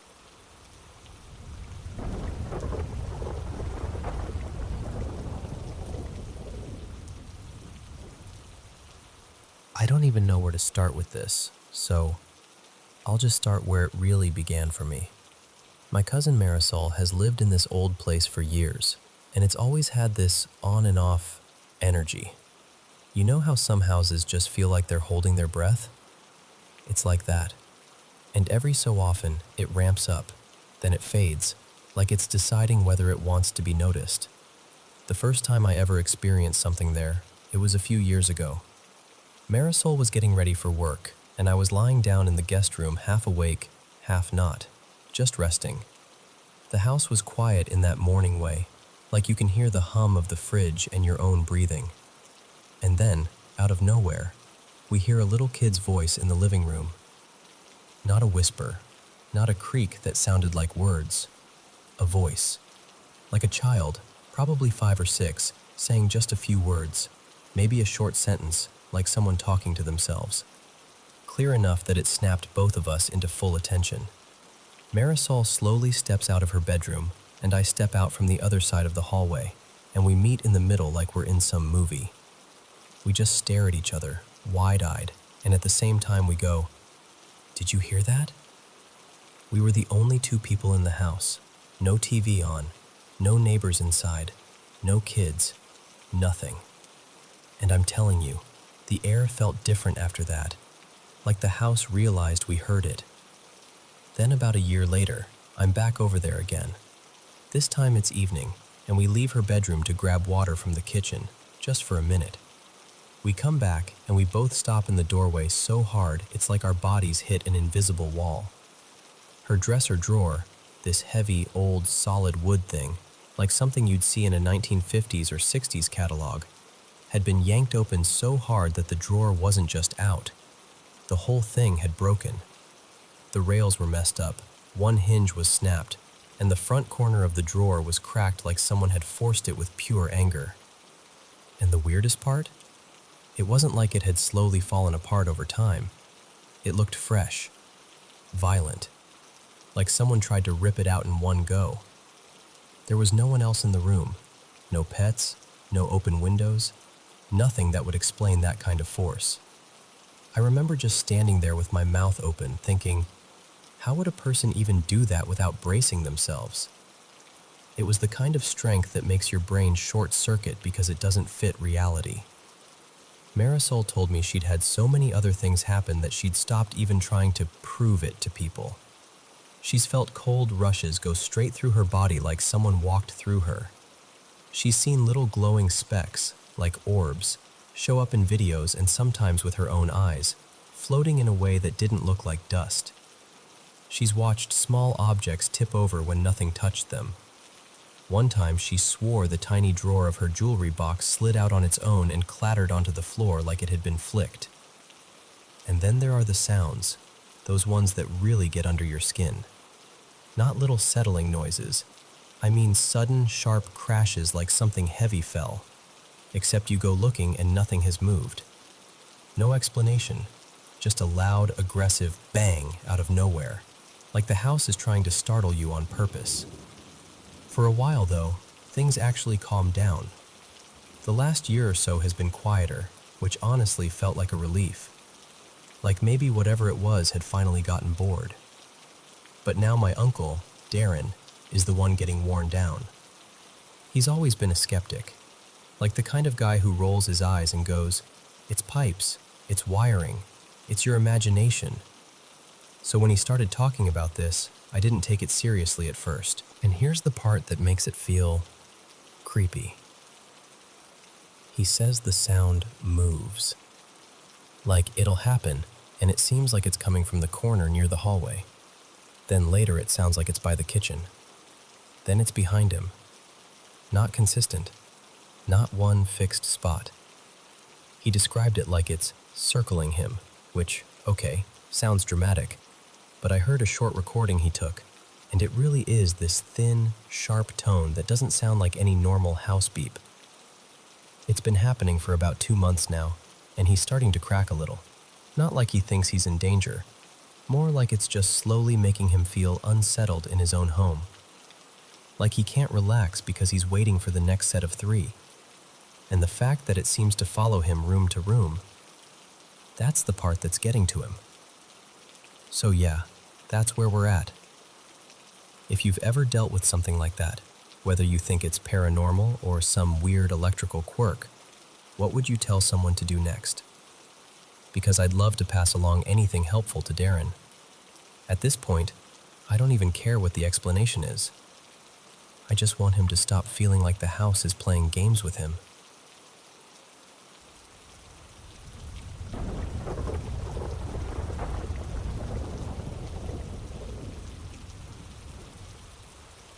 So, this story goes back to when I was about 8 years old, living in a smaller house in the west side of Mesa, Arizona.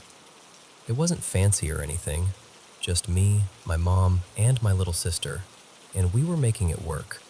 And honestly, up until a certain point, I didn't feel like anything was off in that place. It just felt like home. But then my older sister, Marisol, moved in with her 3 kids for a while. We had this extra room, and she needed somewhere to land, so my mom made it happen. The house got louder, more crowded, more alive. And that's when the weird stuff started. At first, it was little things that didn't make sense unless you really sat with them. Like the old basketball in the backyard. Out of nowhere, you'd hear it bouncing by itself, like someone was dribbling it and steady. Or you'd hear a hard thump against the back wall, like it had been thrown. And sometimes, no joke, you'd hear footsteps above us, like someone running across the roof, back and forth, quick like they were playing a game up there. We'd all freeze and look at each other like, "Did you hear that?" But no one wanted to be the one to say it out loud. Then one night, the whole house snapped awake to a scream. It came from Marisol's room. She and the kids were all sleeping in there together. My mom shot out of bed, and I ran right behind her, my heart going crazy. We burst into the room thinking something horrible happened. And there's my nephew, Eli, who was about 3 at the time, standing by the closet door, shaking, crying like he'd seen something he couldn't explain. And then he does something that made my stomach drop. He pulls the closet door shut and tries to lock himself inside. My mom grabbed him right away, trying to calm him down, asking him what he was doing, why he was hiding. And Eli, still crying, still terrified, goes, "I'm talking to the little boy. He wants me to come in."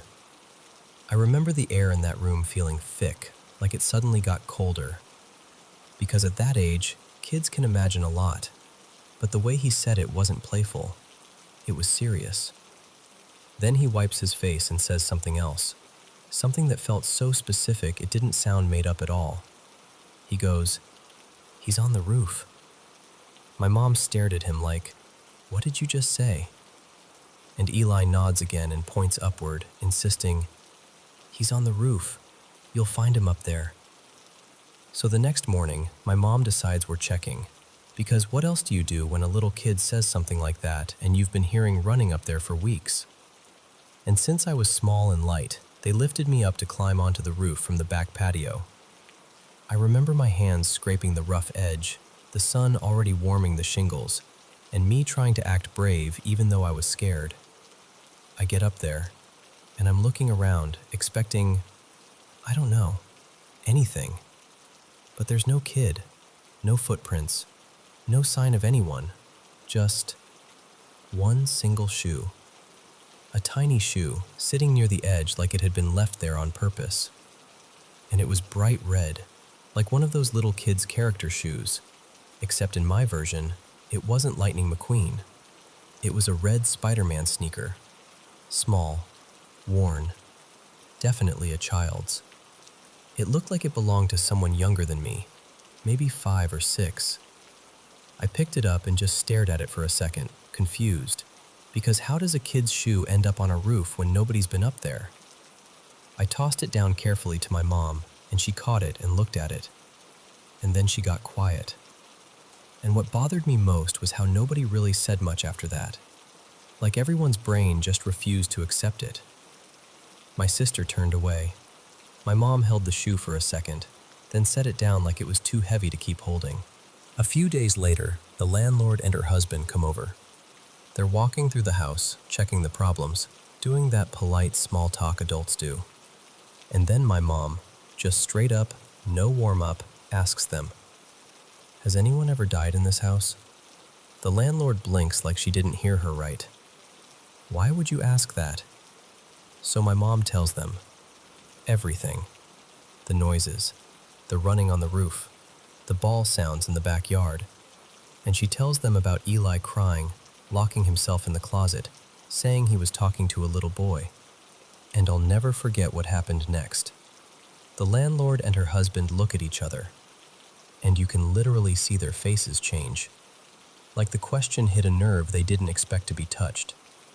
They both look down, and after a moment, the husband quietly says something like, We did have a son.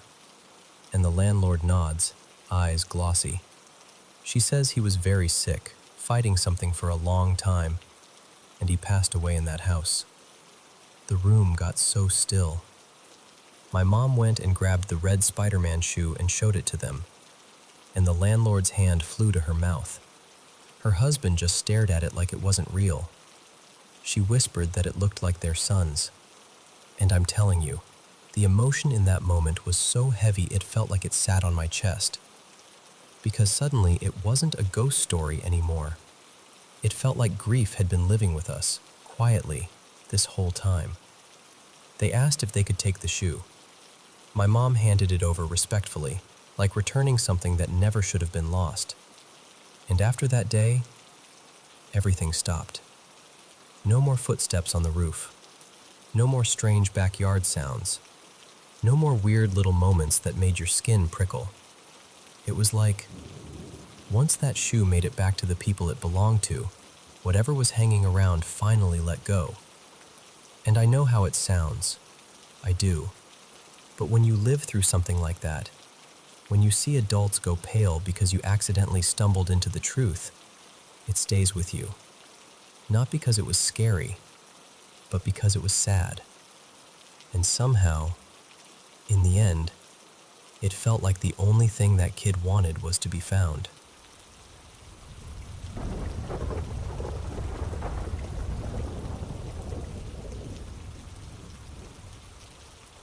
Okay, so I'm going to tell you something I don't usually share with people unless I really trust them, because it sounds like the kind of thing you'd roll your eyes at. But it happened, and I've carried it around ever since. So, I'm 31 now, and since I was little, weird stuff has happened around me. Nothing dramatic every day, not like a horror movie, just little things. Objects shifting when they shouldn't. That prickly feeling that someone's standing behind you when you know you're alone. When I was a kid, but over time, I kind of learned to live around it. Like, okay, that's my life. Cool. But about 9 years ago, I had one experience that felt different, heavier. Like something wasn't just there, but aimed at me. And I tried telling people, but nobody really believed me. Honestly, not even my partner, Luca, and we've been together forever, more than a decade. He'd listen, sure, but you could tell he thought I was just spooking myself. Then, in late 2019, Luca and I went on holiday in northern Spain.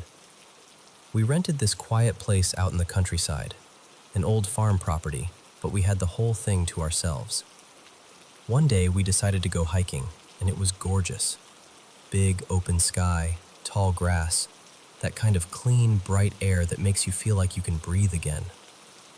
We reached this wide plateau, and right in the middle, like someone had planted it there on purpose, was this huge stone monument. Not exactly a cross, but close enough to give me that same weird feeling. I'm not religious. It's not about faith for me. It's more like certain symbols hit something in my chest that I can't explain. Like an old bruise you forgot you had. We kept going, and that's when we saw the house. It didn't look ruined exactly, but all the windows were sealed shut. Not boarded up, chained. Like chains looped across the frames, locks hanging there, metal catching the light. It should have scared me more than it did, but what I felt wasn't panic at first. It was sadness. That's the only word I can use. The place felt like it was holding its breath, like it was embarrassed to exist. Even Luca went quiet, and that's saying something because he jokes through everything. I told him, I don't feel good here. Can we go? And right as I said that, right as we turned away, we heard music. Not from a phone, not from a car, not from a nearby house, because there wasn't one. It was this thin, drifting melody, like a music box, except it didn't feel sweet. It felt wrong, like it didn't belong in the daylight, like it was being played to remind someone of something. And I remember thinking, very clearly, something terrible happened in that house. We started walking back toward the trailhead, toward the car, and I was trying to shake it off. Like, okay, creepy house, weird sound. Let's be normal. Let's go eat dinner. I kept telling myself that. Then I saw her. A woman, blonde hair pulled back, pale coat, hands clasped in front of her like she was praying or trying to hold herself together. She was walking oddly, not limping exactly, but stiff, like her joints didn't agree on how to move. And I know how this sounds, but the second I saw her, even from far away, my stomach dropped. It wasn't, she looked strange. It was a full-body animal certainty, danger. Luca laughed at first, just a little nervous chuckle like, what, her? She's just walking. But even as he said it, he changed. His shoulders tightened, his voice flattened out. He started watching her the way you watch something unpredictable, and right as we passed, she turned her head toward me. I saw her face for maybe a second. It was grayish purple, like bruised skin. Her expression wasn't blank, it was furious, upset, like someone trapped in pain for too long and it had curdled into rage. The image that popped into my head was awful, like seeing someone who'd been locked away, forgotten, and they were still screaming inside even if their mouth was closed. Luca looked at her too, fully, and he didn't laugh after that. Not once. We practically ran to the car, and when we got there, she was gone. Just gone. Like she'd never been on the path at all. Then, as Luca backed the car up, she appeared again, just for a flash, in the rearview mirror. And then she disappeared again. I remember Luca gripping the steering wheel so hard his knuckles went white. And later he said, really quietly, I never want to see something like that again. Back at the rental, I tried to look up the area, tried to figure out if the house had a history. Fire, murders, anything. But it was like it didn't exist on paper. No articles, no official records I could find. Just nothing. But I couldn't shake this feeling, this awful pity, that whoever that woman was, something had been done to her. Like she hadn't just died, like she'd suffered. And that's where most stories would end, right? Like, creepy encounter, we left, the end. No. That night, while we were getting ready for dinner, we started hearing noises. Little knocks, soft thumps, like something shifting in the building. And we were alone. No neighbors on the other side of the wall, no upstairs footsteps. The whole place was ours. I remember joking, trying to keep it light, like, well, tonight's gonna be fun, with that shaky laugh you do when you're trying not to cry. Around 1:45 a.m., I woke up to the sound of the doorknob turning. Not a random click. Turning. Rattling. Like someone was testing it over and over. Then, this is the part that still makes my skin go tight. Even though the door stayed closed, it sounded like someone kicked it. Like a hard impact. Footsteps. In the kitchen. Walking fast, back and forth, like someone pacing with purpose. Then the sounds moved toward the veranda, and then into the hallway, and then into the rooms. I lay there frozen, staring into the dark, and I felt it. That presence. The same heavy, pointed feeling from years earlier. Not curious, not neutral, malicious. And then it got closer. Close enough that I felt like it was standing near the bedroom door, watching me. You know that feeling when you can't see something but your body is screaming that it's right there? Like every hair is trying to stand up and point at it? A few minutes later, it felt like something ran toward the bed. Not footsteps, more like a pressure change, like the air itself surged. And then I sensed it right beside me, near my head, like it was leaning over me, like it was about to climb on top of me. I couldn't move. I couldn't even get my voice to work. I was trapped inside my own body, trying to scream through wet cement. And then Luca woke up. He started shouting, like, angry shouting, not confused, like he was fighting something he couldn't see. And the second he did, everything stopped. The sounds, the pressure, the feeling, like someone flipped a switch.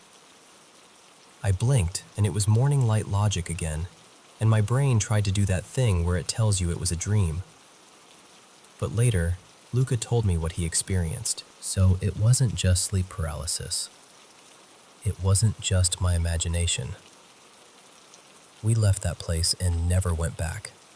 And for a long time, I didn't have anything that dark happen again. I actually let myself believe maybe it was over. But here's the thing. For the last couple of years, Luca and I have lived in a newer apartment. Deliberately not a house, not a garden, not anything isolated. We thought, okay, walls, neighbors, normal life, safer. And recently, in our bedroom, we've been hearing sounds from the same spot, over and over. Knocks, the faint slide of something like a drawer shifting, little clicks that don't match the building settling. It happens in summer and winter, so it's not heat or pipes or expansion. The furniture isn't old. There's no good reason for it. And sometimes I get this cold feeling in the room that doesn't make sense. Like the air around the bed is 10 degrees colder than the rest of the apartment. One morning, not long ago, I woke up after a brutal night of sleep. I'd had this vivid, horrible dream about my grandmother who passed away. And Luca's grandmother was there too, which made it even stranger. The dream felt heavy, like it clung to me even after my eyes opened. And Luca looked wrecked. He told me he hadn't slept. He'd heard the noises. He was scared. And he said the room felt freezing, unnaturally freezing. He said, very quietly, it felt like someone was right next to me. So, yeah. I'm not saying I have answers. I'm not saying I know what any of it is. I just know what it felt like. And I know the difference between a normal, creepy moment and something that makes your body react like it's fighting for its life. And I'm really, really hoping whatever that was doesn't decide to get close again.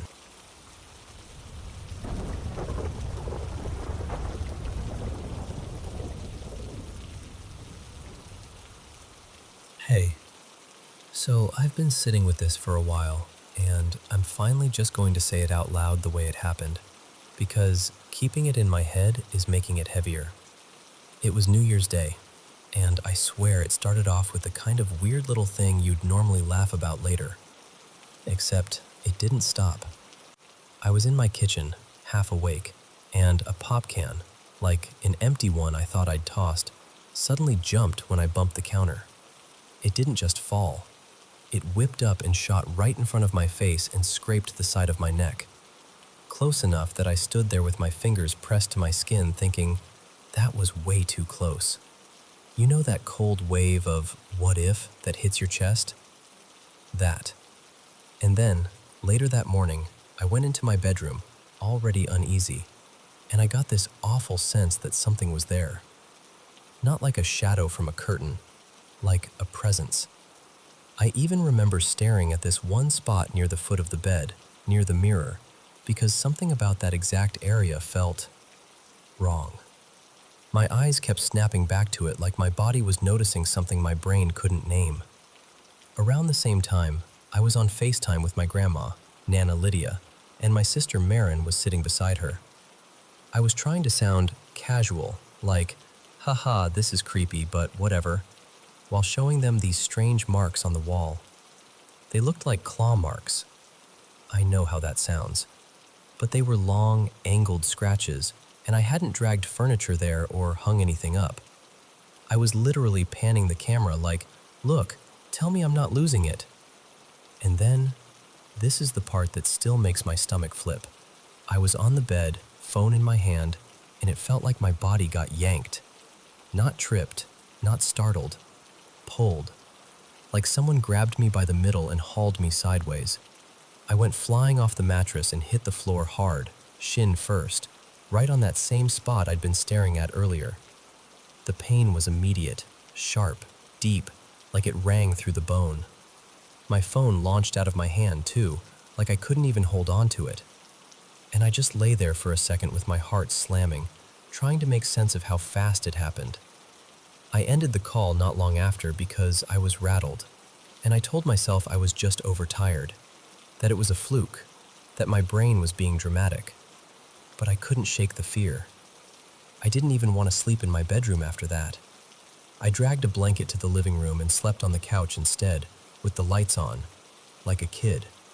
The thing is, there's no bathroom on the main floor, so at some point in the night, when my stomach woke me up, I had to run upstairs anyway, right past the bedroom, right past the place I didn't want to be. And that's when the last incident hit. Only it wasn't spooky, it was physical, and it was terrifying in a totally different way. I got hit with sudden, brutal diarrhea, like my whole body turned inside out in minutes. I hadn't really eaten properly the day before.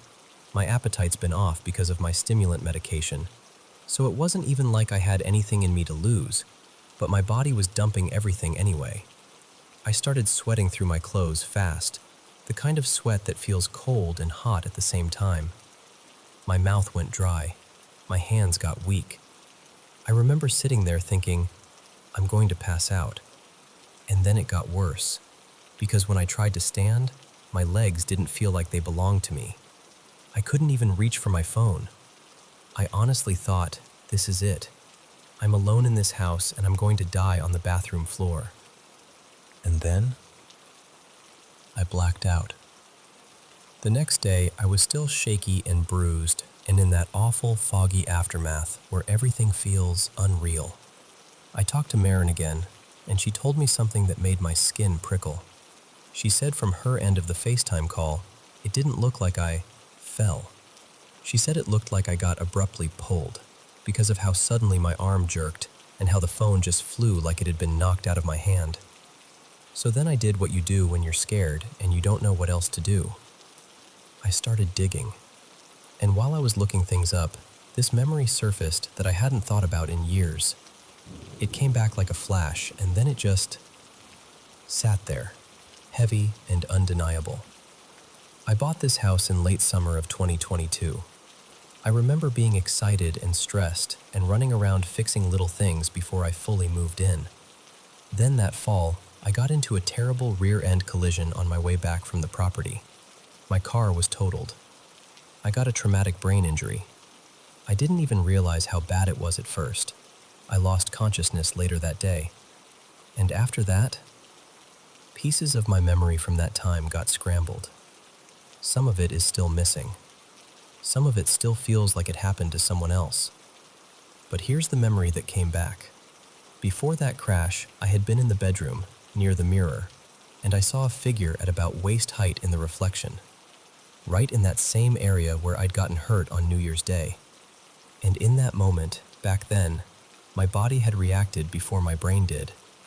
I remember this surge of panic, like my instincts were screaming at me to get out.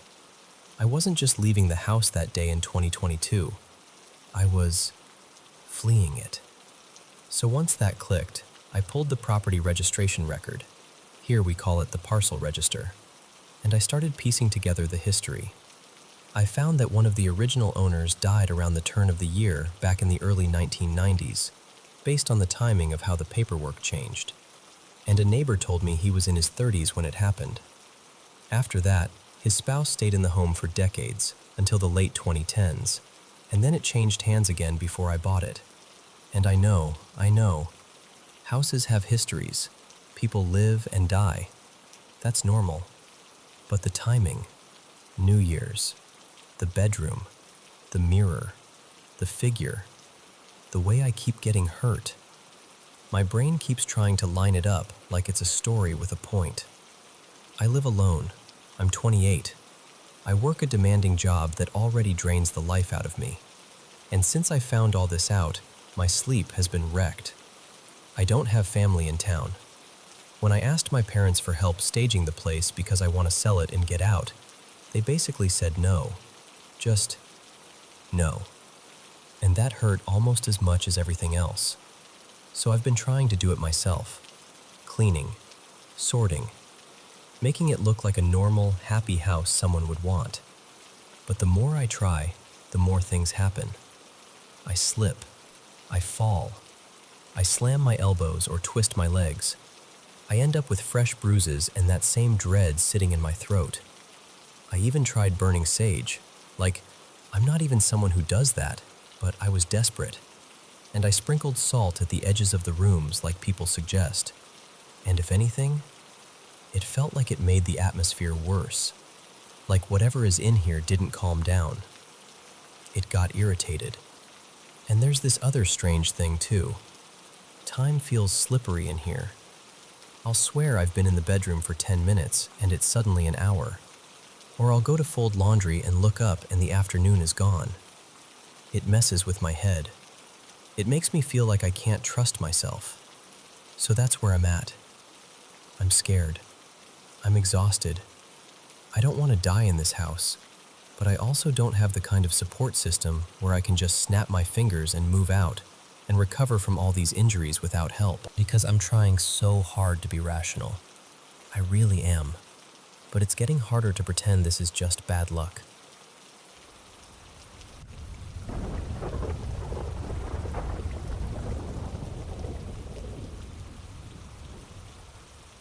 So, I'm going to tell you this the way my mom told it to me, because I was just a tiny baby when it happened, barely a few months old, so everything I know is from her memory.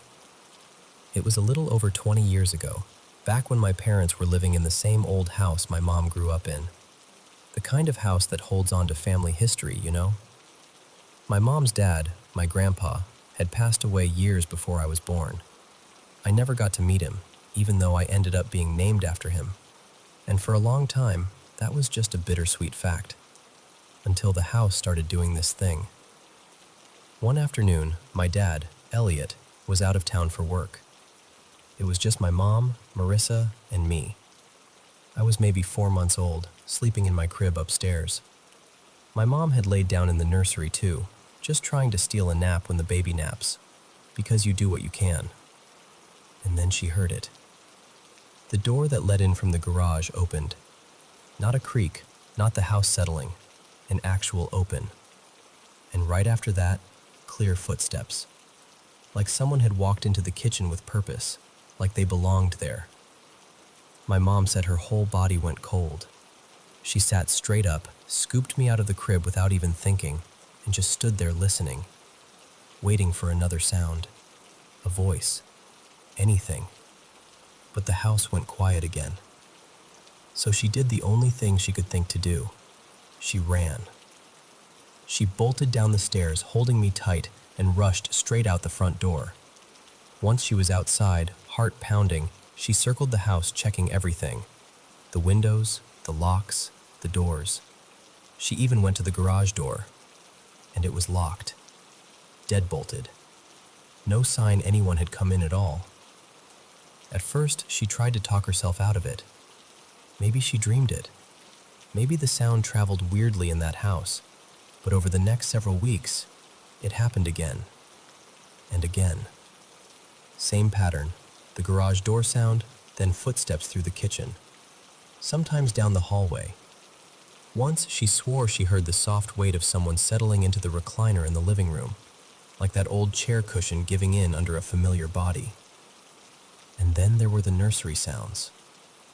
Both my mom and dad would hear walking in my room when I was asleep. Not just a creak in the floor, actual pacing, like someone moving from one side of the nursery to the other. And the unsettling part was, they'd be in the kitchen, or the bedroom, or downstairs together. They'd go check, expecting maybe the other parent was up there, but no one would be in the room. Just me, sound asleep. Eventually there was one day, my mom never forgot this, when she heard that recliner moment again, and it hit her so hard she had to sit down. Because she realized the sounds weren't random. They were familiar. They matched her dad's routine.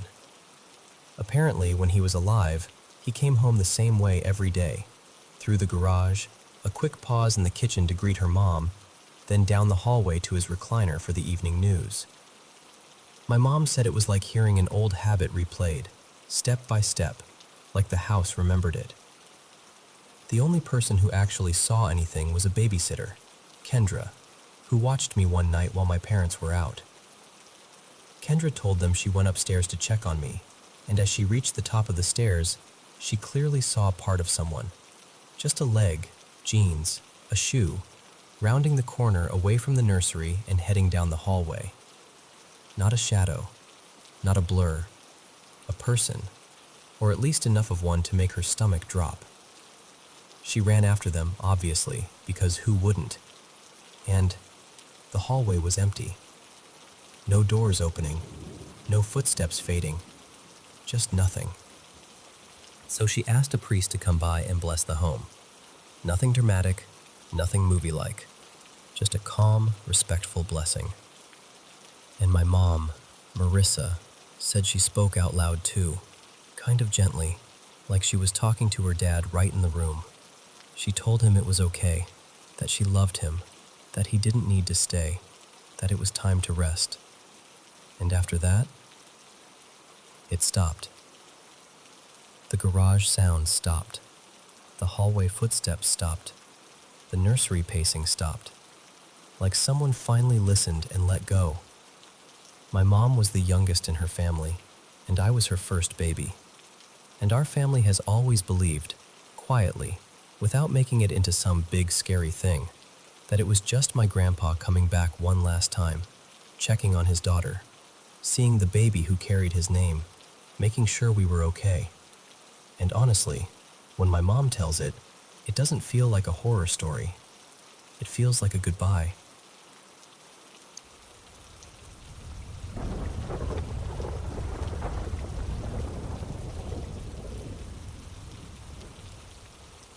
So, I should probably start by saying I'm from Brazil, and where I grew up, it's pretty normal to hear about Afro-Brazilian spiritual traditions.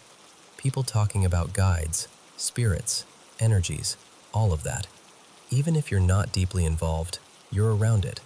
You learn what people believe, what they do to protect themselves, what they say not to do. And because of that, I've had moments that were weird, unsettling, but usually manageable. Usually I can stay calm and tell myself, all right, breathe, don't feed it, don't panic. But there were two specific times, when I didn't feel in control at all. The first one happened on a night when I really wasn't okay. Like emotionally, I was a mess. I'd been pushing through life on autopilot, and I remember leaving the gym late, almost midnight, walking home alone with my headphones in, music up loud like I could drown out my own thoughts. The song was Numb by Linkin Park. I know that sounds dramatic, but I swear, even now, whenever it comes on, my stomach tightens. My brain just drops right back into that night. Anyway, my route home passed by this old cemetery. Not huge, but big enough that it always felt quiet in the wrong way. The kind of quiet that makes your footsteps sound too loud. And as I got closer, I started feeling it. That sensation like someone is behind you. At first I brushed it off. In my city, your brain automatically goes to practical fear, you know? Like, don't get robbed, don't be stupid, keep walking. But this wasn't just nerves. This felt thick, like the air got heavier, like something was pressing down on my shoulders and chest. It didn't feel like a person following me. It felt like presence, like something had noticed me and decided I belonged to it for the next few minutes. Then I reached the street right in front of the cemetery gates, and my body just flipped into survival mode. You know that feeling where you don't even decide to be afraid? Your body decides for you? That's what happened. Because the being followed feeling changed. It wasn't behind me at a distance anymore. It felt like it was moving fast, like it was running toward me. And the pressure got so intense it felt suffocating, like I couldn't get a full breath. So I ran. And I know, afterwards, I thought the same thing. Why did you run? Because if it's something spiritual, running doesn't help. And if it's a person, You might make yourself look like an easy target, but I wasn't thinking. I was pure panic. I ran hard, praying under my breath, begging to see anyone. A neighbor, a couple, a car, anything. Just something normal to snap the moment in half. The worst part was the sense that it reacted to me running. Like the second I acknowledged it, it got excited. Like, oh, you feel me. And it pressed in even harder, like it was right on my back. I got home shaking, hands clumsy, heart slamming, like I'd sprinted a mile. I didn't even turn on all the lights at first.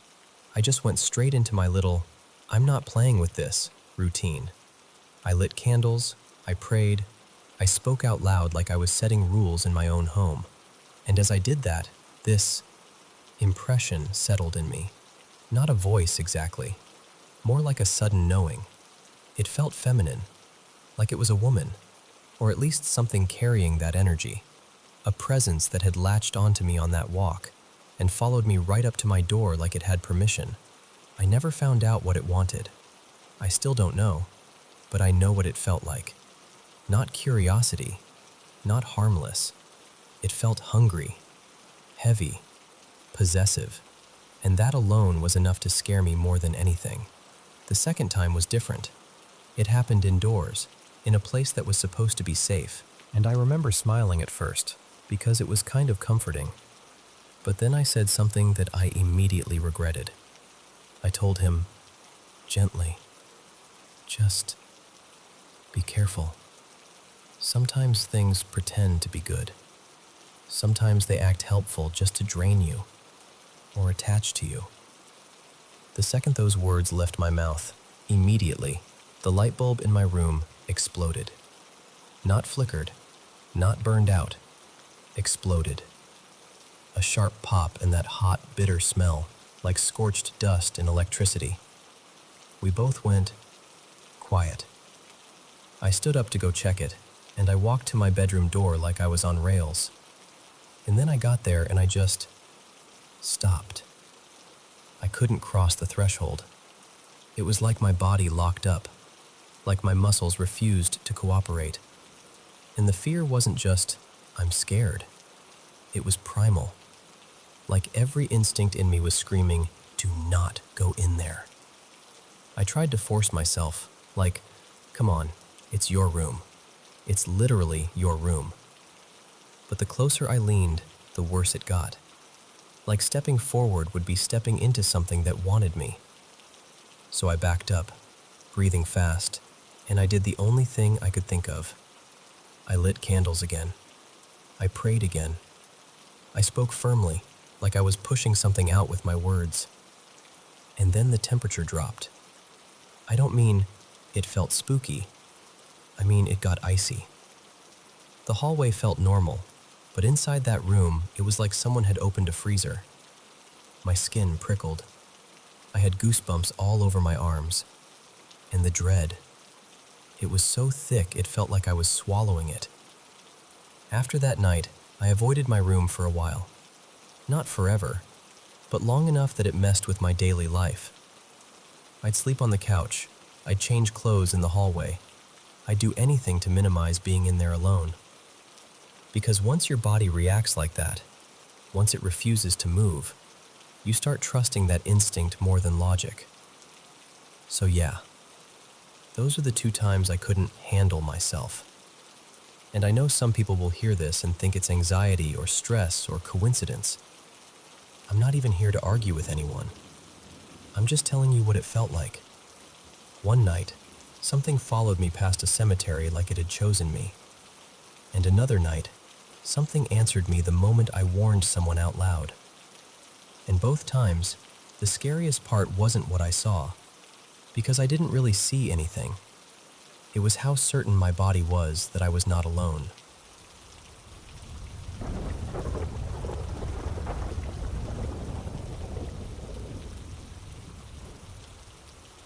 So this happened. I want to say around 6 or 7 years ago now. One of those sticky, bright summer afternoons where everything feels easy. My girlfriend at the time, Maya, our friend Eli, and I were just out walking near our place.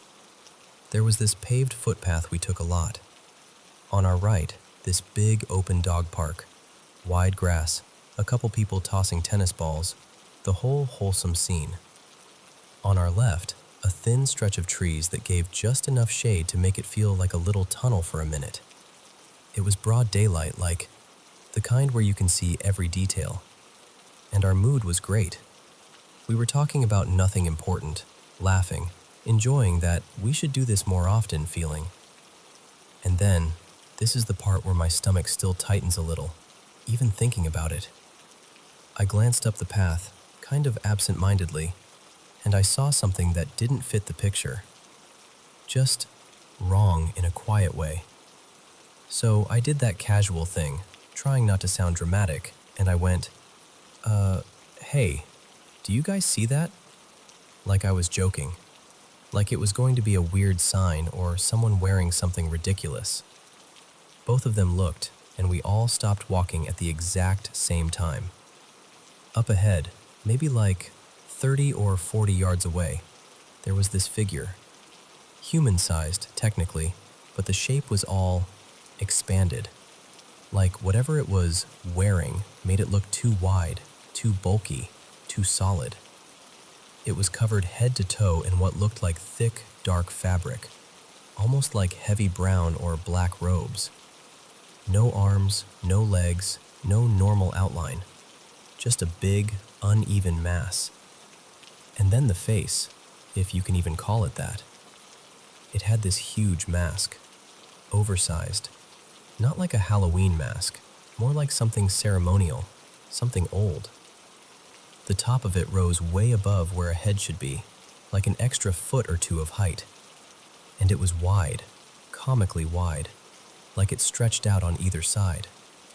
The whole thing came down low, almost to where you'd expect a person's thighs or knees to be. We didn't even say what we were seeing out loud at first. That's what scares me when I think back, because the silence meant we all knew we were looking at the same thing. No one had to ask, "What is that?" We just stared.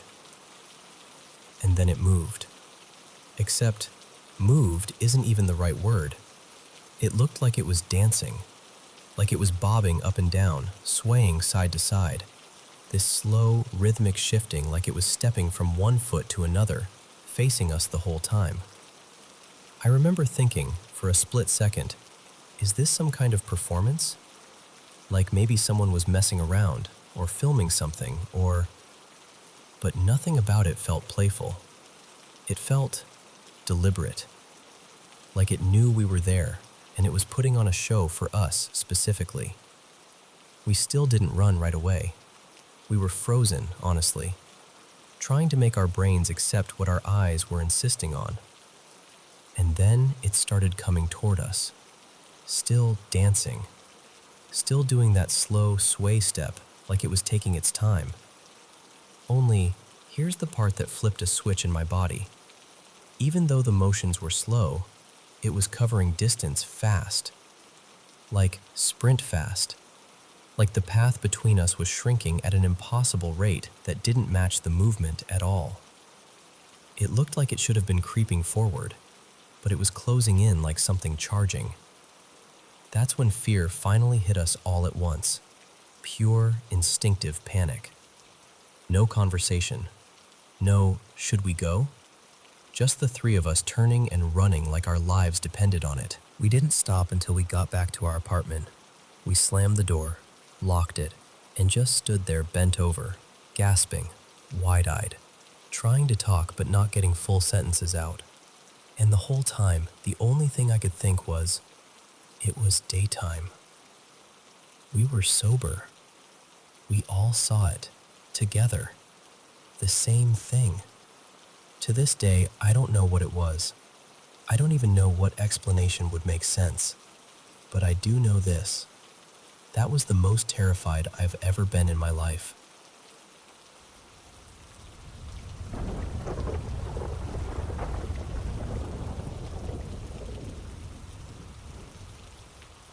Okay, so I heard something today that has been sitting in my chest like a stone, and I can't seem to shake it. I'm 25. and I've always been the kind of person who feels things before I can explain them. I'm not out here claiming I'm a psychic or anything, but my whole life, weird stuff has followed me. I'll walk into a place and immediately feel the tone of it. Sometimes I'll hear little things, or catch movement that doesn't make sense. At home, we've had this ongoing, I don't even know what to call it, like a mimic energy. The kind where you swear you heard your name or someone's footsteps, and then you realize you're alone. So, fast forward to this school year. I'm teaching 3rd grade at a Catholic elementary school in a rougher part of town. High stress, tough behaviors, the kind of environment where your shoulders are permanently up around your ears. And I'll be honest, the building has always felt off. Not evil exactly, just heavy, charged. There are the usual stories people whisper, like this old rumor that a sister passed away on the property decades ago, back in like the 1940s or 50s. Someone eventually tells me my classroom used to be part of the old sleeping quarters for the nuns, which is unsettling, sure, but that's not even what got me. Because I've already had little things happen in my room. A chair shifting when no one's near it, a water bottle tipping over like it got flicked. Even the class's little seasonal mascot, like one of those classroom dolls, ending up in a totally different spot when I know I put it away. And normally, I'd chalk it up to the kids messing around, or my own exhaustion, or the building settling. These students are intense. Like, I've been teaching since 2017, and I have never had a group that pushed adults to the edge like this one. I've seen teachers cry. I've cried.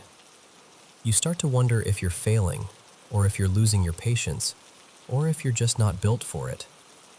But then I heard this story about what happened last year, before I ever worked here, and it made everything feel not normal. So this year, the other 3rd grade teacher was out on maternity leave, and the long-term sub, let's call her Ms. Maribel, came in to cover. 2 weeks. That's all it took. She had what everyone keeps describing as a complete break from reality. Not just overwhelmed, not just stressed. Like, she lost track of time, lost track of where she was. She started talking to things that weren't there. And the last day she was in the building, I walked past her room and she was pacing, jittery, having this full-on conversation with the mirror. Like it was responding to her. She had her kids packed up to go home. In the middle of the day. Like hours early. She couldn't process what time it was. At one point, she took them toward the cafeteria at the wrong time, and then, this part makes my stomach twist, she just left them there. Like she forgot what she was doing halfway through. Admin had to step in. She ended up hospitalized for more than a week. Everyone tried to explain it like, oh, stress, burnout, it happens. But I keep thinking, I've seen burnout. This felt like something else. Now here's the part that made my skin go cold. The staff was talking about last year, the year before I arrived. At that time, I didn't work at this school. I wasn't even in the same district. I didn't know a single person there. There was a classroom support staff member, let's call him Mr. Darius, who worked with the younger grades. One day, in the middle of the year, he had what they described as a manic, psychotic episode.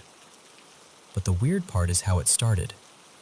He walked into a 1st grade room and insisted he needed to find 3rd grade because he had to talk to a teacher named Ms. Rowan. Ms. Rowan, but he kept insisting. No, not Miss Klein. Miss Rowan. He was getting more agitated by the second, like he'd been given a mission and people were blocking him from completing it. So they walk him to the 3rd grade room because he's claiming he can't find it. And when he gets there, he looks around like he's confused and offended at the same time. And he goes, "This isn't her room. This isn't Miss Rowan." Then he looks at the 3rd grade teacher, Miss Klein, and says something like, "That's not her. That's not who I'm supposed to talk to." And the way they told it, it wasn't like he was randomly guessing. He spoke like he knew what this teacher looked like he had a picture in his mind that didn't match the person standing in front of him, like he had an expectation of what the classroom looked like, and this wasn't it. But here's the thing that's messing me up. Ms. Rowan was me. Not literally my name, obviously. I'm not using my real name here. But the way the staff told it, the description matched me. The role, the room, the exact placement. Like he was looking for the third grade teacher who didn't work there yet. And there was no other person he could have meant. No similar name, no substitute, no past staff member. He spiraled hard after that. He became physical, started screaming, had to be restrained, and at one point locked himself in a room with a student. He was terminated and hospitalized. So now I'm sitting here with this pattern. 1 year, a support staff member breaks from reality and is desperate to find a third grade teacher who doesn't exist yet, but insists he recognizes her. The next year, a long-term sub has a terrifying breakdown in the same grade band. And I'm the common thread, without even being there when it started. And now I can't stop asking myself the questions I don't even want to ask out loud. Is there something in that building that pushes people over the edge? Is it just stress and coincidence, and my mind is making a story out of it because I'm already sensitive to that other layer of reality? Or is it something else? Because if I'm being totally honest with you, when I stand in my classroom some mornings before the kids arrive, there are moments where it feels like the room is waiting, like it's holding its breath, like it recognizes me. And the thought that keeps looping is, what if Mr. Darius wasn't just confused? What if he was displaced? Like he slipped somehow, mentally, spiritually, whatever, and ended up looking for someone he'd been told to find. Someone who wasn't there yet. And if that's true, why? Was it a warning? A message? Something trying to get my attention? Or something trying to lure me into paying attention? I don't feel terrified exactly. It's more like I feel shaken awake, like the universe tapped me on the shoulder and now I can't pretend I didn't notice. And I keep going back and forth between this is trauma and stress and human brains cracking under pressure, and no, this is too specific. Because lots of people burn out, lots of people break down, but they don't usually break down while searching for a teacher who doesn't exist yet and insisting they know her. So yeah, that's where I'm at. I'm not saying it's demonic. I'm not saying it's a haunting, but I am saying something about this doesn't sit right in my spirit, and I can't tell if I'm being warned or being watched.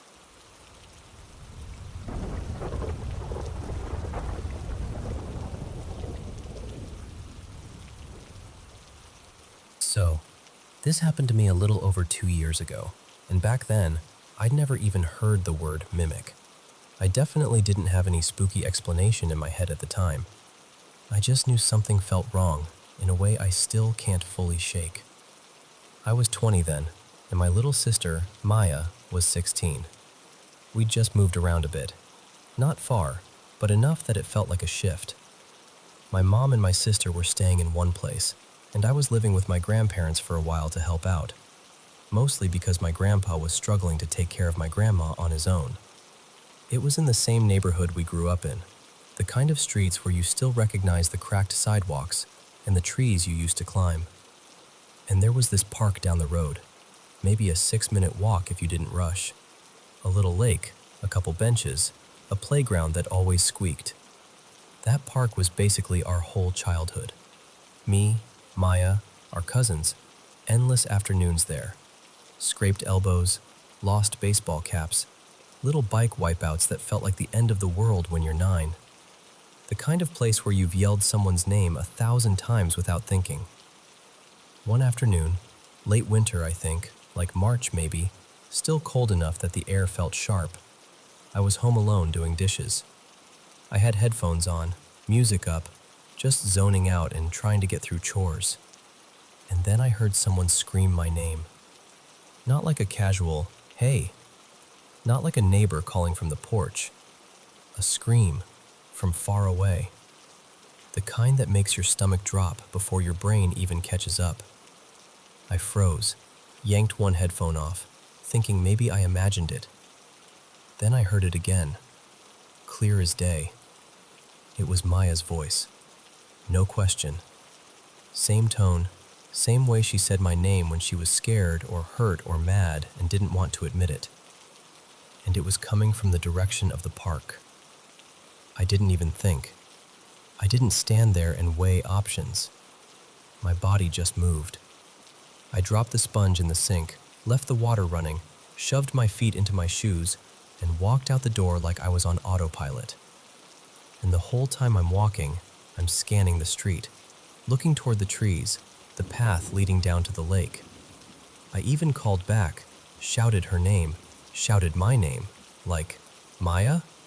Just trying to get any response. Nothing. Not a word back. Not even another scream.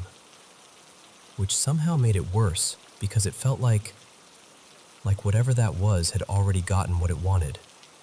Like it didn't need to keep calling once it knew I was coming. I got about halfway there, and that's when I saw my neighbor, this older woman named Tessa, getting into her car. She looked up and waved at me like it was any normal day. Just this small, ordinary moment. And that tiny wave snapped me out of it so hard it felt like waking up. Because in the same instant I thought, it can't be Maya. It's literally impossible. Maya wasn't supposed to be anywhere near here. She was hours away with my mom that day. There was no way she could be at that park, screaming my name. And as soon as my brain said that, my body reacted like it understood before I did. I got hit with this wave of nausea, hot and sudden. My throat tightened. My skin went cold, like somebody turned the lights off inside me. I stopped walking, because that's the part that haunts me. The voice wasn't just my sister's voice. It sounded like her when she was little, like 10 or 11. Like the version of her that used to chase me around that park and wipe out on her bike and yell my name like I was her lifeline. And I hated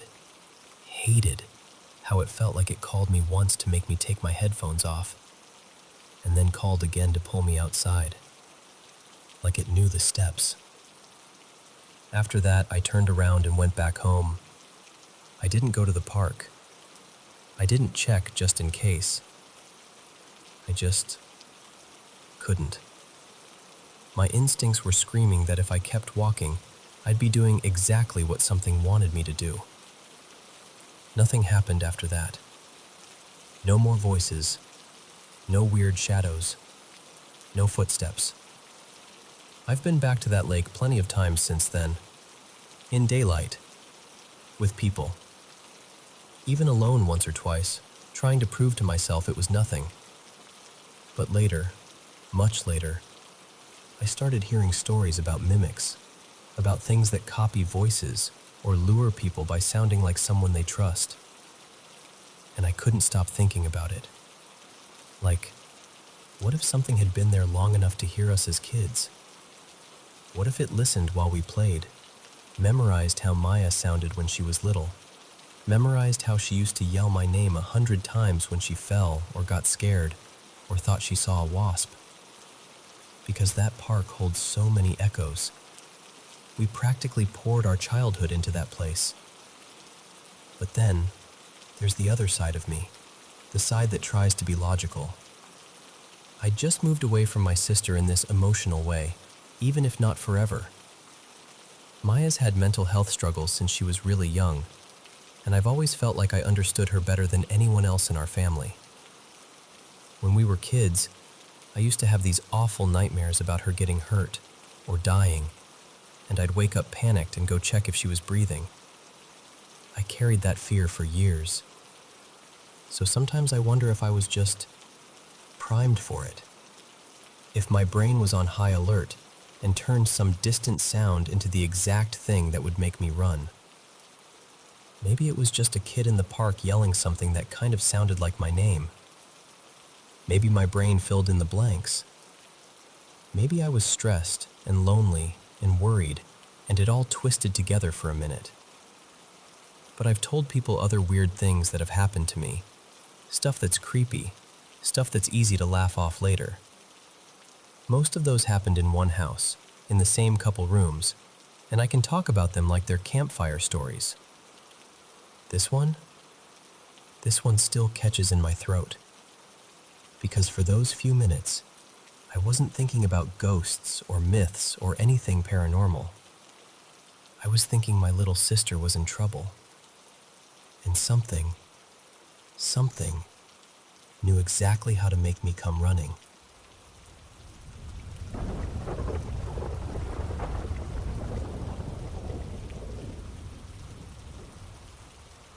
Hello, Paranormal M channel viewers.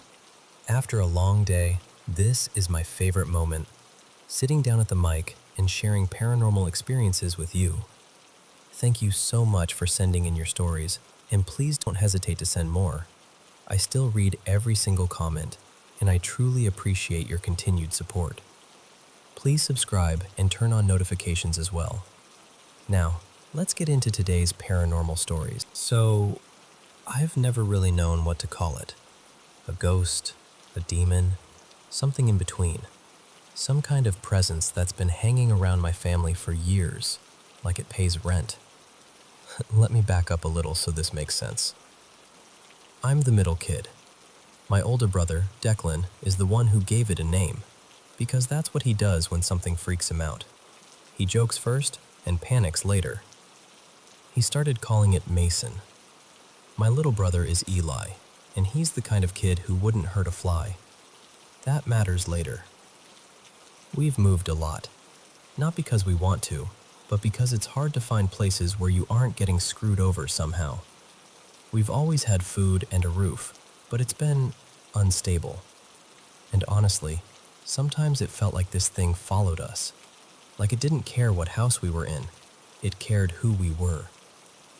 The first time I remember noticing it, I was about 5 or 6. I was lying in bed, trying to fall asleep, and I kept seeing these shadows in my room. Not normal, a car passed outside shadows. These were wrong. They didn't match the light. They moved like they had their own intentions. And when you're that little, you don't have words for it. You just know your stomach is cold and your skin feels too tight. At first, I thought I was imagining it. But then my parents started having their own experiences, completely separate from mine. Stuff they wouldn't normally admit out loud, especially my dad, because he tries so hard to be the nothing scares me type. Over time, it stopped being subtle. We'd hear heavy footsteps in the hallway when everyone was sitting in the same room. Cabinets would be open when we knew they were closed.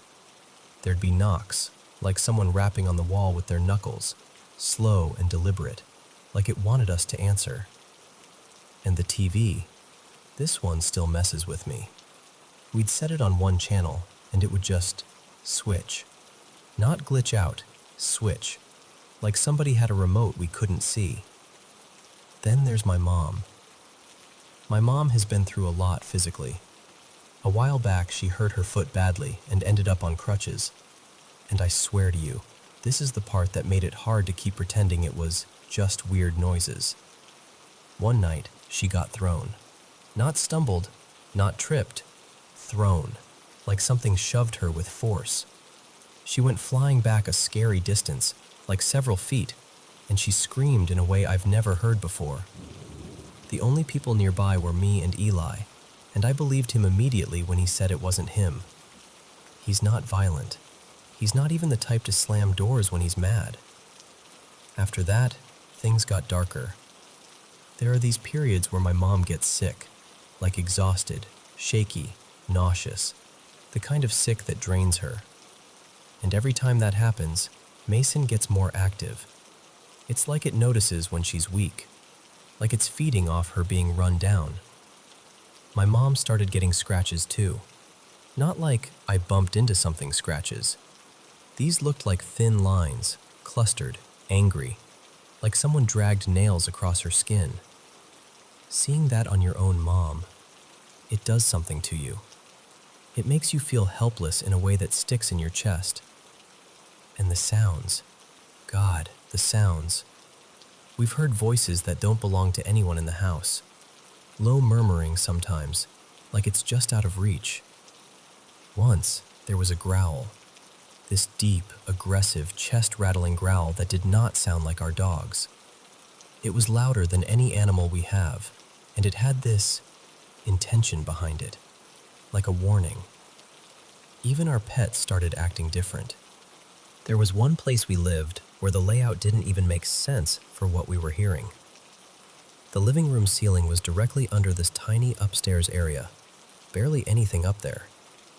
But one night, me and Declan both heard footsteps above us, heavy steps, back and forth, like someone pacing. We looked at each other like, "You heard that too, right?" And then, at another house, Eli started seeing a man. Not a clear face, not clothes, nothing he could describe well, just the shape of a man. And it scared him so badly, he wouldn't walk through certain rooms alone. He'd cling to us like he was trying to crawl into our ribs for safety. And that's when it really hit me. This wasn't just my imagination as a kid. This wasn't just stress.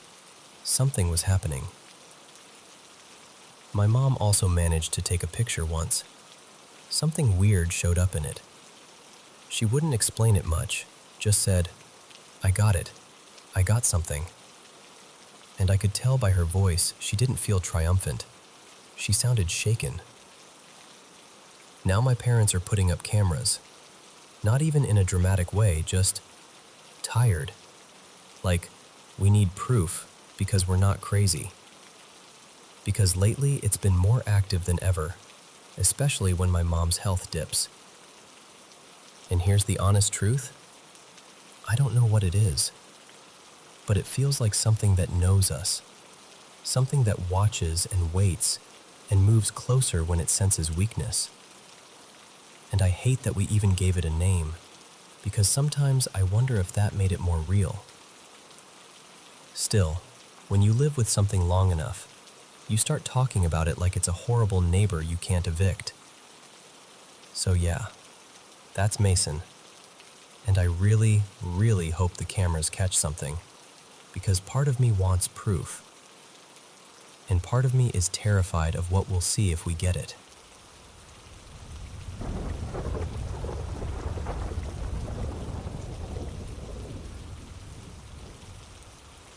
So, this morning I woke up to someone calling my name. Like, actually calling it. Clear enough that my body reacted before my brain even caught up. It was a familiar voice, too. It sounded like Diana, the woman who usually comes by to help take care of my mom. She's here a lot, so the sound of her voice doesn't feel strange in itself. Except for one detail. Today isn't one of her days. So before I even opened my eyes, I had that half-asleep confusion where you're trying to assemble reality out of fog. Like, did I sleep through something? Did she come early? Did I miss an appointment? I sat straight up in bed, heart already doing that small, uneasy sprint. And I'll be honest, my first thought wasn't ghost. My first thought was, what is going on with me? Because over the past year, I've had something else happening too. Knocking. It's almost always 3 knocks. Not during the day, not when I'm wide awake and busy. Always at night. Usually when I'm drifting off, or hovering in that weird in-between space of waking up. Sometimes it's so real I'll hold my breath and wait for it to happen again. And here's the thing. I'm in my late 40s now, and I've noticed little changes. Nothing dramatic, but things like forgetting a word for a second or walking into a room and blanking on why. Normal aging stuff, but enough that it makes me wonder if these experiences are neurological. Like, maybe my brain is misfiring during sleep transitions. Except, there are pieces of this that make it hard to keep it neatly in the "it's just me" box. I rent the whole house from my closest friend, Marissa. Last year, she lost her husband, Evan. It hit her in a way that still sits heavy in the room when she talks about him. Right after he passed, she spent a while staying with me here. And one day, She told me something that made my skin go cold. She said one night she woke up in the guest bedroom, the same bedroom I usually sleep in, because she heard a voice calling her name. And she wasn't vague about it. She didn't say, "It sounded like someone," or "Maybe I imagined it." She said she knew it was Evan. And the way she described it, quiet, stunned, almost embarrassed to admit it, made it worse. Like she wasn't trying to convince me. She was just shaken all over again by the memory. Then there's my mom. My mom lives with me, and when she first moved in, there were a couple incidents I tried really hard to explain away. I told myself it could be stress, sleep disruption, maybe her mind doing strange things in the night. She's had anxiety, and I've worried about early cognitive decline before, so I had a whole file of reasonable explanations ready to use. But one night, she woke up yelling, full panic in her voice. When I ran to her room, she was sitting up, trembling, and she said someone had been calling her name. She kept repeating that it was crystal clear, and she looked at me like she didn't recognize her own house. A few weeks later, early morning, we were both just waking up. I walked into her room and she asked me, "Who was here?" I said, "What do you mean?" And she told me she thought I had gotten up to let someone in because she heard knocking. Again, that sure, certain tone, like she couldn't believe I was even questioning it. I tried to reassure her. "No one was here, Mom." But she actually laughed, this sharp little laugh, and said something like, "I know what I heard. There's no way you didn't hear it too." That stuck with me. Not because it proves anything, just because she wasn't confused in that moment. She wasn't dreamy or disoriented. She was confident. She went quiet for a long time. And when she finally spoke, she said, very softly, "I think so too."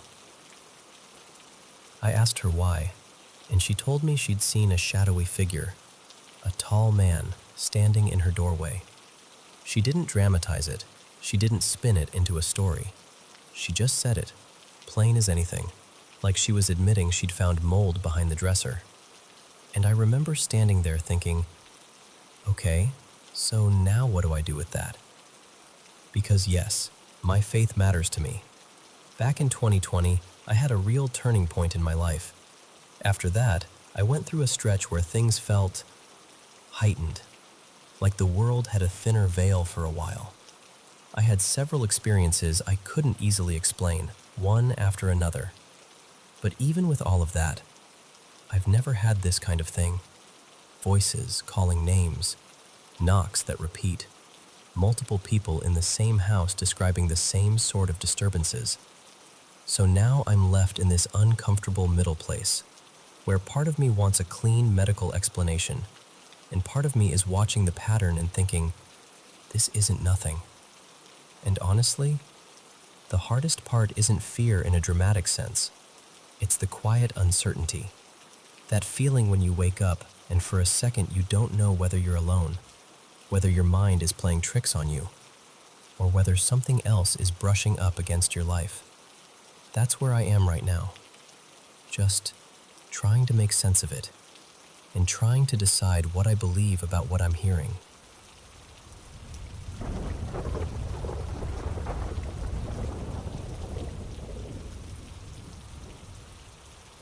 So, I want to tell you something that still gives me chills, even now. I'm from India, and this didn't happen directly to me, but it happened to someone very close to my heart. Let's call her Mira. Mira is originally from Odisha, but she grew up mostly in West Bengal, where I live. Her grandparents stayed back in their hometown, and for years, that place was like this warm little anchor for her. Familiar rooms, old stories, the kind of love that feels steady even when life changes. In January 2024, Mira's grandfather passed away. And this is the part she still carries with her, quietly. The day before he died, she was exhausted, just completely drained, and she didn't talk to him. Not properly. Not one last time.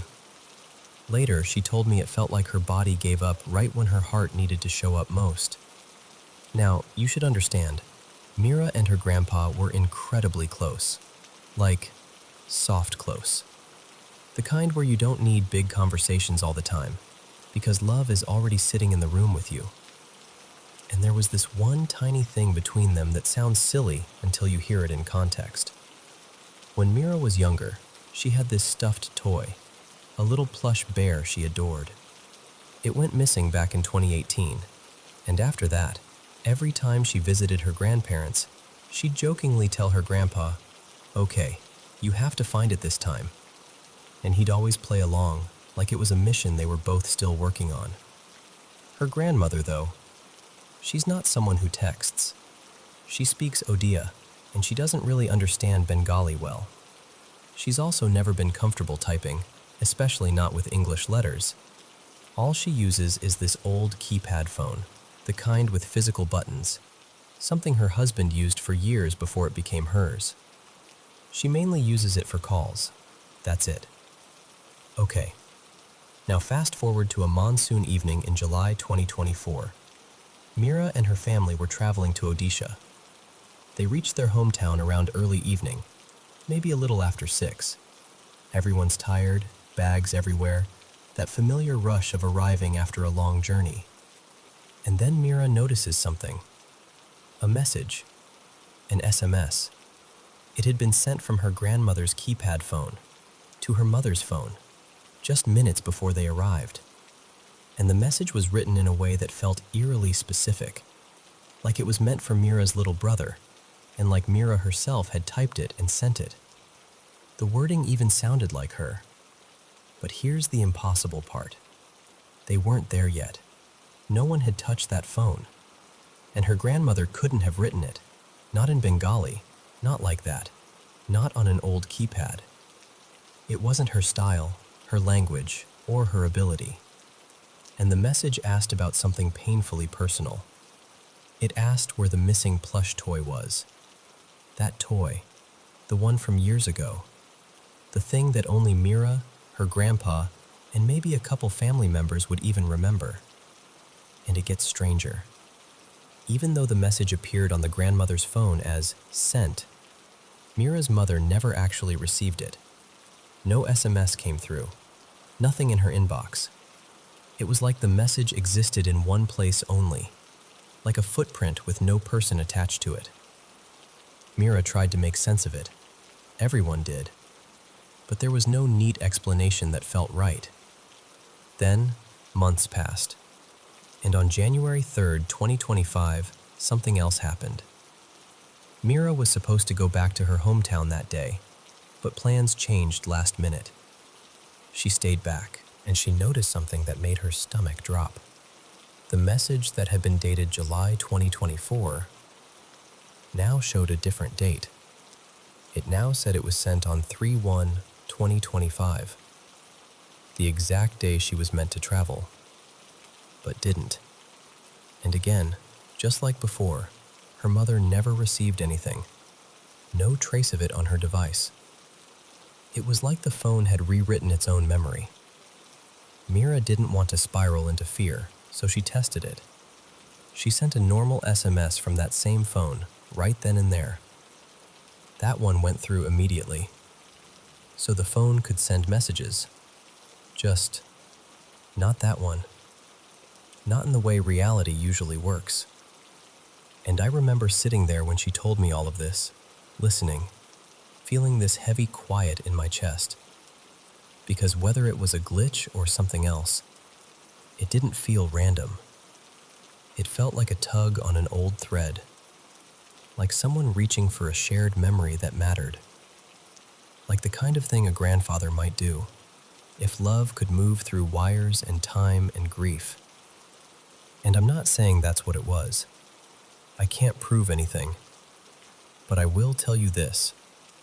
The message wasn't about money, or instructions, or anything practical. It was about a lost childhood toy. A a tiny, tender thing that only they would care about. And that's what makes it so hard to dismiss.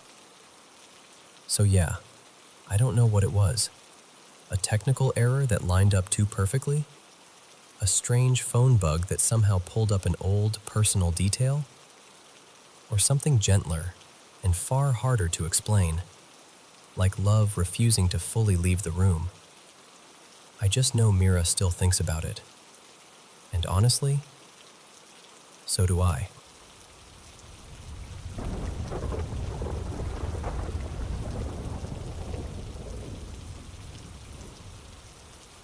Okay, so here's the backstory. About a year ago, I moved into this place I keep calling an apartment. But honestly, that word feels generous. It's more like the top half of a house. Like a little add-on unit above a family's place, kind of a duplex situation. The owners, Marisol and Greg, built this upstairs level years ago for their oldest kid, Tyler. And now I'm the one living up here. And I need you to understand something. The place I lived before this? No joke, it had a whole haunted vibe. Stuff happened there that other people noticed too, like I wasn't just imagining things in the dark. So when I was moving in here, that topic came up in conversation, and Tyler just kind of smirked and goes, "Yeah, wait until you stay here." At the time, I laughed. I genuinely thought he was teasing me because I just told him about my last place.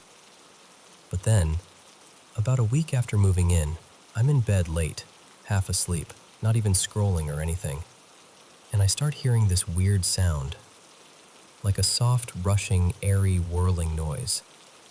At first I'm thinking, is the wind hitting something? Is there a vent open? It's subtle, but it's steady enough that I can't ignore it. So I get up, walk out into the kitchen, and that's when I see it. My stove's range hood is on. And not like, oh, maybe I bumped it earlier. No, I know I didn't touch it. And this thing isn't one of those easy toggles. There are 4 settings, and you have to actually press the button in with a little force. It's not sensitive. It's not the kind of thing that flicks on if you brush past it. I stood there staring at it like I was waiting for it to explain itself. After that, I didn't have anything else happen for a while, so I tried to let it go. I told myself it was a weird fluke. Maybe an electrical issue. Maybe I was tired. Maybe anything. But then, months later, something new started. And this is the part that's messing with me the most. Every single night, like it's on a timer, at 12:30 a.m., it begins. This tapping, or knocking. Sometimes it sounds like a small bang. It's coming from somewhere around my bedroom. Wall, floor. I can't even pinpoint it because it shifts in the way sound does at night when you're lying there trying to figure out if you're losing it. It continues until morning. Usually around 6 a.m. it fades out. And what's weird is the schedule of it. Like, why would pipes or wood or anything natural be so punctual? It's not random. It starts at 12:30 every night, like clockwork. The worst part is between 3 and 4 a.m. That's when it gets loudest. Like whoever or whatever is doing it decides that's the prime time to really commit. And it doesn't even have a pattern. It's not like tap, tap, pause, tap, tap, pause. It's different every time. Sometimes it's quick, sometimes it's spaced out, sometimes it's like someone is testing different intensities just to see what gets the biggest reaction out of me. It'll go for anywhere from 30 seconds to 2 minutes at a stretch, then stop long enough for me to think, okay, maybe it's done. And then it starts again. So I did what any normal person does. I talked to the owners. But here's the thing. It's gotten more aggressive over time. Not fading, not calming down, getting worse. And it's waking me up over and over again, like multiple times a night, night after night. It's that specific kind of exhaustion where you start dreading bedtime because you already know what's waiting for you at 12:30. And tonight, this is why I'm even telling you this right now. I'm sitting here wide awake at 4:20 a.m. because it woke me up again. I'm not even fully angry anymore. I'm just worn down. I need someone to tell me what this is because I'm out of explanations. I've tried recording it too, and it's almost like it reacts to that. Sometimes the second I reach for my phone, it slows down or stops like it knows. Other times, it does the opposite. It goes completely full force, like it's daring me to catch it. I have clips from tonight, short ones because nobody wants to watch hours of knocking, but I've got enough to prove I'm not making it up. And I'm just sitting here thinking, what is this? Because I can handle a weird one-time range hood incident. I can even brush off the occasional house noise. But something that starts at 12:30 a.m. and knocks through the night like it has a routine? That's not just old house behavior. So, yeah, that's where I'm at. Wide awake, listening, waiting for it to start again.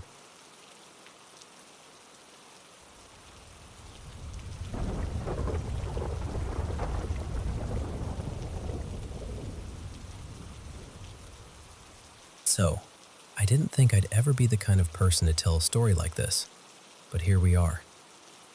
About 3 years ago, my partner Maya and I moved into this older place.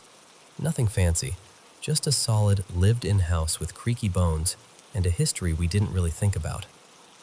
It's around 30-something years old, and when we bought it, we joked about how it probably had character. You know, the kind you laugh at while you're still unpacking boxes. Anyway, a few nights ago, Maya sat me down and said, "I need to tell you something, and I don't want you to brush it off." And the way she said it, her voice all careful and tight, I knew it wasn't going to be about a leaky pipe or a weird smell. She told me that ever since we moved in, she's been hearing things. At first, it was small enough that she didn't even mention it. Just the occasional thump from the attic, like a heavy step or something shifting. She'd grab the flashlight, climb up, check the hatch. Nothing. No raccoons, no loose boards, no explanation. The house would just sit there like it hadn't done anything at all. But over the last couple months, it's changed. Not just more often, but bolder. Like whatever it is has stopped being subtle. She said she's heard the stairs do this thing, 2 or 3 solid steps in a row. Not the soft settling creaks, not the usual house noise rhythm. She described it like someone deliberately stomping just enough to make sure she noticed. Like, "Hey, I'm here." Another time, she was sitting on the couch scrolling on her phone, and she heard a sigh. A real one. Close, like within a couple steps. Not a draft, not the TV, not the fridge doing its little hum and click thing.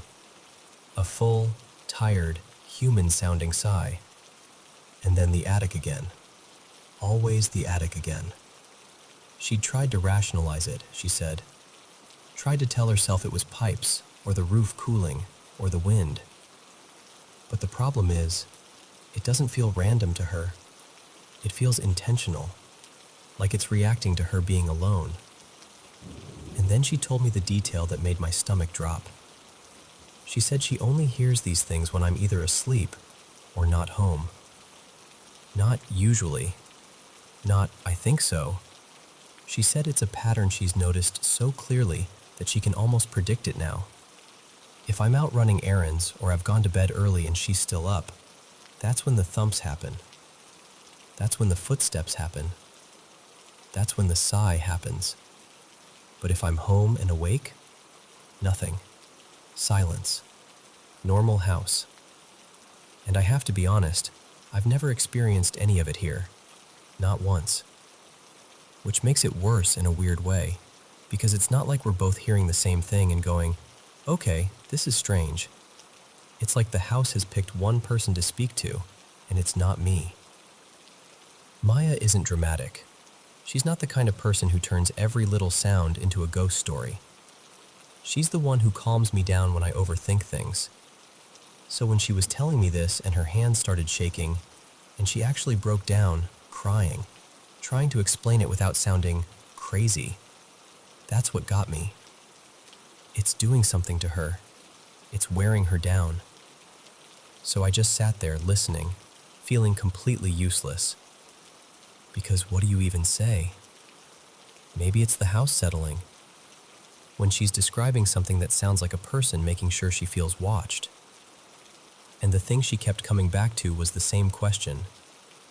Like it's waiting for the house to be quieter. Like it wants privacy. Now, here's the part that makes me feel even weirder admitting all this. I don't have Maya's experiences, but I do have this recurring nightmare. It happens every few months, not often enough to call it constant, but often enough that it sticks with me like a bruise.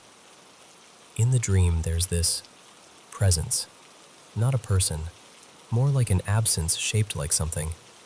Just thick darkness, like a mass or an energy, and it's chasing me. Sometimes it's chasing me, sometimes it's coming after people I love. And I'm always trying to say prayers or recite something sacred, something I grew up believing had power. But in the dream, I can't.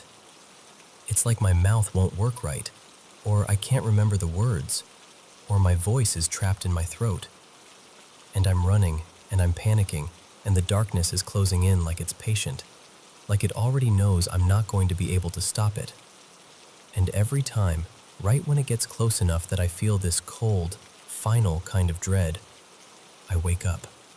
Heart pounding, breath sharp, that awful feeling like you've been hunted. It could be just a dream. Stress, random brain nonsense, I know that. But when Maya told me what she's been hearing, how it seems to show up only when I'm not really present, I felt something in my chest go tight. Because now there's this thought I can't shake. What if it isn't random? What if something in this house has learned when it can get through? And if it really is something, what does it want with her? Why her? Why only when she's alone? I don't know. I honestly don't. I just know that the way she looked when she finally told me, like she'd been carrying it by herself for too long, made me feel cold all over. And since that night, I've been listening to the house differently. Not for a ghost, just for anything that sounds like it knows when I'm not paying attention.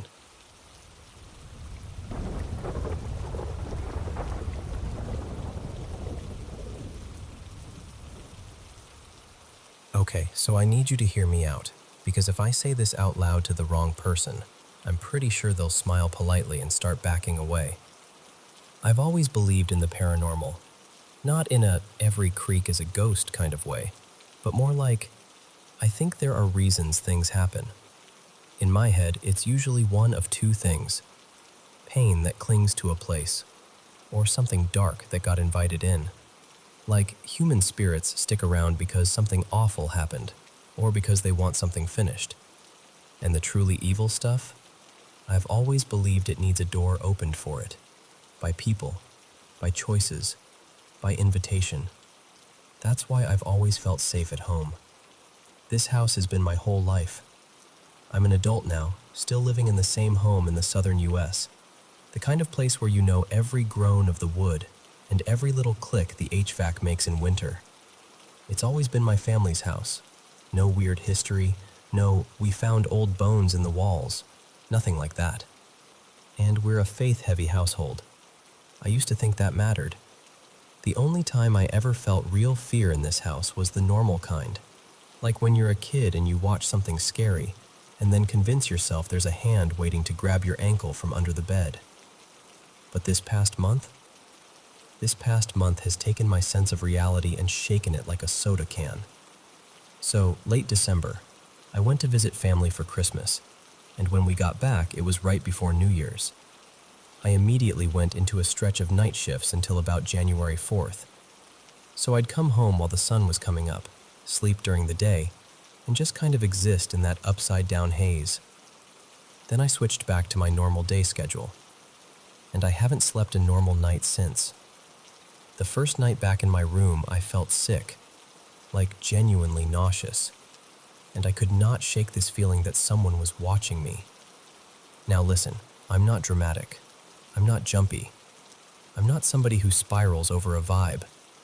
I knew my doors were locked. I knew my windows were covered.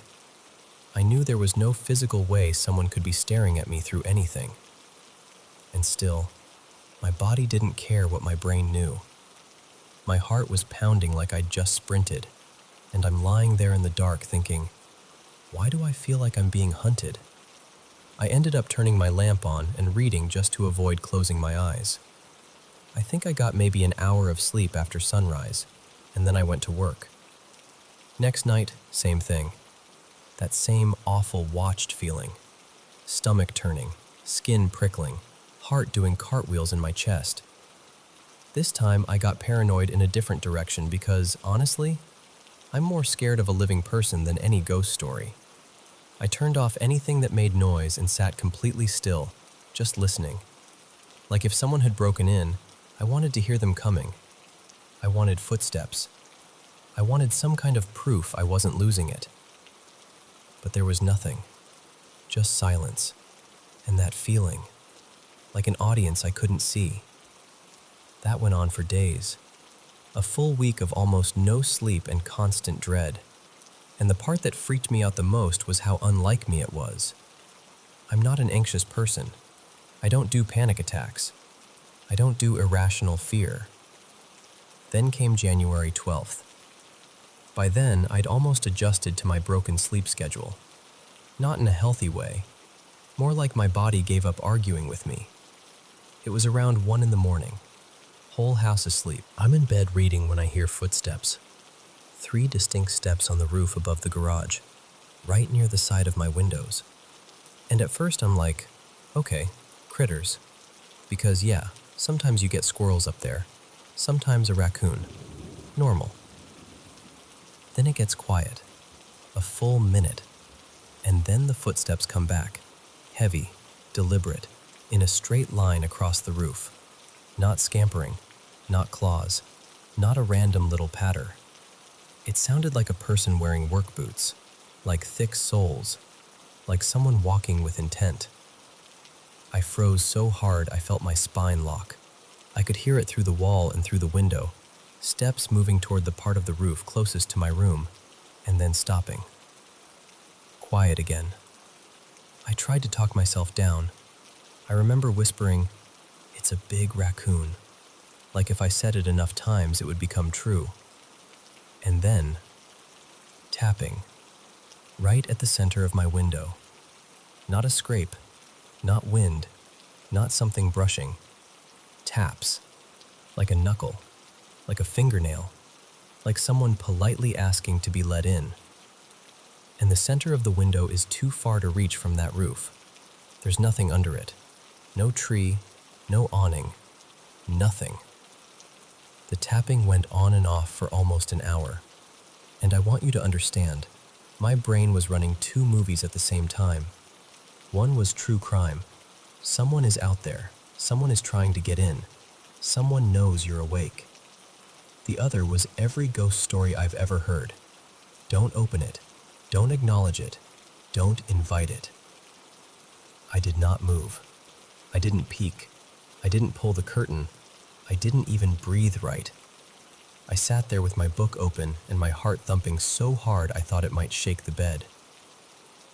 Eventually, the tapping stopped, and then the footsteps started again, dragging and shifting across the roof like whoever it was moving away, climbing higher, circling the edge, disappearing toward the far side of the house. Then, after a long, quiet stretch, one final stomp. Heavy, deliberate, like punctuation. Morning came, and I texted my stepdad, his name is Marcus, to check the security cameras when he woke up. Nothing. Not a shadow. Not a flicker. Not a single pixel of evidence. After that night, I didn't sleep with my guard down. I spent the next week basically glued to my legal protection like it was a stuffed animal. The roof noises didn't come back, but something else started. Dragging sounds from the garage attic. The best way I can describe it is like someone's moving heavy boxes, like shuffling, rolling, sliding something across a floor. And it wasn't quick. It would go on and on. From around 11 at night until just before dawn, off and on like whatever was up there was busy. I tried recording it because I needed proof, but my phone microphone barely caught it, like it was embarrassed for me. In person, it was loud enough to make my jaw clench. My family started saying it was sleep deprivation, auditory hallucinations, stress. "You're overtired, Leah," that kind of thing. Like if they made it medical enough, it would stop being scary. Marcus even went up there and added heavier insulation to muffle anything I might be hearing. But it didn't stop. And that feeling, being watched, never left.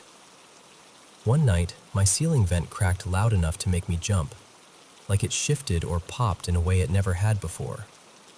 Later on, it turned on automatically, and this scent came through. Cologne. Not ours. Not familiar. Not like laundry detergent or some leftover smell from the house. Cologne. It was coming from the vent. And in the last 5 days, the house started making noise during the day too. That used to be my safe zone. If I could make it to sunrise, I could finally sleep. I could shower alone, eat something, pretend I wasn't unraveling. But now, things creak in places they never creaked before. The vent moans sometimes, like the metal is flexing and groaning, long and low. The wood floor outside my bedroom cracks like someone heavy is standing out there. But when I look under the door, there's no shadow. And the weirdest part? The noises almost always happen on the opposite floor from wherever I am. If I'm upstairs, I hear it downstairs. If I'm downstairs, it's above me, like it's staying just out of sight on purpose. Then tonight, this is what finally pushed me into telling anyone, even you. I was downstairs in the living room, alone, quiet, and I heard something fall directly above me. There's an upstairs common area up there, and my cat, his name is Doodle, likes to hop on and off furniture. So I tried to tell myself it was him, but I couldn't take the chance. I was too wound up, too tired, too sure something was playing with me. So I grabbed a kitchen knife, because I guess that's who I am now, and I went up the stairs. Everything upstairs was exactly where it should be. Nothing knocked over, nothing fallen, no mess, no obvious source. And Doodle? He was in the same chair he'd been in earlier. He hadn't moved. So whatever I heard wasn't him. And then all the creaking started focusing in one spot.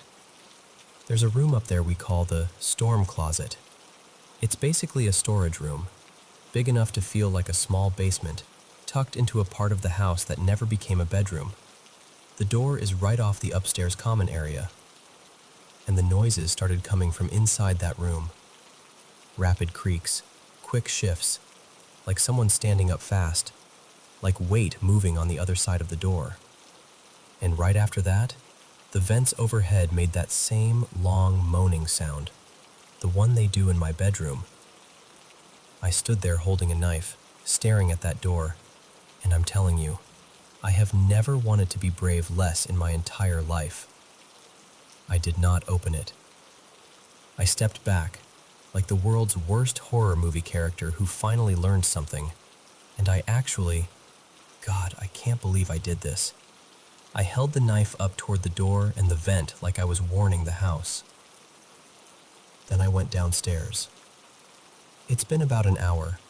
I'm on the couch now, still listening, and I can hear footsteps above me again. Clear, measured, like someone walking around. Doodle is with me now, pressed against my leg like he knows I'm not okay, but he's not freaking out. The dog isn't losing it either. None of my animals are doing that stereotypical, there's a ghost thing people talk about. So here's where I'm stuck. Is this a spirit? Or is this a person? Because I like true crime, I know about people hiding in houses, I know about the kinds of things mentally unwell people do when they latch onto someone, and that scares me in a very real, practical way. But I also love ghost stories, and I know how they start. Small, subtle, escalating. A feeling, a sound, a pattern. I'm exhausted. I'm terrified. And I've never felt so alone in my own house because nobody else is experiencing it. Nobody else believes it's real the way it's real to me. And even if it stopped tomorrow, if everything went quiet and peaceful, I don't know if I could sleep anyway. Because now I'm afraid of what happens when I finally let my guard down. So tell me, do I call the police or do I call my psychiatrist? Because right now it feels like those are my only options, and I'm desperate enough to pick any of them.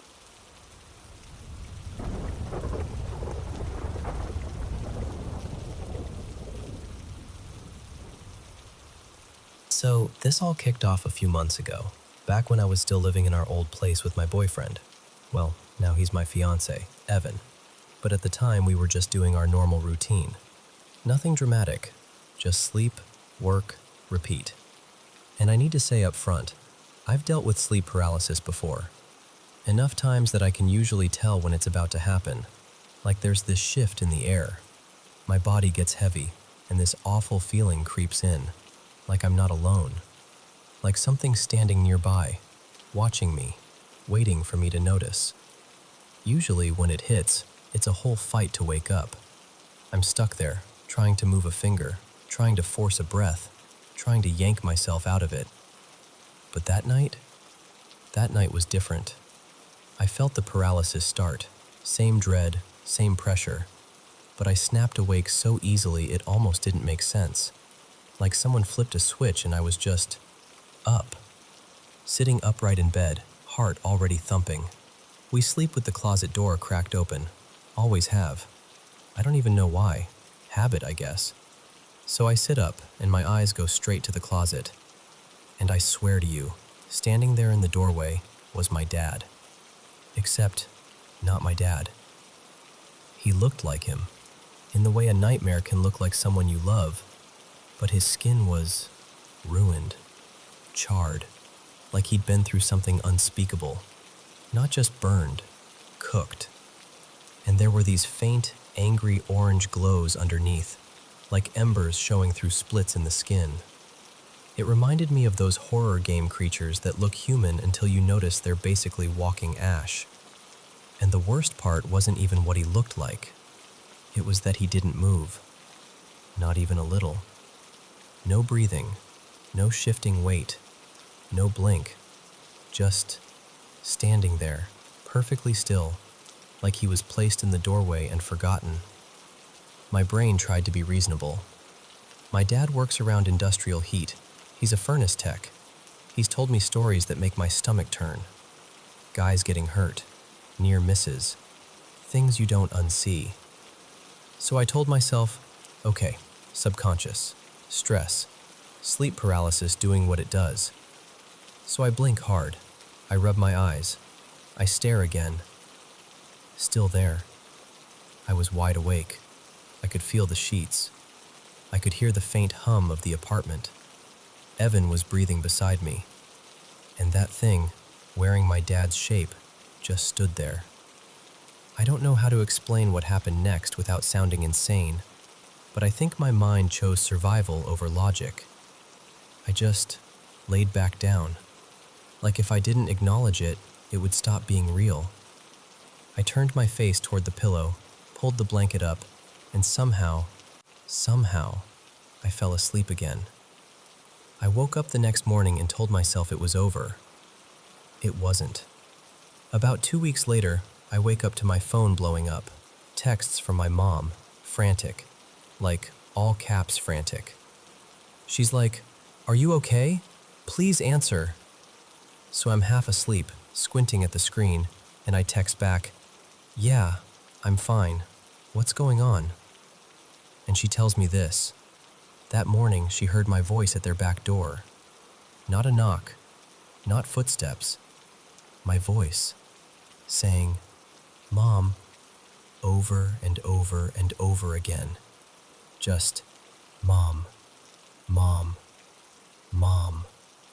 And I'm sitting there reading this, and my skin goes cold, because I'm thinking, no, no way. So I ask her, what did I sound like? Not scared, not crying, not urgent, just calm. Flat, like someone practicing a word. So I ask her, "Did you open the door?" And she says, "Yes." And I swear, the moment I read that, my whole body felt hollow, like a pit opened up in my chest. Because when she heard that voice, I was still asleep at my own house, miles away. Then the third thing happened, and this one still makes me feel like I'm holding my breath even when I talk about it. About a week after my mom's door incident, my dad tells me he woke up around 1 a.m. and went into the kitchen because he thought he heard something. And when he got there, he saw me standing in their kitchen, not moving, facing the oven. He couldn't see my face fully, but he said he knew it was me in the same way you know someone's silhouette. Same height, same hair, same shape. Just me, standing there in the dark like a mannequin. And again, he tells me this while I'm sitting in my own home, nowhere near them. I asked him, "Are you sure you weren't dreaming?" And he got quiet and said, "I don't think I was." And that's when I started feeling like I couldn't trust the walls anymore. Like something had picked me as a costume. Like something was borrowing my voice, my outline, my name, wearing me like a mask and walking up to the people who love me most. Fast forward to now. Evan and I moved into a new apartment, a few states away. Fresh start, new place, new air, new everything. And I thought distance would make it stop. But I'm still on edge all the time. I'm jumpy. I check corners without meaning to. I hate walking through the apartment in the dark. Some nights I'm scared to fall asleep, because part of me worries that if I drift off, something will take that moment, like it's waiting for the exact second I'm not fully in control. I've tried cleansing the place. I've done the whole fresh energy thing. Open windows, salt, prayers, incense, all of it. And maybe it helped the apartment feel lighter for a day or two.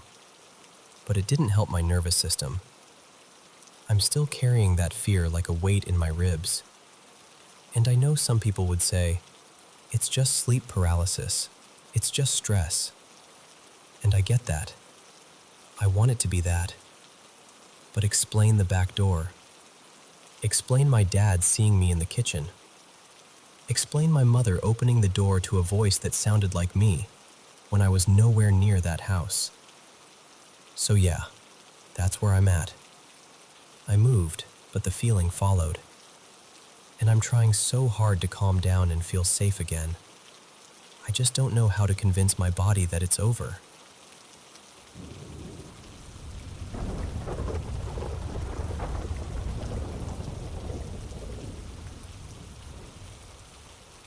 Hey, so I've been carrying this around for a while, and I just need to say it out loud to someone who will really listen. Earlier this month, my dad's name was Ron, but everyone called him Ronnie, ended up in the hospital. He'd been feeling off for a bit, like run down in that stubborn, "I'm fine" way dads do. He kept insisting it was just the flu or some bug he'd shake off. And then, on his birthday, he went into cardiac arrest. Here's the part that still makes my stomach drop. His birthday is also the same day my mom died. 10 years ago. Cancer. Same date. I don't even know what to do with that. I'm not trying to turn it into some sign or meaning. It's just always felt eerie to me. Like life can be way too precise in the worst ways. They brought him back after the arrest, though. They got a pulse. And for a moment, we were just hopeful. Like, okay, he's still here. We've got a chance. But the truth is, he'd been really sick for years, since around 2020, honestly. He was tough as nails and would act like everything was normal, but it wasn't. He had a long list of health problems. At one point, he needed a trach, and after that, it felt like hospitals became part of our routine. In and out, over and over. ICU more than once. Near misses that still don't feel real when I look back. It was like he kept slipping away and somehow clawing his way back. After the cardiac arrest, they put him on life support. He needed a lot. High oxygen, the ventilator doing so much of the work. Numbers that never really improved the way we kept praying they would. He drifted in and out of consciousness, like he was halfway here and halfway somewhere else. And he stayed in ICU like that, almost 2 weeks. They tried to turn things down, settings, oxygen, meds, and nothing would budge. Nothing. He had pneumonia, but not the typical kind. The doctors explained it was the kind immunocompromised people get. And then, on top of that, there were 2 other infections in his lungs that just would not move, no matter what antibiotics or treatments they tried. Every day felt like waiting for someone to tell us if today was the day things finally turned around, or the day they didn't. And I kept thinking, my dad wanted to live. He was the kind of person who would choose, save me at all costs. He wasn't someone who would quietly give up. So I held on to that, Like determination could carry him through. But his body was exhausted. Last Friday, I was at work when palliative care called. They told me to come right away. Immediately. My heart started racing before they even finished the sentence, because you don't get a call like that unless something has shifted. When we got there, they were gentle, but clear. They said the chances of him making it out, like really making it out, were very slim. And they explained what the next steps could look like, keeping him on everything, hoping for something that wasn't showing signs of happening, or moving him to comfort care and letting him go peacefully. And then came the decision. It was me and my stepmom, Lena. We're the ones who had to choose. And I don't even know how to describe what that feels like. It's not like making a decision in real life, where you weigh pros and cons. This was deciding whether to keep fighting with machines when his body was already screaming, I can't. It was the hardest thing I've ever done. Nothing comes close. I stayed with him the entire day. So many people came. Family, friends, people I didn't even expect. And weirdly, that made me happy in the middle of all this pain, because he was loved. So loved. There was support wrapped around him, even if he couldn't fully take it in. We didn't tell him exactly what we were doing. We didn't say, we're taking you off everything. I couldn't. I didn't want him to be scared. I had already seen so much fear in his eyes during those 2 weeks, this wide, helpless fear, like he didn't know what was happening or who to trust. He'd had ICU delirium too. They had to restrain him at times because he'd reach for tubes, try to pull things out. Watching that, I felt sick. He looked so vulnerable, so trapped, like his body and brain were both fighting battles he didn't sign up for. And he never trusted hospitals. He just didn't. Being there made him anxious even on the best days. And now he was stuck there, unable to fully communicate, surrounded by alarms and strangers. At one point, I asked a doctor if I was doing the right thing. I needed someone to tell me I wasn't about to ruin my life with regret. And the doctor looked at me and said something I'll never forget. You're not making the choice. His body is. He's tired. When it was time, they started the medications to keep him comfortable. And I thought, okay, maybe this part will be gentle. Maybe he'll just slip away. But watching him die was horrible. It took a little over 2 hours, and it didn't look peaceful the way people sometimes describe. It looked like his body was still trying to hang on, even as we were begging it to let go. The meds helped, but there were moments where it felt like he was fighting through them. I remember thinking, what if he thinks we abandoned him? What if he's trying to tell us something and can't? I kept asking if he was in pain, over and over. I'd lean in and ask, "Ronnie, are you hurting?" And he shook his head no. That matters, I know it does. But still, my brain keeps replaying everything and trying to turn it into a trial where I'm the defendant. And then there's this other piece that's been haunting me. I heard them mention ICU beds, like there were people waiting, really sick, needing space. And it made this ugly doubt bloom in my chest. What if they pushed us toward this decision because they needed the bed? I don't even like admitting I thought that, because I know he wasn't getting better. I know the infections weren't moving. I know the settings couldn't come down. I know all the facts. But grief doesn't live in facts. Grief lives in what if. Because he's been in ICU before and somehow made it out. More than once. He was a fighter. So now I keep thinking, what if this could have been another one of those times? What if he would have turned a corner on day 15, day 16? My sister, Maya, she wasn't POA. It was just me and Lena. But she questioned us. Not in a cruel way, just in a scared way. She said, "What if he can get better?" And that sentence has been bouncing around in my head ever since, like a pinball I can't stop. And then, there's this other thing I'm almost embarrassed to say out loud, but it's real. Sometimes I knew when someone was going to die. With my mom, I had this knowing. With pets, with a couple other people. And with my dad, I had this horrible, quiet certainty about his age. I kept thinking my mom would be 53 and my dad would be 62. And they both passed right after turning those ages. Like, right after. That knowing has given me so much anxiety because I kept hoping I was wrong. This past Christmas, my boyfriend, Ethan, and I stayed longer at my dad's house than usual because something in me was screaming that time was running out. And now I keep replaying that too, like, did I sense it or did I create it? The part that hurts in a completely different way is this. I'm not even 30 yet, and I've lost both my parents. And I'm struggling. I'm really struggling. But I also feel relief, and then I feel guilty for the relief, because he's not sick anymore. He's not scared in a hospital bed anymore.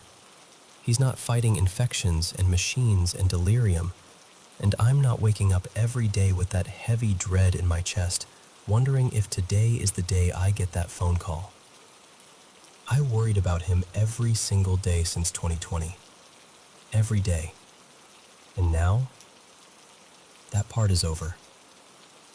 And I hate myself a little for admitting that it's a relief. But it's true. I felt something similar when my mom died too. She was so sick, and watching her suffer was its own kind of torture. When she passed, there was grief, and there was also this quiet release, like the suffering had finally stopped. So now I'm here, holding all of it at once. Love, loss, guilt, relief, doubt, and this endless loop of what if? And honestly, it just really sucks.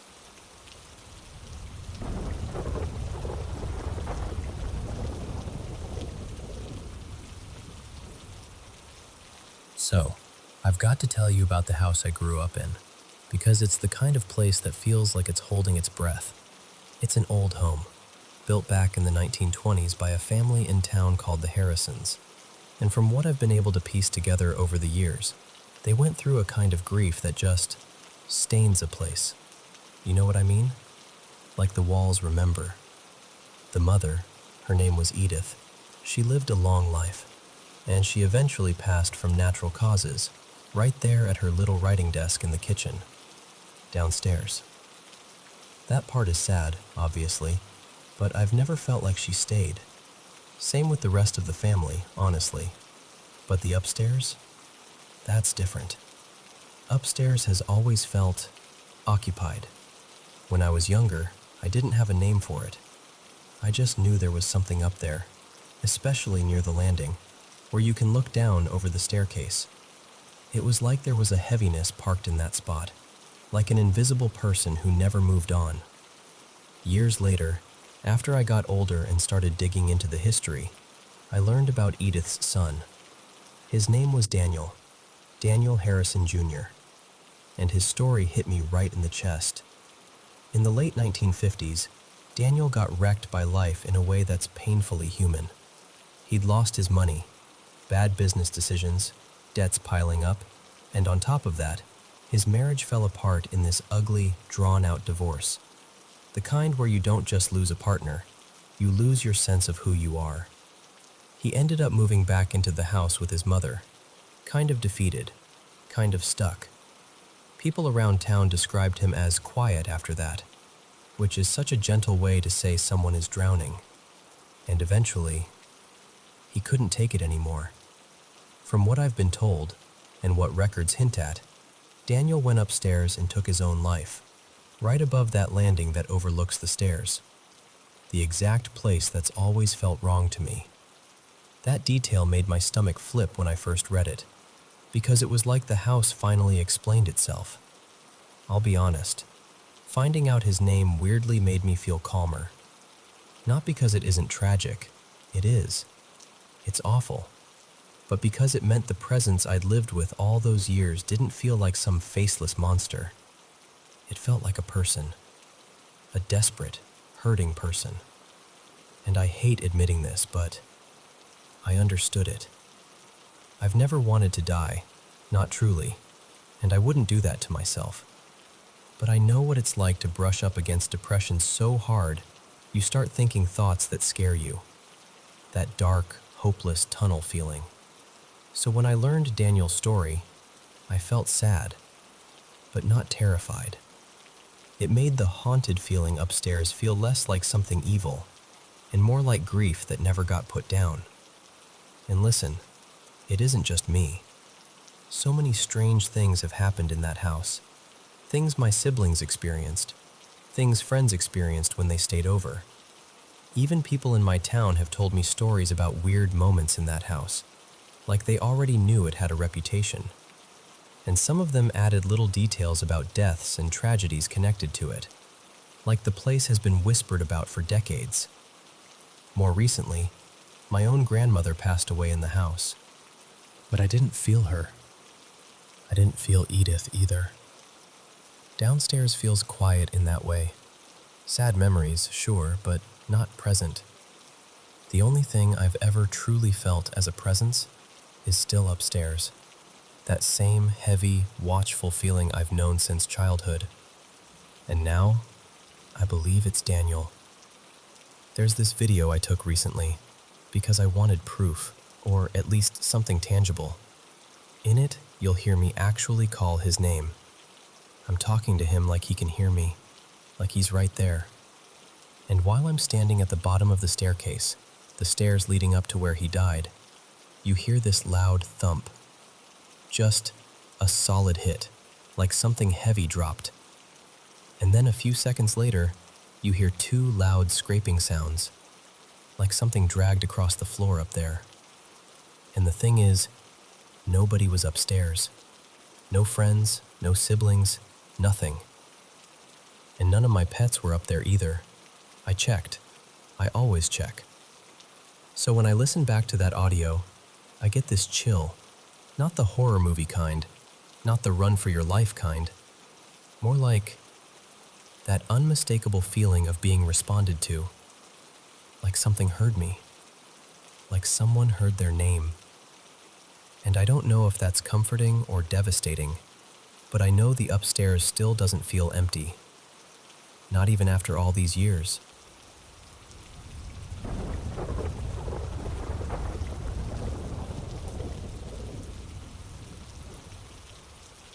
Okay, so I tried sharing this in a quantum physics thread and it was a mistake. I got mocked, and I'm not here for that. I'm here because I want something real.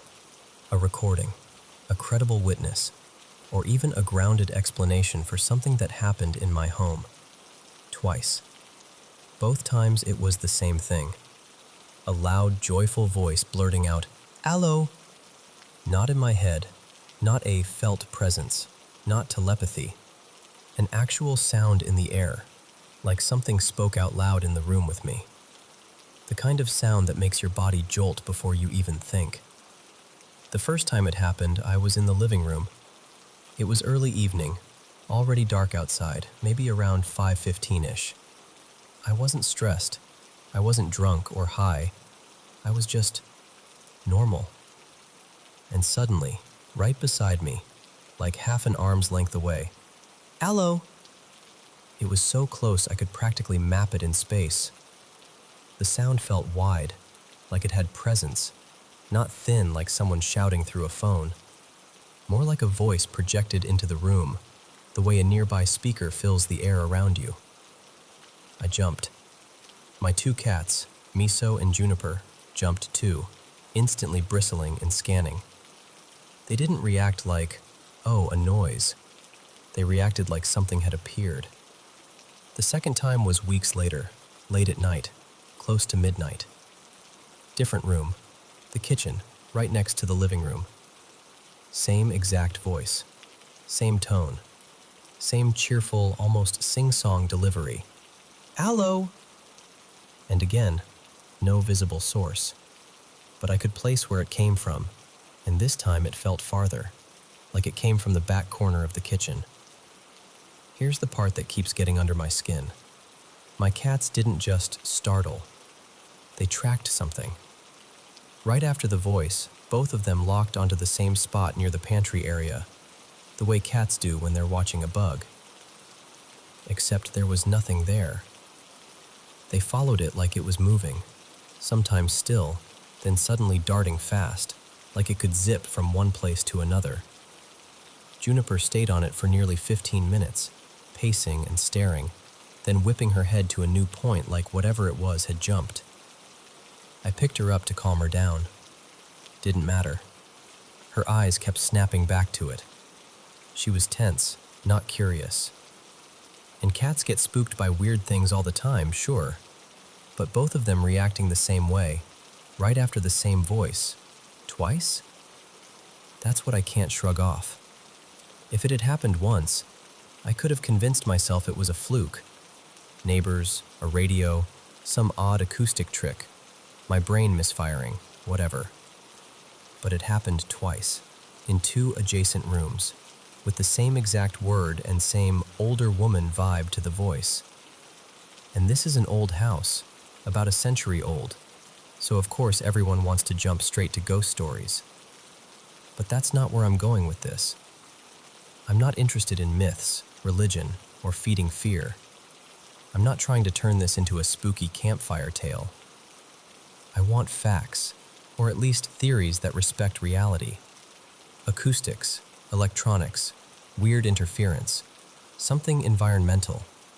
Anything that could create a clean external voice in open air that two cats and a human all react to at the same moment. So if anyone has had something like this, an actual audible voice in the room, not imagined, especially with an animal reacting too, I want to hear it. Ideally with a recording, or an honest, detailed account, or a theory that doesn't treat me like I'm stupid for asking. That's all. I'm just looking for something solid.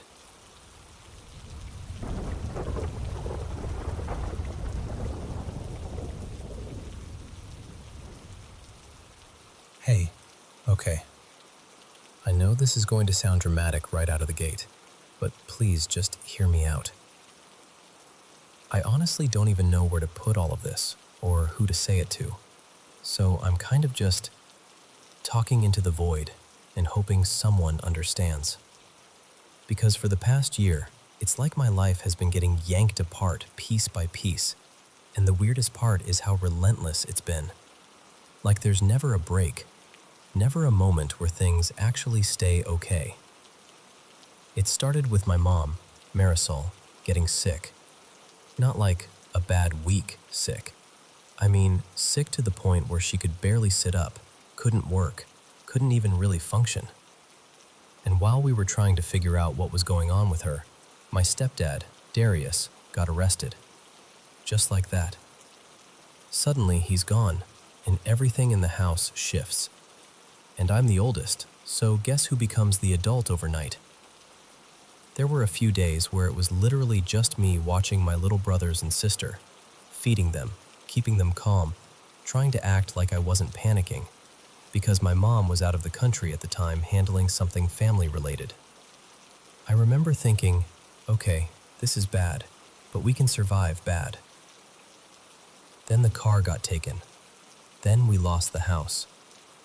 And I'm not exaggerating when I say it felt like every time we got close to landing somewhere stable, something random would happen.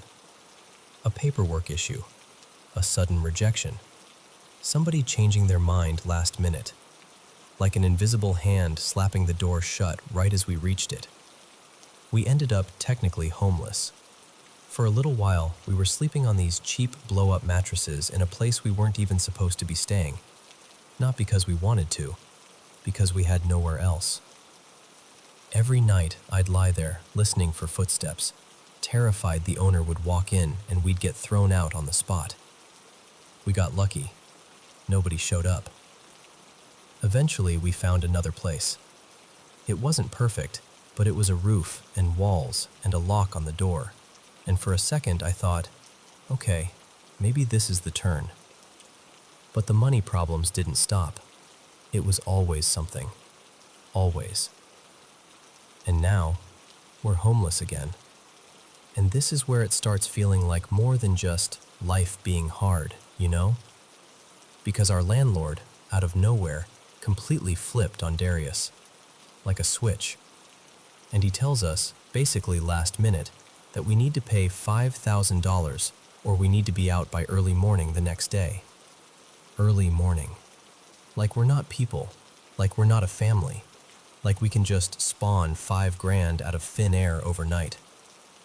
And the thing is, we'd only been in that place for a little over 4 months. 4 months. Who gets forced out that fast? We've never had an eviction on our record, ever. Which makes it worse, because now it's going to follow us, like a stain we didn't even earn. And here's the part that messes with my head the most. Darius was supposed to start a new job in early February. A really good one. The kind of job that would have finally put us on solid ground. Like, we could breathe again. We wouldn't have to keep doing that desperate math in our heads every day. And that's what I mean when I say it feels like every time something good shows up, something else rushes in to ruin it before it can land. I know life has ups and downs, I get that. But this has felt like a constant downhill slide with no bottom. Like we're running in place in a storm and getting punished for even trying.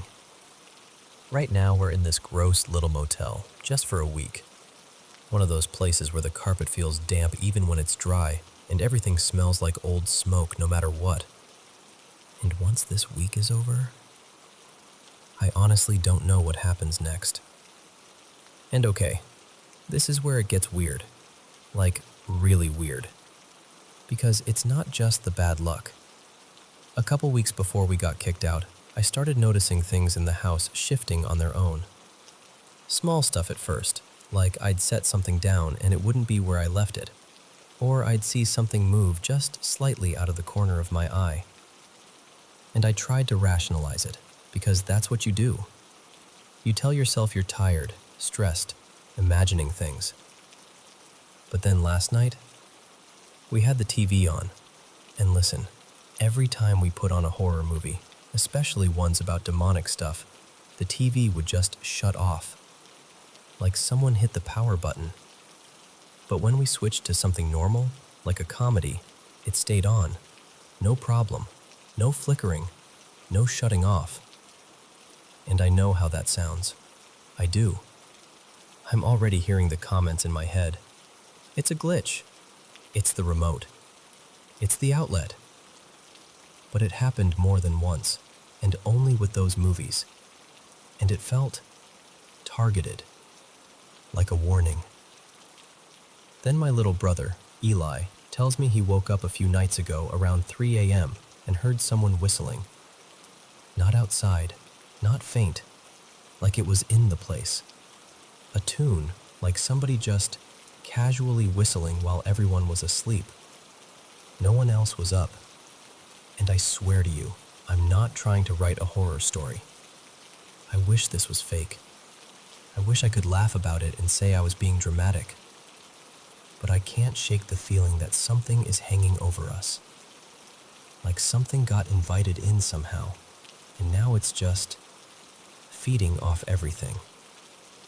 Every time we try to climb out, it yanks us back down. I don't know if it's a curse or some kind of entity, or just the cruelest streak of coincidences I've ever seen, but it feels eerie in my bones. And I'm sitting here, in this motel, trying to keep my siblings calm, trying to act normal, while inside I'm thinking, what if this isn't normal? What if something is actually wrong? And what do you even do when you don't know what you're fighting?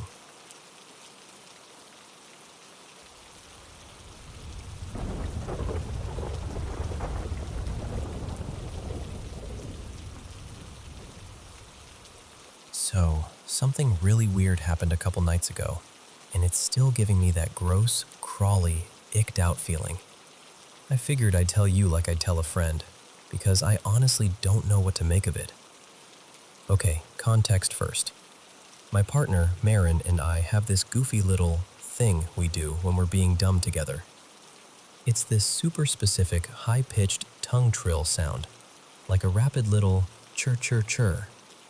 Not a word, not a whistle, not a bird call, just this ridiculous noise we bounce back and forth when we're feeling playful. And the thing is, it's so oddly specific that we've never heard anyone else make it. Not on TV, not out in public, not anywhere. That night was just one of those cozy, giggly nights. We each had one gummy, nothing wild, put on a playlist, watched a couple movies on the couch, and we're generally being idiots in the best way. At some point, we definitely did our little trill at each other a few times, laughing like children. Around midnight, we wandered into the bedroom and crashed pretty quickly. Like, lights out, done. And then, 3:31 a.m. I wake up instantly to that exact trill sound, the exact one I just described, coming from the living room. Not muffled, not distant, not like maybe that was a pipe or maybe that was the building settling. It sounded clear, like it was happening in our apartment, in that room, right where we'd been earlier. At first, I'm trying to talk myself down like, okay, nightmare, brain replaying nonsense. But then I roll over, and Marin is already sitting straight up in bed too, wide awake, staring toward the door. We just looked at each other for a second, one of those silent, loaded looks like, please tell me you heard that. Then she whispers my name and goes, was that? And she immediately starts calling for our cat, Pepper, thinking maybe Pepper made some weird meow or chirp. Except Pepper was asleep, curled up right by the bed. Didn't even flinch. Full-on cozy coma. That's when my stomach dropped. I got up fast, like heart racing fast, and did the most cliché thing ever. I cleared the apartment. Bedroom, bathroom, kitchen, living room, behind the shower curtain, everything. I checked the front door, checked the windows. Nothing. No one. Just our quiet apartment, exactly as we left it. And then I stood there in the living room, in the dark, with this gross feeling like I wasn't supposed to be there. I've tried so hard to explain it in a normal way, We live in an older building, but it's solid. The walls are thick enough that we barely hear our neighbors. Sometimes we'll hear faint footsteps from upstairs, but voices are rare. And if we do hear anything, it's always muted. Always, obviously, through a wall. Even storms can roll in and we won't notice until we look outside. And what we heard wasn't even loud. That's the creepy part. It was just distinct. Like it was close enough to be personal. The obvious explanations don't sit right either. It was a dream doesn't work because we both woke up at the same time and both reacted. And Marin sleeps like a rock. She's the kind of sleeper who could snooze through a parade. The gummy angle doesn't fully land for me either, because sure, weird half-dreams happen, but both of us hearing the same specific sound at the same moment? So yeah, we don't feel unsafe exactly. It's not like we're terrified to go home or anything. It's more like we feel watched by the moment, if that makes sense. Like something reached into our space just enough to remind us it could. So I'm sitting here with this lingering, uneasy question. What was that? And has anything like this ever happened to you? Because I keep replaying that clear, ridiculous trill in my head, and I swear it makes my skin crawl every time.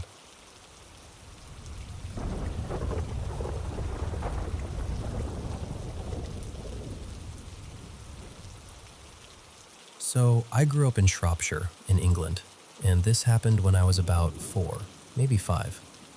We were living in our very first proper family house. It was a new build, still smelled a bit like fresh plaster and carpet, and there hadn't been anyone in it before us. Late 90s, around 1998 or 1999. I was never one of those kids who just went to sleep when you told them to. My mom in this story is called Claire. She'd do the whole routine, tuck me in, read me a little book, leave the nightlight on, kiss on the forehead, the usual. And then she'd leave, and I'd lie there, wide awake. Most nights I'd keep myself busy. I had this little pile of Lego I'd quietly play with, quiet enough that I thought I was getting away with it. Or I'd creep out onto the landing because our cat Marmalade used to hang out at the top of the stairs like he owned the place. He'd rub his head against my legs and purr like a little engine. That kind of thing makes you feel safe when you're small. But this one night, nothing dramatic happened at bedtime. I actually fell asleep pretty fast. No creeping around, no Lego, no cat patrol on the landing. Just sleep. And then I woke up. And when I say I woke up, I mean I woke up blind. My eyes were sealed shut. Not like it's dark so I can't see, but like I physically couldn't open them. I remember panicking for half a second, shuffling my hands up to my face, and my fingers just stuck. They were coated in that gritty sleep gunk, whatever people call it, the crust that gathers in the corners of your eyes. Mine was everywhere, like I'd been crying or something, but I hadn't. So I'm there, this tiny kid, clawing at my own eyelids, trying not to freak out. I dig the stuff away, blink, blink, blink, and my eyes finally open. And I'm not in my bedroom. I'm downstairs. I'm in the living room. Now, to make this clear, my bedroom was upstairs, first floor. The living room was at the bottom of the stairs, off to the left. And at night, that living room door was always shut. Proper habit in our house. Like, shut. I just remember sitting there, blinking in the dimness, thinking, hang on, what? Even at that age, it didn't feel scary. It felt wrong in a way I didn't have words for, like a storybook page had been put in the wrong place. I don't remember crying. I don't remember screaming for my parents. I just sort of accepted it with that weird child logic of, well, I'm here now, aren't I? And the strangest part? I didn't even tell my parents. Not that morning, not later. It's like my brain filed it away under odd and moved on. The day went on normally. Breakfast, cartoons, whatever kids do. No big moment where I sat my mom and dad down and said, "By the way, I teleported downstairs in my sleep." But that night was different. As soon as bedtime came around, I got this pure, ugly terror in my chest, like the air in my room had turned heavy. The nightlight suddenly felt useless, like putting a plaster on something massive. I remember just knowing something was coming. Not imagining, not guessing, knowing. That kind of fear where your body decides before your thoughts do. So I bolted. I ran straight into my parents' room. My dad, let's call him Gareth, was normally strict. Very, "You're fine, go back to bed," sort of parent. But that night, even he let me climb in. Eventually, I fell asleep. Then I woke up again, still dark. The kind of dark where you don't know if it's midnight or 3 in the morning. And something grabbed me. Not a gentle tug, not I rolled and felt weird. Something dragged me down the bed, towards the foot. I remember the fabric pulling under my back and the sudden, shocking lift. My right leg was yanked up into the air like someone had hooked their hand around my ankle. I'm frozen. I can't speak. I can't even properly breathe. And at the foot of the bed, there's this figure, this tall, black shape. Not like a shadow from a coat, not like your eyes playing tricks. It had definition. It was there. I remember a face, not a normal one, just eyes and a mouth. The mouth was open, like it was stretching wider than it should, and it was holding my foot up in front of it, like it was inspecting it, or claiming it, or something. I was absolutely terrified, the kind of terror that makes your stomach drop out of your body. And then, this is the bit that always makes my throat tighten. I think I passed out, not fell asleep, passed out. Because the next thing I remember is morning, and here's where it stops being something you can brush off as just a nightmare. When I woke up, the bottom of my right foot, the skin was dead. Not bruised, not scraped, not sore. Dead skin, white and papery, like the top layer had been cooked or dried out. And it peeled away the way sunburn peels. Just that thin sheet lifting off, revealing normal skin underneath. Only it hadn't been sunny, and it hadn't hurt. There was no blistering pain, no sting, none of that. It was just gone. I showed my parents. My mom, Claire, tried to explain it away, of course. She said maybe I'd stepped into a bath that was too hot, or maybe I'd done something and not noticed. But I hadn't, and even if I had, it would have hurt. Kids don't ignore burns. You scream with burns. But I didn't have a memory of pain, just the memory of that dark room, that dragging, that foot held in the air, that black figure at the end of the bed. Even now, thinking about it, I get that sick drop in my stomach, like my body remembers it before my mind does. I've had a few smaller, strange moments since then in my life, nothing as clear as that, and I've gone back and forth on what I believe about anything supernatural. I'm not someone who wants everything to be ghosts and monsters, but that's one of the only things I've never been able to shrug off. Because I can explain fear. I can explain nightmares. I can't explain waking up with the skin on the bottom of my right foot peeling away like it had been taken from me.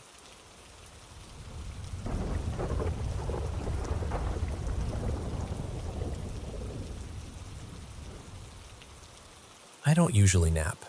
Like, I'm one of those people who thinks, I'll just rest my eyes for a second, and then I'm instantly alert again. But this one afternoon, late in the day, sun still up, the house quiet, I just gave in.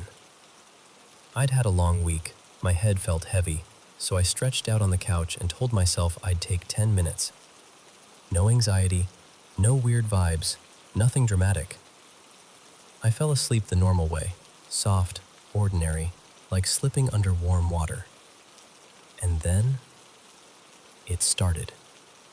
In the dream, if it was a dream, I was lying exactly like I had been in real life.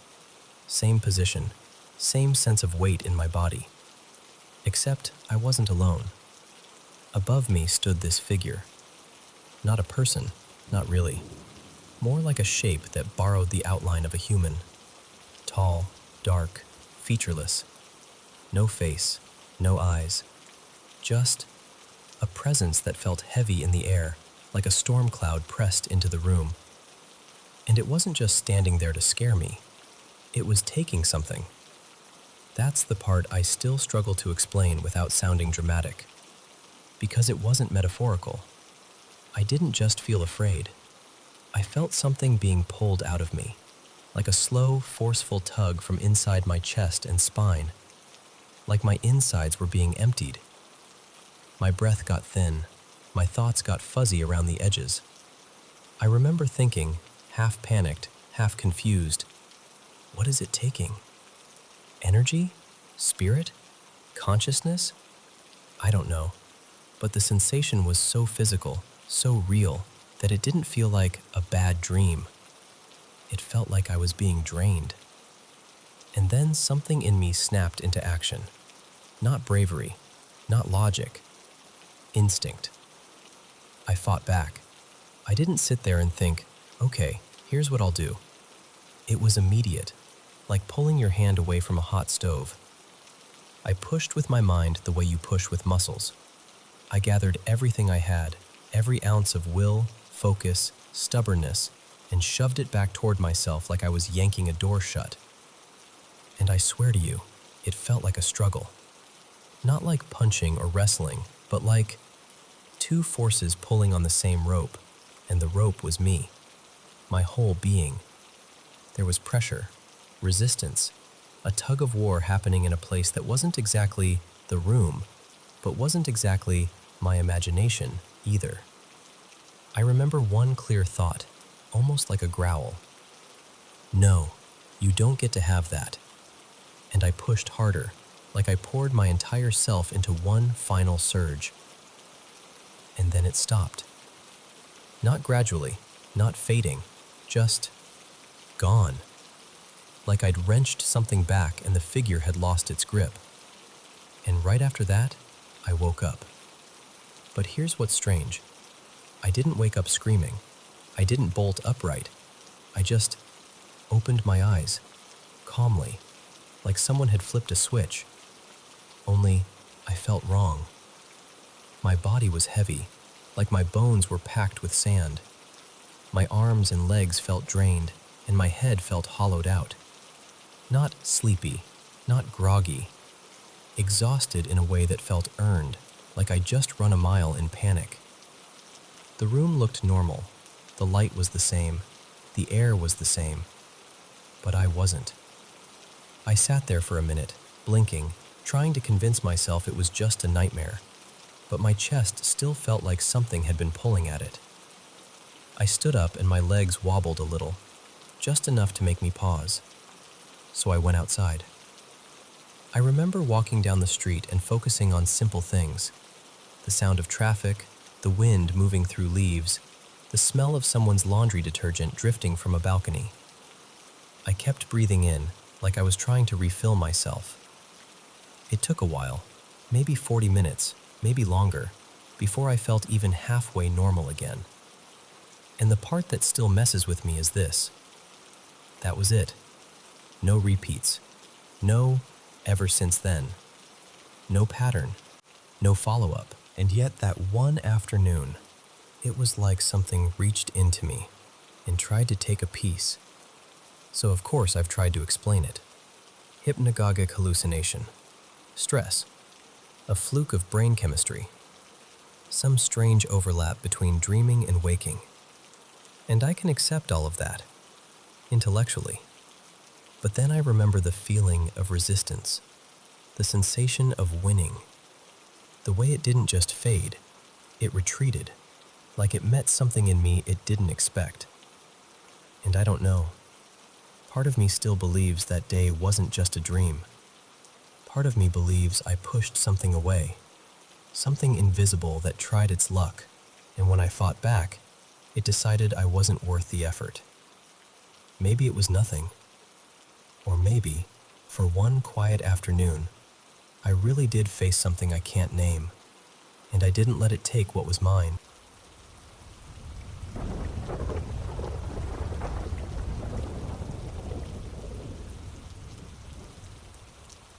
Welcome back to the Paranormal M channel, everyone. How was your day? Drop a comment down below and let me know. Thank you so much for always supporting the channel and for sharing so many of your mysterious experiences with us. Don't forget to subscribe and turn on notifications so you won't miss any new videos. And now, without further ado, let's hop into bed, switch on the bedside lamp, pull up the covers, and dive into today's mysterious stories. So, my Aunt Marisol lives in Mexico City with my Uncle Tavo, and basically a whole village of relatives. Cousins, nieces, nephews, everybody. They own this 4-story building on a busy street, and it's one of those places where it feels like there's always someone awake, always someone cooking, always a door opening somewhere. The ground floor is all little family shops, like a hardware store and a small clothing spot. And then the upper floors are where everyone lives. Rooms packed, extra mattresses, people rotating in and out. It's loud in a warm way, you know? Like chaos, but family chaos.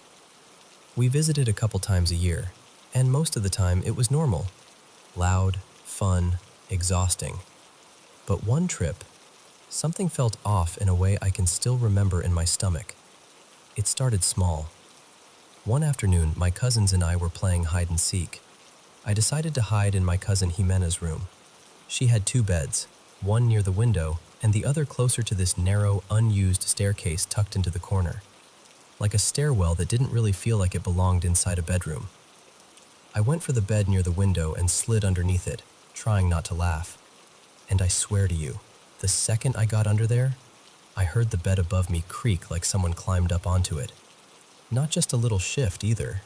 It sounded like bouncing, like weight, like the mattress springs complaining in that squeaky way beds do when someone is moving around on top. But I was alone. No one had followed me in. No footsteps, no door, nothing. I froze for a second, holding my breath like maybe I'd hear someone giggling, like it was a prank. But it was just that creaking, and then this weird pause, like the room itself was listening. I crawled out so fast I almost smacked my head on the frame, and I didn't even try to act casual. I just left the room and was like, yeah, I'm done. I didn't want to play anymore. I didn't even want to be on that floor. And later that night, this is where it really gets to me. We all slept in the same room. My mom, my sister Daniela, and me.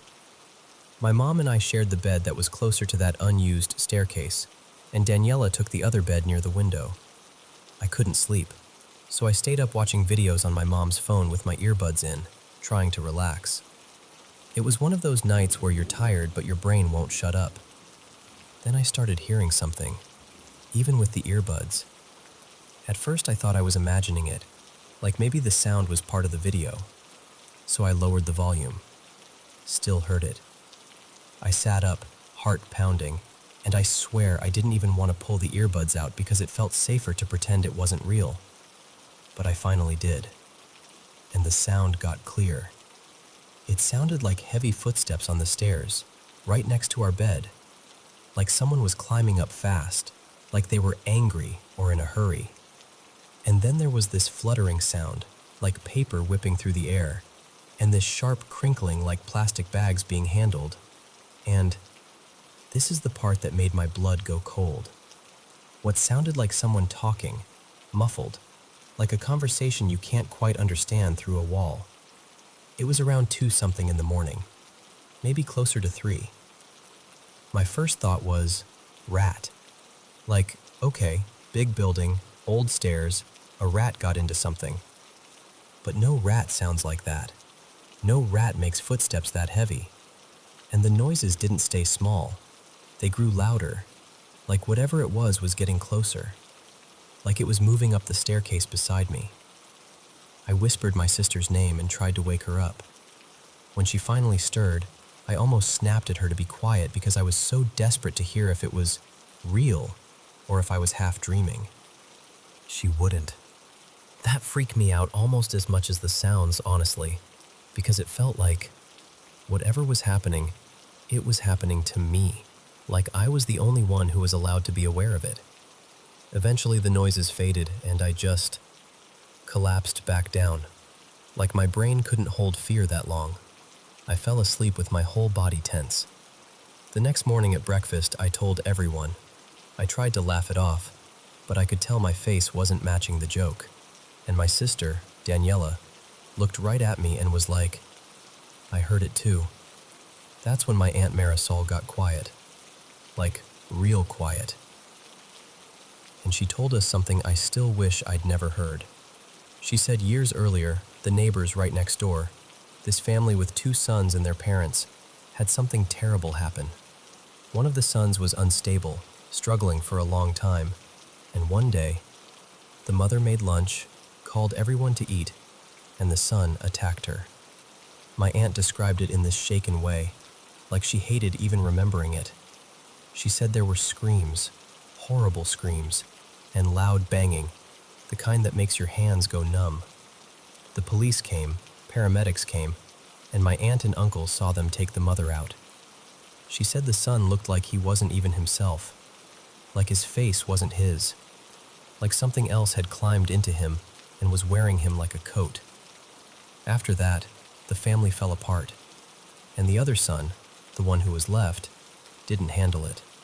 According to my aunt, he started acting strangely, disappearing, showing up on rooftops. People in the neighborhood would sometimes see him jumping between buildings, and she swore he'd been spotted hiding up on their 4th floor before, like he was slipping into spaces where he shouldn't have been able to get. And after all of that, my aunt said they started experiencing things. Shadows where there shouldn't be shadows. Strange laughter in the hallway. Once, she said, a neighbor swore they saw a woman-shaped figure on a balcony, like a person, but washed out, like light was passing through her. I didn't know what to do with that information. I just sat there stirring my food like my spoon weighed 50 pounds. But the trip still wasn't done with me. Later that day, I was downstairs in the hardware store with my older cousin Sergio. It was quiet, just the 2 of us sitting near the counter, facing each other, talking about nothing. A few feet away were shelves stacked with boxes and supplies. Earlier, my aunt had placed a light bulb, still in its cardboard box, up on one of the highest shelves. I watched her do it. She laid it flat, deep on the shelf, like it couldn't just slide off by accident. Then she went upstairs. Sergio and I turned to look out toward the street for a second. Cars, people walking, normal life.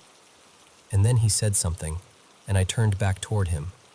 And right as we turned, out of the corner of both our eyes, we saw it. That boxed light bulb, like it got punched from behind, shot off the shelf and flew toward us. Toward me. It didn't tumble down like gravity pulled it. It moved forward like something aimed it. It landed on the floor near my feet with this hard smack, like it wanted me to know it arrived. Sergio and I just stared at each other, eyes wide, not even speaking at first. Because what do you say? Hey, did you just see physics break? We both knew my aunt had put it away securely. We both knew no one was near the shelf. There was no breeze, no shaking, no explanation that made sense. And in that moment, all I could think was, is this the same thing from upstairs? Is it the staircase? Is it the neighbor's tragedy bleeding into this building somehow? I don't know. And honestly, I get it. Because once you feel a house notice you, it's hard to ever feel safe inside it again.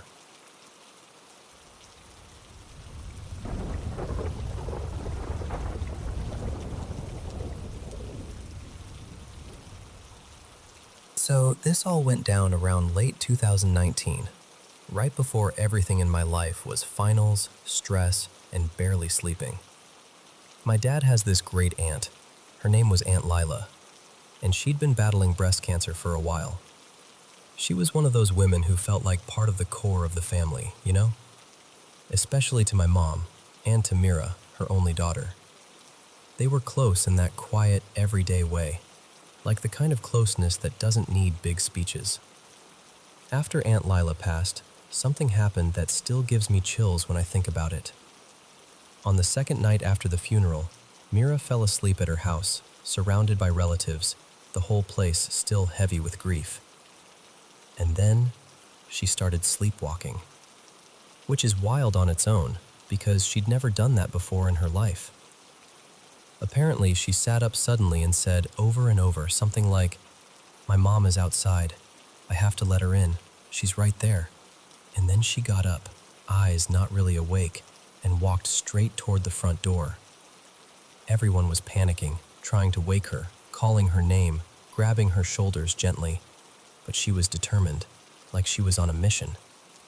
And right as her hand reached the doorknob, right as her fingers were about to turn it, she suddenly snapped awake, like someone flipped a switch. She froze, looked confused, and stepped back. That was the first and only time she ever sleepwalked or talked in her sleep.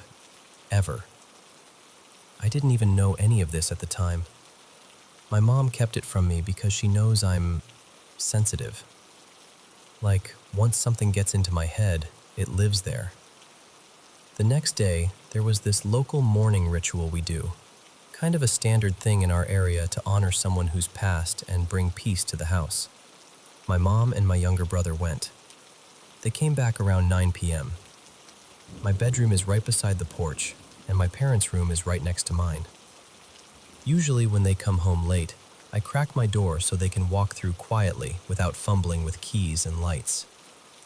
That night, I opened my door, then ran to the back to help them get in because they went around back to wash up first. I remember doing this little zigzag through the house, front, back, front again, half on autopilot.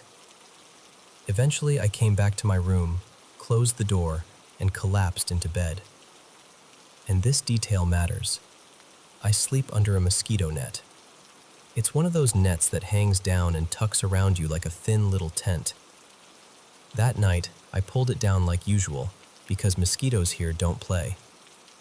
I was half asleep, like floating between dreaming and waking, when I felt it. That feeling that someone is standing too close.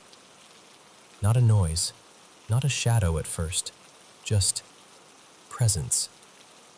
Like the air in the room had weight.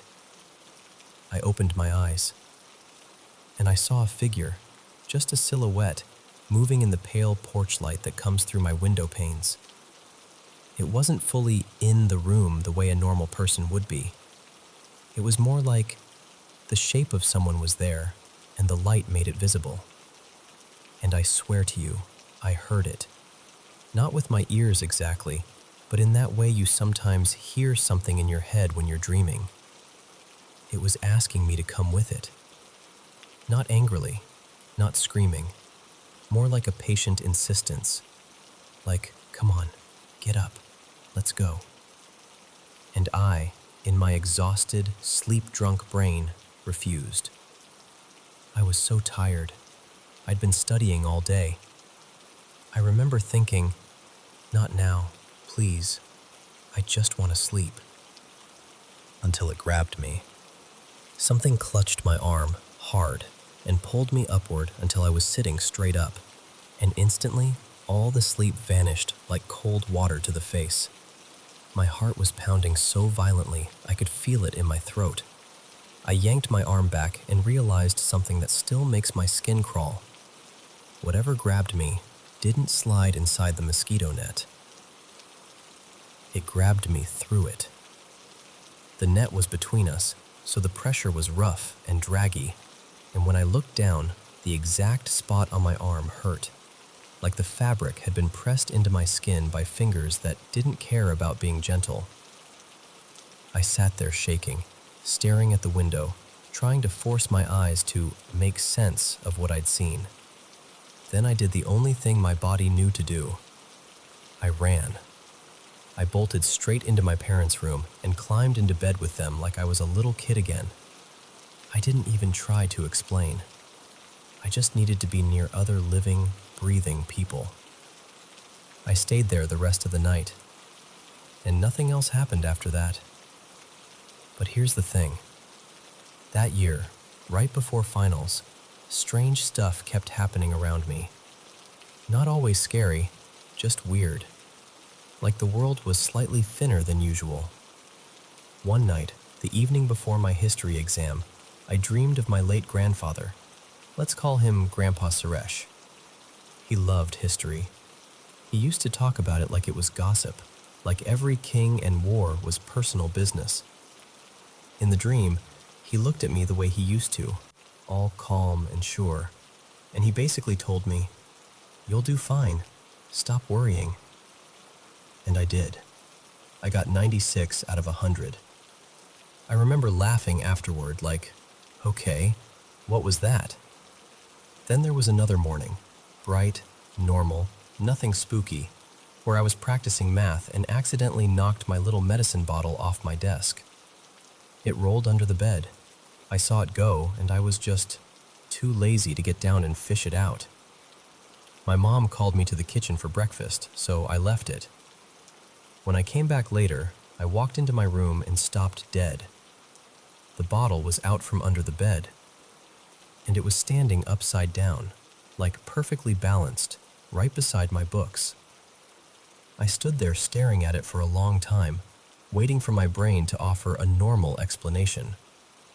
Like maybe I moved it without noticing, or maybe someone came in. But nobody had been in my room, and I know I didn't do it. So yeah, a lot happened around that time. But the night at the window, the silhouette, the asking, the hand gripping my arm through the mosquito net, that one is still the most frightening thing I've ever experienced. Even now, years later, sometimes when I'm tired and the porch light spills through a window just right, I catch myself looking at that patch of shadow just for a second longer than I need to.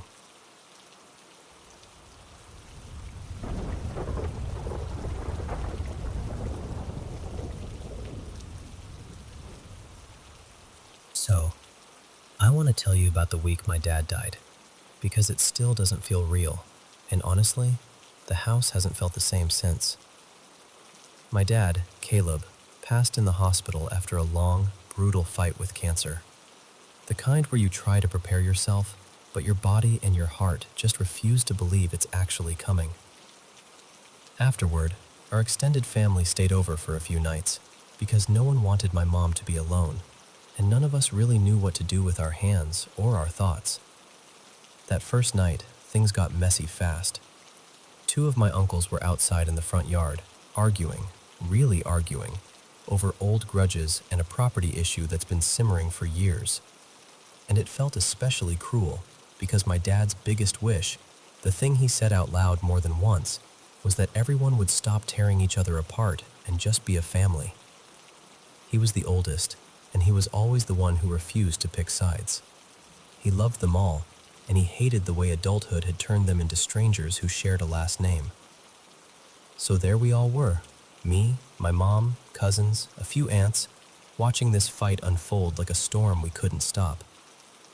And then, right when the shouting peaked, this empty glass bottle sitting near the end of the driveway, by the post where the mail gets dropped, just shattered. No one kicked it. No one threw anything. It didn't roll. It wasn't stepped on. It was just standing there, and then it broke, like something snapped it from the inside. And I swear to you, every single person's attention got yanked toward it at the exact same time, like we were all pulled by the same invisible string. The arguing stopped. My uncles went quiet, backed off, and separated. Later, without even coordinating, they both said some version of, "Okay, that's him. That's Caleb telling us to cut it out."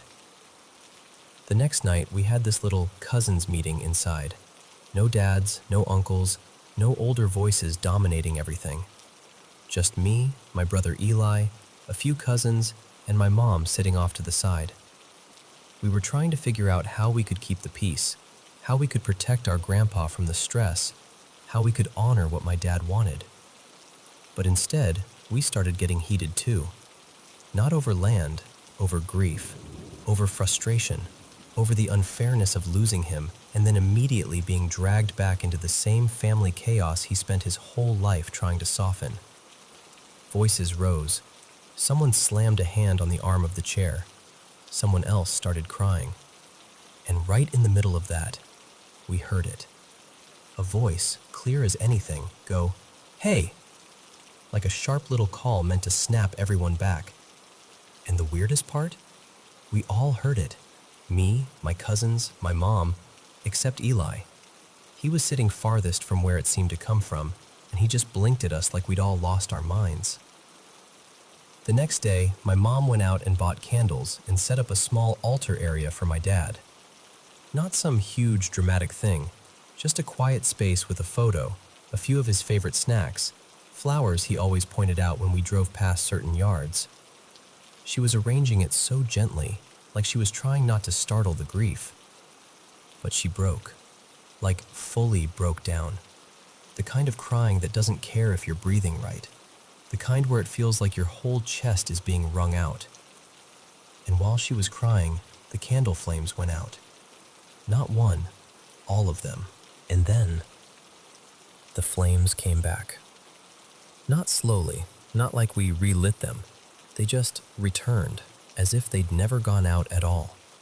My mom went pale like she was going to faint. I had this cold rush go all the way down my arms because I knew what I saw. I knew what we all saw. Later that night, our rabbit, Juniper, started acting completely wild. She was racing around, thumping, darting, stopping like she was listening to something we couldn't hear. Then she came right up to my bedroom door and wouldn't stop until I got up. I called Eli over because it was freaking me out. And Juniper led us straight to the couch, specifically the spot where my dad used to sit and cuddle her when he watched TV.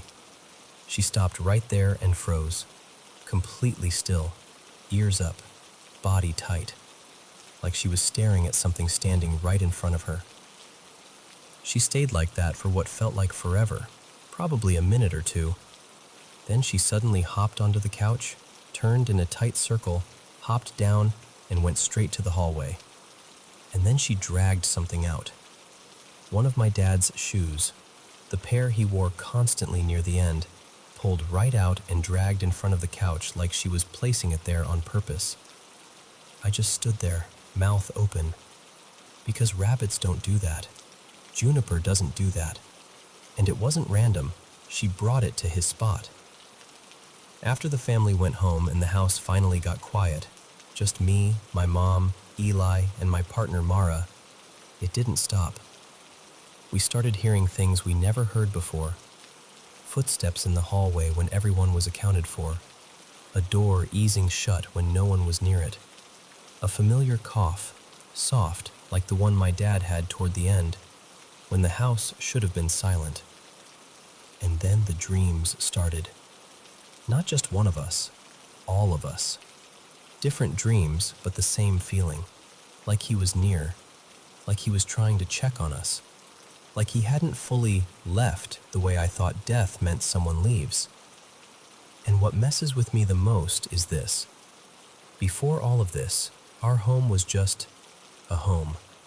No paranormal stories, no weirdness, no "I saw a shadow" moments, nothing. So now I'm stuck between grief and fear. Because I miss him so much it makes my throat ache, and a part of me wants to talk to him the way I always did. Just speak out loud. Tell him I love him. Tell him we're taking care of Mom. Tell him I'm trying, even when I don't know what I'm doing. But I'm also scared. Not of him exactly, just of the unknown. I don't want to open some door I can't close. I don't want to invite something in that doesn't belong here. This house has always felt safe, and I don't want to lose that. My mom keeps saying, "Don't be afraid. If anything, it's your father." And I want to believe her. I really do. So I keep turning it over in my head. How do you talk to someone you love who's gone without calling on anything else? Do you just speak to them like they're still part of the room? Does it matter if it's day or night? Do you say their name or avoid it? I don't want to say something that feels disrespectful, like demanding proof, because if it is him, I don't want my love to sound like a challenge. I just want him to know I'm still here, that I still love him, that I'm trying my best to hold this family together the way he always did, and that I'm taking care of the people he worried about most, especially my mom and my brother, because I know he would have wanted that more than anything.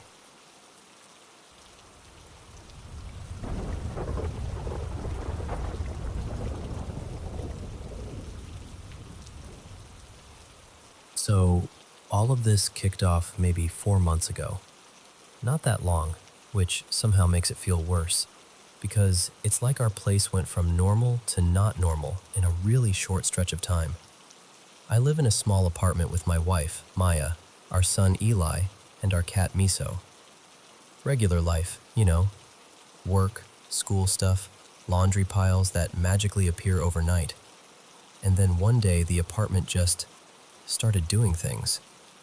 The very first moment still messes with my head the most, because it involved me actually talking to someone who wasn't there. I'm in the bedroom at my desk, gaming, and the closet is right to my left, 2 doors. My chair blocks my side, but Maya can still open hers easily. She walks in, opens the closet, grabs something, shuts the door. Totally normal. Then my memory splits from hers. From my point of view, she comes in, grabs whatever she needed, and I catch her in my peripheral vision settling onto the bed behind me. I even get up from my chair and sit down at the foot of the bed with my back to her, because I'm doing that lazy, might as well start laundry thing, picking up clothes off the floor, making a pile. While I'm doing that, I ask, "Hey, do the clothes near your desk need to be washed too?" And without hesitation, she answers, "No, everything on my desk is clean." So I'm like, okay, finish building the laundry pile. Then I turn around to say something else. And the bed is empty. Nobody.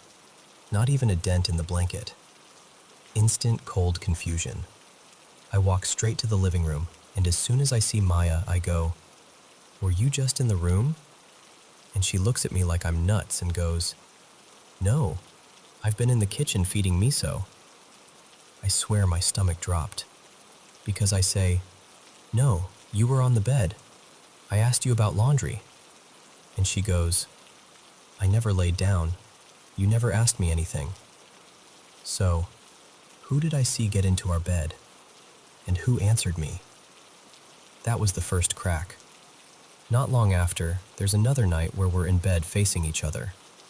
My back is to the bedroom door. Maya's facing it. We're half asleep and suddenly she goes stiff, like panicked stiff, and whispers, shaky, "Turn around." I spin fast, expecting, I don't know, anything. Nothing. And she's staring past me, eyes wide, telling me she saw a silhouette, like a person, lean into view from the doorway, like it was peeking around the corner. And when it realized she saw it, it slowly pulled back out of sight. She was terrified. Like the kind of scared where you can't fake it. Neither of us slept. And within that same week, she calls me while I'm out, crying, saying she saw another shadowy figure in the kitchen. After that, it stopped being one weird thing. It became a pattern. One night, it's late. Eli's asleep. Miso's in the room with us. I'm at my desk and Maya's in bed. Then we hear this loud thud, like something slammed into the bedroom door. I get up fast and there, directly in front of the door, is one of Eli's squishy cube toys, those dense stress toy things. This one's heavy. It doesn't bounce. And our carpet is thick. The weird part is, that toy had been sitting on the dresser. The dresser isn't close enough for it to just fall and somehow smack the door that hard. We tested it, slid it off gently, dropped it a bunch of ways. Every time it only landed a couple inches away from the dresser. To get where it ended up, it would have had to be thrown, hard enough to hit the door and make that noise. So, cool, great. Then my headphones disappear, I'm one of those people who always put stuff back in the same place. My headphones stay in their box unless I'm literally using them. I knew they were in there because I'd taken a photo of them recently to sell them, empty. I come home and we tear the apartment apart. Under couches, inside drawers, behind everything, the closet, laundry baskets, everywhere. Gone. A couple days later, Maya opens the closet and just freezes. My headphones are hanging on a coat hanger, hooked neatly with one of my jackets I haven't worn in forever. And we had both been in that closet multiple times since they vanished. So either one of us somehow missed them, or someone put them back where we definitely notice. And then there's the iron. We keep the iron on the top shelf of our closet. That's just where it lives. Neither of us uses it much, but we both know where it is. One afternoon, I'm grabbing something from Eli's closet and I look down, and the iron is on the floor. Eli can't reach those shelves, not even close. I wait until Maya gets home and ask her if she moved it or used it. She swears she didn't. And I believe her, because at this point, neither of us is playing pranks. We're past that. We're too tired and too freaked out. Then comes the marble situation. A couple nights ago, we're asleep, and both of us get jolted awake by this sharp metallic clank, like something hard hit metal. It sounds like it came from my desk area, so I get up and look around. Wedged between the desk leg and the wall is a marble. We're both standing there like, where did that come from? We try to rationalize it. Maybe it was on my desk and rolled off, hit the leg on the way down, made the noise. Okay, fine. I go to the bathroom, come back a minute later, and the marble is sitting on my pillow, right where my head had been. Maya's already drifted back to sleep, but I wake her up immediately like, did you put this here? She's groggy but instantly serious, swearing she didn't touch it. I get this full-body goosebump wave and I don't even think. I just grab the marble and toss it outside. A night or two later, I'm at my desk again. Everything looks normal. I shift some stuff around, nothing strange. Later, Maya sits in my chair and goes, "Why is there a marble on your desk?" A marble. Again. And here's the thing. Eli lost marble privileges forever ago because he tried to put one in his mouth. We got rid of the ones we found. So where are these marbles coming from? After that, I start using the bathroom with the door cracked. Because before all this, I'd had times where the bathroom door would get knocked on, multiple knocks, when I was home alone. My logic was, door open means nobody can do the creepy knock thing. One day, I'm on the toilet, no phone, charging in the other room, and I know Maya is in Eli's room with him. I know she hasn't left. While I'm sitting there, I see Maya walk from the living room into Eli's room. I call out immediately, "You just walked in there?" And she answers from inside the room, "No, I didn't. I've been in here." We check. She hadn't moved. She was in there the whole time. So, what did I just see? And then, as if that wasn't enough, the apartment starts leaving stains. Not like normal messes, like wrong messes. I go to my desk one day and there's a paper towel sitting there with heavy black stains, like someone wiped up ink. No smell, no obvious source. And Maya would never just leave trash on my desk. I ask her. She's like, "No, I didn't do that." I freak out and burn the paper towel in the kitchen sink because in my head I'm like, fire cleanses, right? Just get rid of it. I go back to my desk, and now there are 2 black drips on it, like something appeared after I burned the towel. I touch it carefully and it's a black liquid, slightly sticky. I wipe it up and it stains the wipes the same way the paper towel was stained. Whatever got on my monitor was already dry by then, like it had been there longer than it should have. Then it happens again a day or 2 later. I pick Maya up. We grocery shop, come home, unpack, start dinner. I go to turn on the TV, and there are two black drips on the screen. Same exact look, same no smell, no explanation. I clean it off and just stand there, staring at the blank TV like it's about to blink at me. And then today, this is the one that really made me feel sick. I grab my wallet before leaving, and the paper underneath it is stained with that same black mess. My wallet has fresh stains too, like it happened recently, not days ago. I didn't even debate it. I dumped everything out and threw the wallet away. So that's where we're at. Little pieces of our normal life getting touched by something we can't see, can't explain, and can't predict. And the worst part is, it doesn't feel random anymore. It feels like whatever it is knows when we're paying attention. And it really, really likes letting us know it's still here.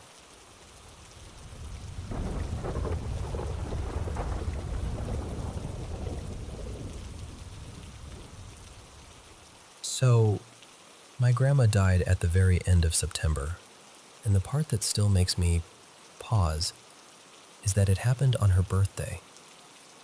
93 years old, and she left right around lunchtime, like she'd kept her own quiet appointment with the day. She'd been in hospice a little over 3 weeks, and I should probably back up, because the family situation matters here. My grandma, Maeve, had 4 sons. Most of them barely spoke to her anymore. My dad, Declan, the youngest, still did. And as far as grandkids go, I was the one who kept showing up. Not because I was some saint or anything, it just happened. We connected in this really unexpected way over the outdoors, wildlife, bird calls, the little dramas of the woods. She had this soft spot for small creatures, and somehow, I did too. There was a squirrel that used to come around. She swore it recognized her. I started calling it our regular, and she'd brighten up every time it showed. A few days before she died, one of the nurses actually let me bend the rules a little. I brought that little visitor in, just for a moment, just near the window, so Maeve could see it again. I know how that sounds, but it mattered to her. It mattered to me. It felt like letting her say goodbye to something simple and good. When she first went into hospice, my 2 sisters came by, and a couple cousins too. They stayed a few days each, did their visits, said their words, and then left to go back to their lives. And I don't say that to judge them. People do what they can handle. But after that first wave of visitors faded, it was mostly me. I stayed, night after night. I slept in that stiff recliner in the room, some nights barely sleeping at all, because I couldn't stand the idea of her waking up and finding strangers instead of someone she knew. I learned the rhythm of the machines, the timing of the nurses' rounds, the way the light in the hallway changed when it got late. And I ended up being the one making the calls. Meds, comfort measures, the little choices that add up when someone is slipping away and you're trying to keep them from suffering. And here's where it gets hard to explain.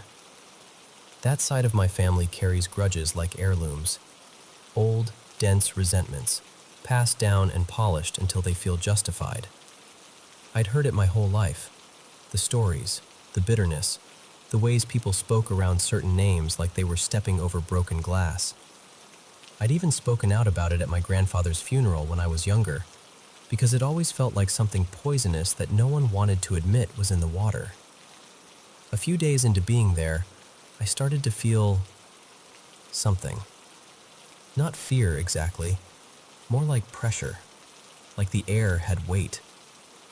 The best way I can describe it is the sensation of 2 magnets repelling each other, like there was a force in the room that didn't want to be near me, and I didn't want it near her. It felt oppressive, like something had wandered too close and was testing the edges of the space. One night, Maeve woke up panicked, really panicked, and she kept insisting there was a big black dog coming for her. She was trembling, eyes wide, scanning the room like she could see it right there. I know there are all kinds of stories across cultures about black dogs, guardians, omens, messengers, sometimes comforting, sometimes terrifying. I'm not an expert in any of it. I don't pretend to understand what that image means in every tradition. I just know what she said, and I know what it felt like in that room when she said it. At one point, I asked the chaplain to come in. A nurse stayed too. We didn't make a spectacle of it. We just prayed. Quietly. Plainly. Like people do when they don't have fancy words, but they do have instincts. And my gut, my whole body really, kept telling me whatever that heaviness was, it was tangled up in the family's unforgiveness. Like all that stored up hatred had left something behind. Not a metaphor, something you could feel, something that fed off it. The strange part is, I wasn't the only one. The nurse admitted she felt it. The chaplain paused in this way that told me he felt it too, even if he didn't want to give it a dramatic name. And my dad, Declan, he felt it. He never used the same words I did, but I could see it in his face. That uneasy recognition, like he'd walked into a room and realized the temperature was wrong. But here's the thing that still sticks with me. When I was there, it didn't come close. It was like it hovered at the edge, pacing outside the door, but wouldn't step into the room. And the whole time, I had this steady, unshakable sense that I wasn't there by accident, that I was meant to keep watch. Like I'd been assigned a quiet duty. Stand guard until she was safely gone. And that doesn't match my personality, honestly. I'm not someone who goes looking for paranormal stuff. I don't chase spooky stories. Most of my life is the opposite. These days, I live in a little camper out in the woods with my dog and a couple rescues I've taken in, half-feral creatures that needed patience more than anything. The woods are peaceful. Even when they're loud, they're peaceful. I've seen death out there too, natural death, the kind that's sad but not cruel. I've done wildlife rehab. I've stayed up through brutal nights, done long shifts, held animals while they passed, helped them when they didn't. I've been around endings enough that I'm not easily shaken. But I have never, ever felt anything like what I felt in that hospice room. I can't tell you with certainty what it was. I can't put a clean label on it and wrap it up like a lesson. All I know is that something felt wrong, real enough that other people sensed it too, and that when I stayed beside Maeve, it was like the room held, like the line held. And then, on her birthday, around noon, she went quiet and finally let go. Sometimes I think about that little woodland visitor near the window and how her face softened when she saw it. Sometimes I think about the heaviness and the way prayer seemed to thin it out like fog lifting. And sometimes I just think about the simple fact that she didn't wake up alone. Not once. Not at the end. And I guess what I'm still wondering is, has anyone else ever been in a situation like that? Where grief and old resentment felt like more than emotions, like they changed the air. Where you felt like you were standing watch over someone, and you didn't even fully understand why, only that you had to. Because I'm still carrying it. Not in a way that scares me every day, more in a way that makes me look at forgiveness differently. Like it isn't just being nice, it's clearing something out, making room, letting the living breathe, and letting the dying leave in peace.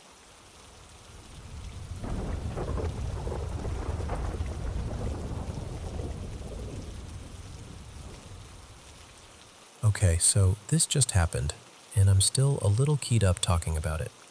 I live on the third floor of this older apartment building in Brooklyn, and I was home alone, half zoned out on the couch with the TV on. Nothing dramatic, just one of those quiet evenings where you're finally exhaling. And then, bang! This insanely loud crack, like it happened right in front of my face. Not like a long rumble or a series of noises. One single, sharp, violent snap, loud enough that my ears actually hurt for a second. The closest comparison I can make is one firecracker going off indoors. It had that same too close feeling that makes your whole body jump before your brain catches up. My first thought was electrical, like a circuit shorting out or a breaker doing something terrifying, because it sounded exactly like what I imagined a sudden electrical discharge would sound like. So I froze and did that quick scan you do when you're trying to figure out if you're about to see smoke, sniffing the air, staring at outlets, listening for any follow-up. But there was no smell, no heat, no smoke, no flickering lights. The TV stayed on. The router stayed on. Everything worked like nothing happened, which somehow made it worse because if nothing's broken, then what was that? I texted my downstairs neighbor Maya because I honestly needed to confirm I hadn't hallucinated it. She replies almost immediately like, "I heard it too. Thought you dropped something heavy on the floor." And she's not even directly under the spot where it happened. She's across the hall and kind of on the other side of the building layout. So for her to hear it that clearly, it had to be loud. So now I'm in full detective mode, creeping around the living room like I'm in a horror movie, trying to find evidence. I'm checking the ceiling, the walls, the floorboards, looking for, I don't even know, a fallen screw, a cracked tile, something, anything. But there's nothing, no damage, no object out of place, no clue. And I swear, I had that physical reaction people describe when they say, my hair was standing on end. Like that prickly feeling across your arms and neck, like your body is warning you before you've even figured out why. Then my partner Lena walks in, literally minutes later. I blurt the whole thing out, probably way too fast. She's only home for a second because she has to run out to an event, but she steps into the area where the sound happened, and she stops. Because her hair starts lifting. Not like wind, not like humidity, like static. Like that weird, invisible electricity you feel when you touch a doorknob in winter. She just kind of looks at me like, do you feel that? And for a split second, it reminds me of those stories people tell about the moments right before a lightning strike, when the air gets charged and your body reacts before you even realize what's happening. And that's when, honestly, I started thinking about the other weird stuff. Earlier that morning, Lena had told me she watched a roll of aluminum foil slide off a shelf and tumble onto the floor like someone flicked it. Not like it slowly slipped, like it was tossed. She'd laughed it off at first, but it clearly bothered her because she brought it up again later like, I know this sounds ridiculous, but I really saw it move. Then there's this other thing that happened a few weeks back. I have a framed photo of my dad and my uncle. My uncle passed away a few years ago. That photo fell and the frame cracked. And it wasn't perched on the edge or in some sketchy, wobbly spot. It was stable. We both remember that, because we even talked about how odd it was. So I'm standing in my living room after this ear-splitting crack, feeling static in the air, thinking about flying aluminum foil and a broken frame, and this new guy nobody seems to like. And this thought slips in that I don't even want to say out loud. Like, what if my uncle is trying to get my attention? Not in some cheesy movie way, more like, if there were a way for someone to nudge reality, maybe it would look like small, dumb, physical stuff. Something you can't fully prove, but you can't fully ignore either. And the timing, right after meeting this boyfriend, makes my brain connect dots whether I want it to or not. But here's the thing. I don't want this to be paranormal. I want it to be explainable. Because if it's electrical or structural, I need to deal with it like an adult and not like I'm starring in a ghost story. So I'm torn between two tracks in my head. One track is, okay, is there such a thing as a loud electrical discharge inside an apartment that leaves no smell, no scorch marks, nothing? The other track is, why does this feel like something is trying to get my attention? And why do the little details keep stacking up? And I'm left with this question that I honestly can't answer from my couch. Is this the kind of thing other people have experienced? Some loud, sudden crack like an electrical snap with weird static, without anything actually breaking? Or is this exactly the kind of moment where you stop theorizing, call the landlord, and get someone to inspect the wiring, outlets, and anything structural before you shrug it off as spooky? Because right now, I'm not sleeping great either way.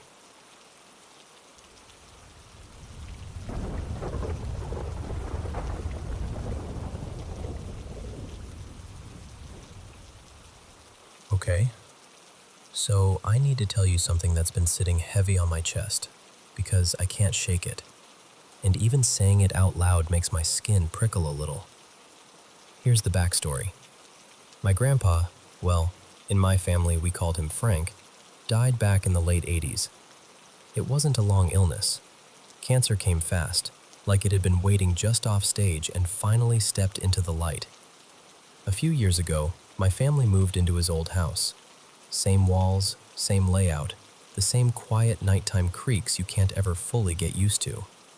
And after we'd been here a while, my dad told me a story about Frank that he had clearly been holding on to for years. I'm talking, my dad is not dramatic. He's not the type to tell ghost stories for fun. But when he told me this, his face changed, like he was back there again, watching it happen. He looked genuinely scared. According to my dad, not long before Frank got sick, he had this experience in the middle of the night. Frank was asleep in bed and this is the part that makes my stomach knot. Something grabbed him by the ankles and yanked him hard, dragging him down and off the mattress, like he was being pulled out of safety. Frank was convinced it was death. Not like a metaphor, like a literal thing coming for him. And then, not too long after that, weeks, not years, he was diagnosed. That story freaked me out when I first heard it, I'm not gonna lie. But my grandma, Marlene, lived in this same house for decades after he passed. She stayed here a long time, lived to a really old age, and nothing ever happened to her. So I filed the whole thing away under creepy but probably a one-time thing, and I went on with my life. Until last night. I don't even know how to explain the beginning properly, because it was that hazy, half in, half out of sleep kind of moment. But at some point, I jolted awake, like something in me hit a panic button, and I saw a figure beside the bed. Not a clear face, not details, just a shape, a shadow that looked placed, like it was standing where a person would stand, close enough that it felt personal, like it was there for me. I completely freaked out. I grabbed my husband, his name is Eli, and I shouted his name until he stirred. But the second I moved, the figure was gone. Just gone. Like it had never been there at all. And I did what people do when reality feels too weird to hold. I tried to explain it away. I told myself I'd been dreaming, or my eyes were still adjusting, or my brain was doing that thing where it turns darkness into shapes. So I laid back down. I tried to breathe. I tried to go to sleep.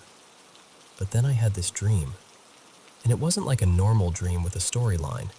It was more like a feeling turned into an image. I dreamt this black. Something came onto the bed. Not a person. Not smoke exactly. More like a dark mass that moved like liquid, smooth and slow, spilling across the mattress from the side where I'd seen the figure.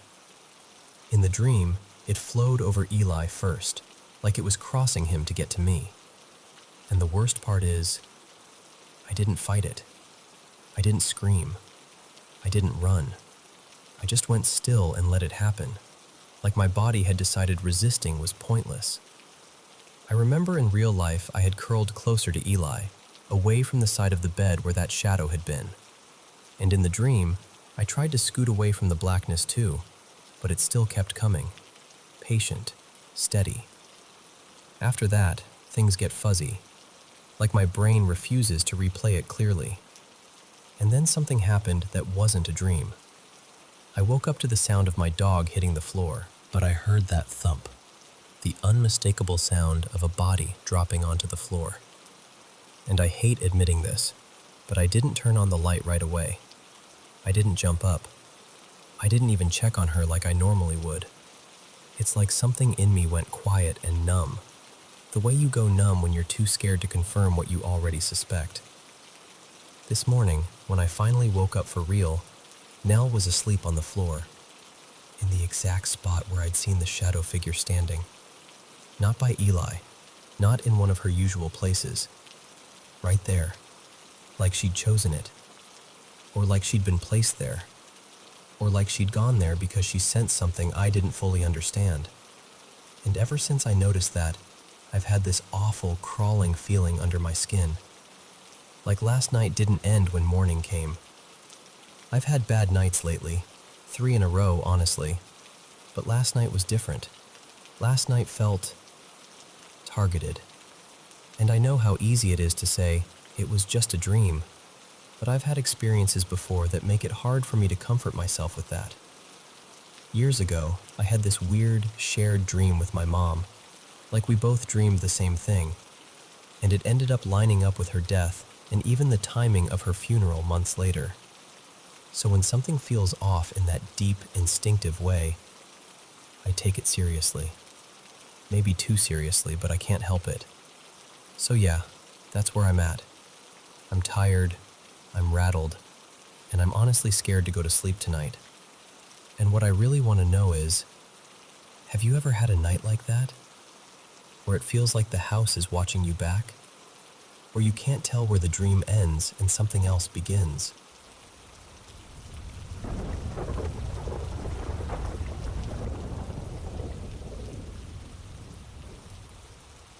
So, I've only told a few people this, even though it happened a long time ago, back when I was a kid. For years, I kept it locked away, because if I admitted it was real, it felt like I might somehow invite it back. And honestly, I was scared of that. This was around 2009, and I was about 7. My parents had just bought this little farmhouse out in the country, tons of land, the kind of place where the yard doesn't really end, it just turns into trees. There was an old barn, a patch of forest behind it, and this pond that looked like it belonged in a painting. My dad was thrilled because he loved projects, fixing things, building things, always planning the next, we're going to make this place amazing, idea. They also had this bigger dream of eventually building a new family home out there for us. But the house we actually lived in at the time was small. 1 story, 2 bedrooms, cozy in that slightly cramped way. And I need to be clear, before this, nothing in that house felt spooky. No weird noises, no creepy cold spots, no, I don't like that hallway feeling. It was just home. Then one morning, I'm in the bathroom brushing my teeth. My dad, let's call him Mark, is in there too, doing his own getting ready stuff. I'm standing at the sink, toothpaste foam, half-awake kid brain, and I turn my head toward my parents' bedroom because you could see straight into it from where I was. And the second I look up, I see it. This pale, white, human-shaped thing, only it wasn't standing. It was down on all fours, like an animal trying to move like a person. It darted across the bedroom, fast, quick enough that my brain almost couldn't catch up, and it slipped behind the end of the bed like it was hiding. What makes my stomach tighten even now is how smooth it was. No stumbling, no hesitation, just this silent, practiced movement. And it never looked at me. I didn't see its face, if it even had one I could recognize. But because I was 7, my first thought wasn't, monster. My first thought was, oh, my little brother is messing around.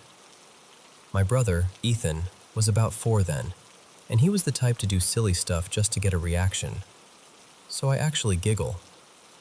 Like, I remember myself smiling, thinking it was funny.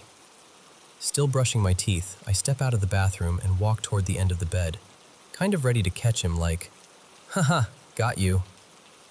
I call his name, and I turn the corner expecting to see him crouched there, waiting for me. And there was nothing. Not nothing obvious. Nothing at all. I can still feel that exact moment, my smile just falling off my face.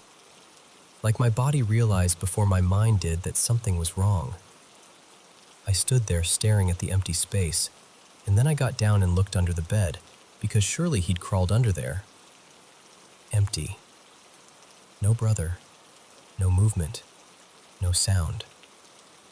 I didn't run screaming or anything dramatic, which almost makes it creepier to me. I just quietly backed out of the room and went to check on Ethan. And there he was, asleep in the other bedroom, fully asleep, like he hadn't moved in ages. I never told my dad. I never told my mom. I don't even know why. Maybe because I didn't want it to become real if I said it out loud. Maybe because I didn't want anyone to laugh. Or maybe because some part of me knew that if I talked about it, I'd have to keep thinking about it. And the strangest part is, that was it. I never saw it again. Not once.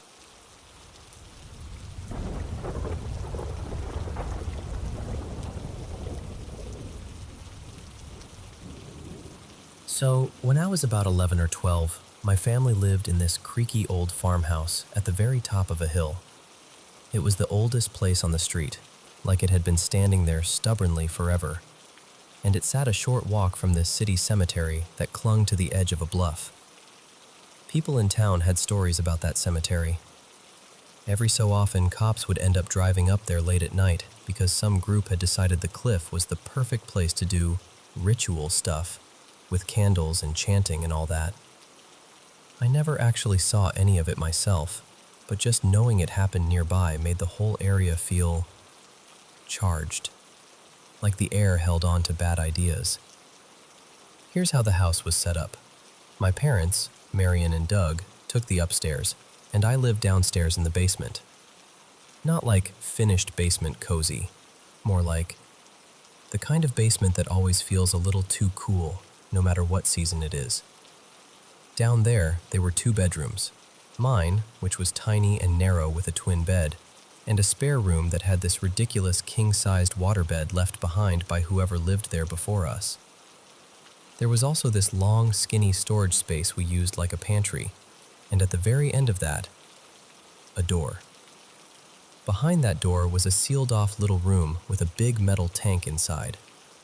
I assumed it was an old fuel tank from back when the house ran on something more primitive than modern heat. But honestly, the tank wasn't what mattered. That room was just wrong. The upstairs? Totally normal.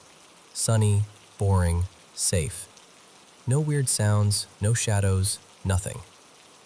It was like the house had decided it would behave as long as you stayed up there. But the basement had its own rules. The tank room was basically forbidden without anyone officially saying it out loud. Even with the pantry light on, this weak pull-cord bulb that barely lit anything, you'd see shapes darting through the darkness inside that room. Not, maybe my eyes are playing tricks. Not, a coat hanging funny. I mean, quick, deliberate movement, like something slipping behind something else. And the feeling you got when you cracked the door, it was pure panic. Like your body already knew you were in danger, and it was begging you to run before your brain caught up. Late at night, there were scratching sounds from in there too, thin and persistent, like fingernails on wood or metal. But we never found droppings, nests, chewed wires, nothing. No pests, no rodents, nothing that made sense. The spare bedroom had its own thing, one single weird pattern that I still can't explain. Every once in a while, the waterbed would shift like someone had sat down on it, and then the comforter would show these little dents forming in a line, like the prints an animal would leave walking across a soft surface. Just step, step, step. No cat, no dog, no explanation. Just those tiny depressions moving across the bed like something invisible was taking a stroll. My room was worse. My room had the voices. Not full conversations, not like I could make out a clear sentence, more like murmuring that would swell and dip, like people talking in the next room even when I was alone. Shadows in the corners that didn't behave like normal shadows. Little clicks and thumps that sounded intentional. And lights, lamps, the little pull chain, even a cheap plug-in nightlight, flickering or snapping on and off as if someone was playing with me. And then there were nights where I'd be lying there, still as a statue, and I'd feel something press down onto my body, like a heavy hand on my chest, or a weight sinking into the mattress beside me and then into me. It wasn't sleep paralysis-y in a dreamy way. It felt physical, like my body was being pinned. I had a boombox, big plastic thing, clunky buttons and an old-school radio dial, not digital, no remote. To change stations, you had to actually turn the knob and watch the needle slide. We'd be listening to music, me and my friends or me alone, and suddenly the station would drift out of tune, and we would watch the needle move by itself, slow and steady, like an invisible hand was turning it. It always landed on the same spot, all static. Not a faint station, not talk radio, just harsh, empty hiss. And if you walked over and turned it back to the music station, it would play for a bit. And then, before the next song even ended, it would slide right back to that static again. I don't remember the exact number, but it was up in the high end of the dial. Something like 99 point something. It felt like the basement had a favorite frequency. And then, okay, this is the part that still makes my stomach twist. There used to be an air vent between my parents' room upstairs and my room downstairs. It had been removed before we moved in, but it left this weird setup. Outside my parents' bedroom, there was a vent cover you could lift, and behind it was basically an open channel where the vent used to run. In my ceiling, there was a matching opening, like a square mouth you could reach up into. This was back before cell phones, before cordless phones. We had this one phone with a long cord that could stretch through the house if you dragged it carefully. So sometimes, my parents would drop the phone down through that open vent space, and I could reach up from my bedroom and grab it. The important detail is this. My parents' room was directly above mine. They could stand upstairs and talk in a normal voice, and it sounded like they were right next to me. There was no privacy up there because I could hear everything through that open channel. Casual conversations, little arguments, laughter, all of it, clear as day. So when the worst nights happened, when I'd feel that weight pinning me down and I'd panic and start fighting it, I would scream. Not like a little squeak. I had a loud, sharp scream, the kind you'd think would wake the dead. And yet, not once, not a single time, my parents ever came running. In the morning I'd ask, shaking, angry, confused, "Why didn't you come? Why didn't you help me?" And my mom would frown like I'd spoken another language. My dad would swear he didn't hear anything. They'd look honestly baffled. They could hear me, but they couldn't hear me scream. How does that make sense? How does a normal conversation travel perfectly through that open space, but a scream, my scream, just doesn't exist? That was the detail that made me feel like I was trapped inside a bubble nobody could see. Now, I'll be real with you. As an adult, I've been diagnosed with a mental illness, and I know what people might say. Oh, it was hallucinations. It was anxiety. It was your brain doing brain things. And sure, I've wrestled with that thought myself. But then I remember my friends, because I never told them what I thought was happening. I didn't prime them. I didn't warn them. I didn't give them a spooky speech. They'd just come over. We'd be downstairs listening to music, messing around, being kids, and then they'd freeze and ask why the radio was moving. Or they'd point at the waterbed and go, is something walking on that? Or they'd refuse to go anywhere near that tank room door because they said it felt like standing too close to the edge of a cliff. So I don't know what the explanation is. I don't know if that house was sick, or if something followed the geography, or if the basement just collected fear like dust. I just know that upstairs was normal, and downstairs felt like the house was watching you back.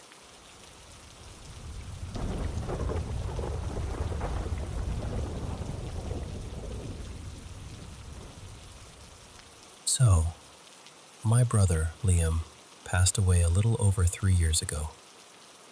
He was 35.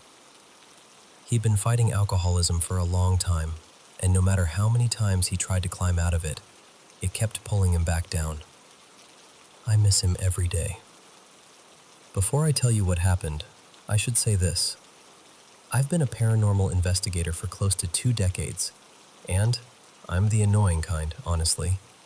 The kind who always looks for the normal explanation first.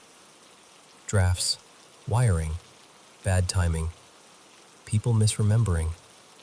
I don't jump straight to ghost just because something feels weird. But this one still sits in my chest.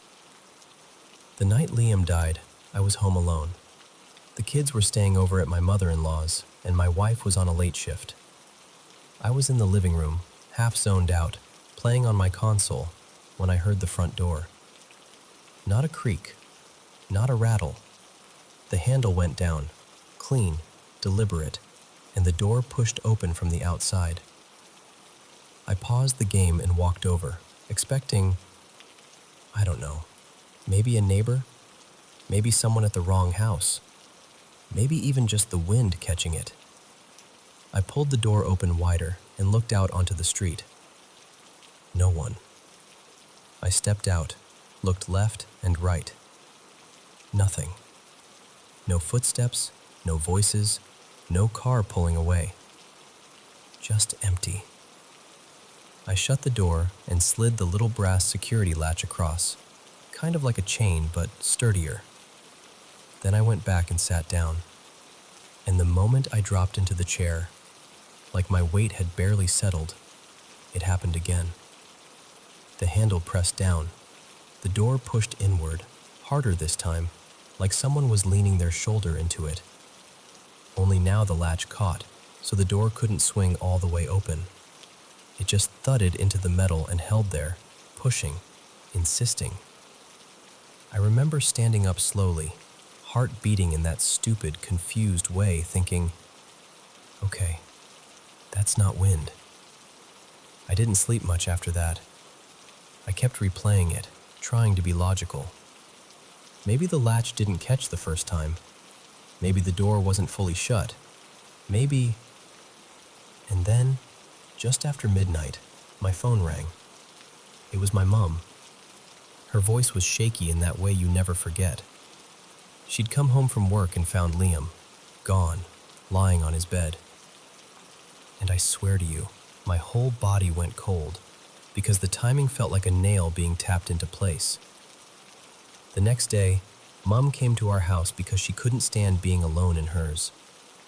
We sat in the living room and tried to do that thing people do after a death, reaching for the good memories like they're life rafts, laughing at stories, then going quiet, then laughing again.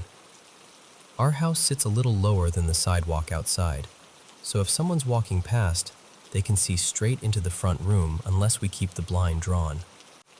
And we do, always. Sometimes the postman cuts across the little front garden, and you'll see his silhouette slide across the blind before he knocks. So when I saw a shadow cross the blind that afternoon, my brain automatically filed it as someone coming to the door. Except, it wasn't shaped like the postman. It was Liam. Same height, same broad shoulders, same familiar stance. And he used to keep his hair shaved down, almost always. The silhouette had that exact rounded head shape, like someone had taken a pair of scissors and cut him out of memory. The shadow moved toward the door, the way a person does when they're about to knock. I was on my feet instantly, 2 seconds, maybe less, pulled the door open, stepped out. No one. Nothing. Empty street. No footsteps fading away. Just that awful quiet again. One night, our smart speaker, totally unprompted, blurts out a phrase along the lines of, "Big brother's still keeping an eye on you." Now, Liam was technically younger than me, but he was taller, and he loved acting like the older one. Always teasing, always hovering, always pretending he was in charge. Hearing that phrase out loud in the house, out of nowhere, made my stomach drop. Another time, my son went to use the bathroom and yelled for me because the light switch wasn't where it should be. Someone had placed the little pull switch up on top of the bathroom door, so it hung down at this weird angle, like a prank you'd do just to spook someone for a laugh. And Liam was exactly that kind of idiot, in the most affectionate way possible. He'd do something just to get a reaction, then grin like he'd won a prize. But the one that really got Mum was this. She was on her mobile, pacing around the room, talking to someone, and she wandered near a corner where Liam's old work-from-home gear had been stored for a bit, an office handset and docking setup from his job. Out of nowhere, that office phone rang. Mum froze, walked up to it, looked at the display, and it stopped. She stepped away, still on her mobile, and a moment later, it rang again. Here's the thing. Those handsets don't just ring on their own. They have to be logged in and active on the system. And because I work in a similar environment, I checked. I verified it. His login had been removed, his profile cleared. There was no active account for that device to ring through. And yet it rang. Twice. Like it was waiting until Mum wasn't looking straight at it. I'm not going to sit here and tell you, hand on heart, that I've proven anything. I still don't like making bold claims. I still chase the boring explanations first, because most of the time, the boring explanation is the right one. But when I think back to that front door, how it opened, how it pushed again the moment I sat down, then Mum's call at midnight, and then a shadow that looked exactly like him crossing our blind the next day, I don't know. All I know is this. It felt like Liam was saying goodbye in the only way he knew how. Not with a speech, not with some grand, glowing sign. Just a nudge at the door. A familiar shape. A couple of little, "Hey, I'm still around," moments. And honestly, as painful as it is, there's a part of me that's grateful for that.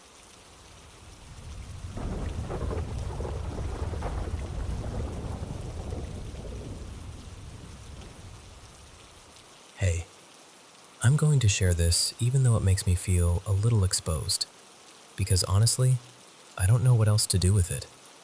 For the past 6 or 7 weeks, I've been traveling non-stop for work, hotel after hotel, different cities, different beds.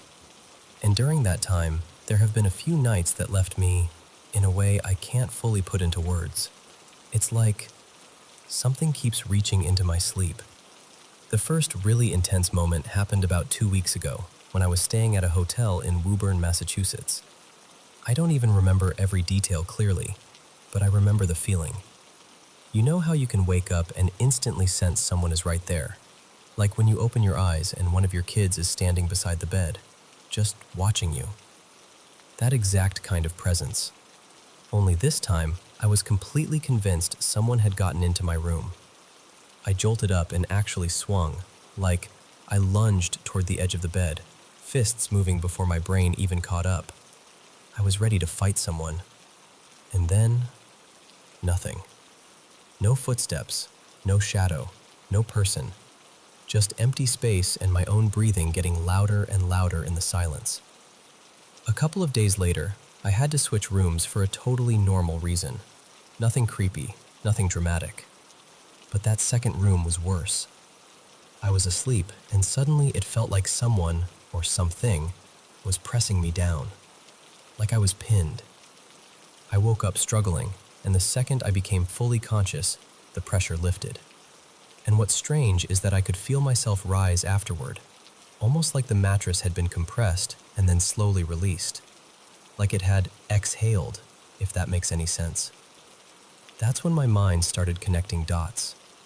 Because during Christmas week, I'd been in Las Vegas, staying near the Arts District, and I'd had the first version of this. I can't remember exactly what happened there either, just that same unmistakable awareness that I wasn't alone in the room, even though I absolutely was. At the time, I shrugged it off. Jet lag, stress, weird hotel vibes, whatever. But now it felt like part of the same thread. And then I traveled again, this time to Columbus, Ohio. The second night there, I had a dream that still makes my chest tighten when I think about it. The details are blurry, like dreams usually are, but I remember being aware inside it. And there was a figure. Somehow I felt like it was a woman, though I can't tell you why. She floated toward me, slow and deliberate, like she had all the time in the world. And then she put both hands around my throat and started choking me. I snapped awake, gasping, like my body had to remind itself how to breathe. Last night was more of the same. I can't even tell you what happened exactly, just that I felt that presence again, that wrongness. And I woke up with my heart hammering like I'd just run a sprint in the dark. And I'm sitting here trying to be rational, trying to explain it, trying to tell myself I'm overreacting. But I don't feel like I'm making it up. I feel like something is happening to me, and I don't know what to call it. I'm Jewish, and I've never been the type to run to clergy for things. But I'll be honest, I've even caught myself thinking, should I go talk to a priest? Should I ask someone to pray over me or something? That's how unsettled I am.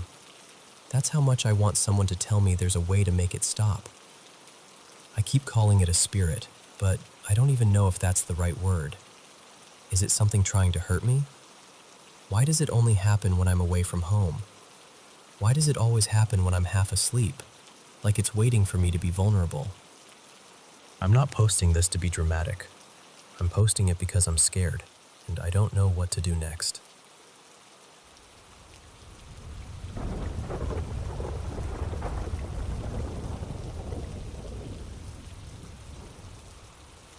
So, last night I went to sleep like normal, and I ended up having one of those dreams that doesn't just fade when you wake up. It kind of sticks to you. Before I even get into it, just so you've got the full picture, I'm 39, I don't take any medications, I don't use drugs, I don't have any medical diagnoses that I know of, and I don't have a history of sleepwalking or seeing things that aren't there. That's part of why this shook me as much as it did. Okay, the first dream. In the dream, I wake up, except it doesn't feel like waking up in a normal sense. It's like my mind comes online, but I'm already somewhere else. I'm in this room that's just white. Not like white walls, more like the air itself is white, bright and washed out and endless. It's so intense I can't make out a single edge or corner. No windows, no lights, no shadows, nothing to anchor myself. Just brightness everywhere, like being inside a glowing fog. And I realize pretty fast that I can't move. Not my arms, not my legs, not even my hands. The only thing I can do is turn my head a tiny bit, just a few degrees, like my neck is stiff or pinned. I'm lying flat on something that feels brutally cold, like stone that's been sitting in a freezer, or steel. My skin feels goosebumped, like my body is trying to shrink away from the surface. Then it hits me. I'm restrained. My wrists and ankles are held down, spread out, like I'm positioned on purpose. And I remember this wave of fear rolling through me. Not even fear of a specific thing, just pure alarm. Like my body knows I'm in danger, but my brain can't find the reason. And there are sounds. Not loud, more like they're coming through a wall or through thick fabric. Muffled voices, whispers, multiple people maybe, but I can't understand a single word. It's just that low, secretive murmur. And underneath that, there's this clicking. At first, it's one click, like a pen being tapped. Then it speeds up, then slows down. Then it sounds like there are two of them, overlapping, out of sync. Like someone's fidgeting, or counting, or testing something. It isn't steady, which somehow makes it worse. If it had a rhythm, my brain could have tried to make sense of it. But it's chaotic, human, impatient. The strangest part is, I never actually see anyone. No faces, no silhouettes, nothing. Just the feeling that I'm not alone, and the certainty that something is happening to me, even if I can't watch it. I don't remember yelling. I don't remember fighting. It's like my fear is trapped inside my chest with nowhere to go. And then, this is the part that's hard to explain. I don't wake up from it. It just lets go. Like a door shuts and another one opens. Because after that, I have a second dream, and it's completely different. Normal. Almost boring compared to the first one.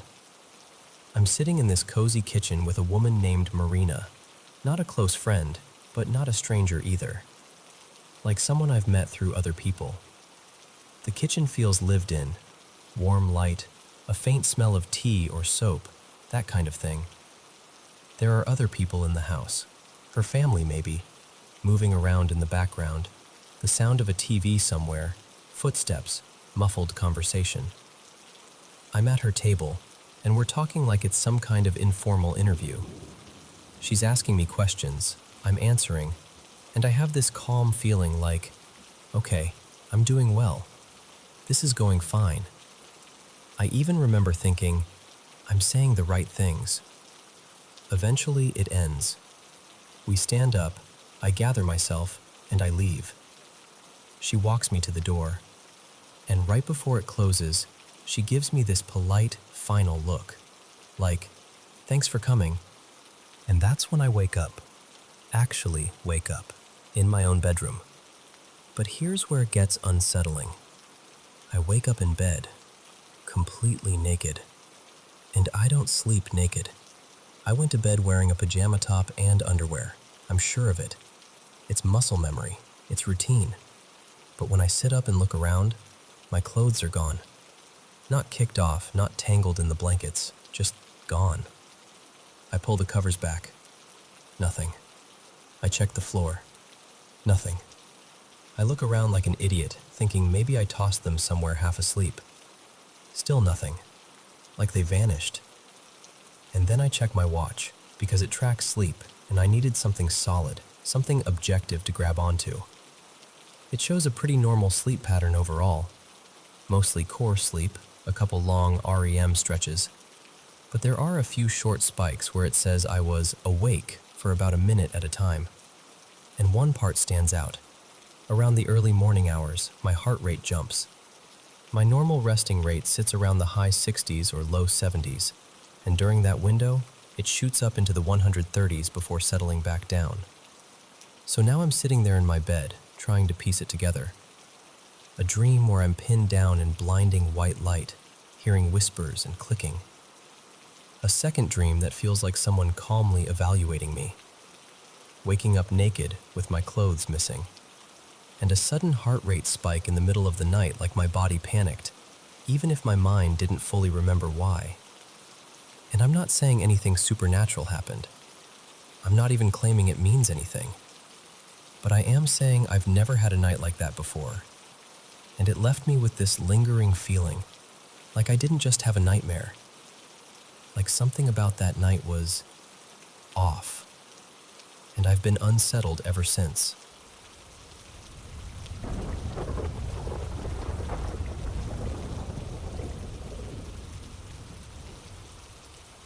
So, when I was a kid, the ocean was basically my second home.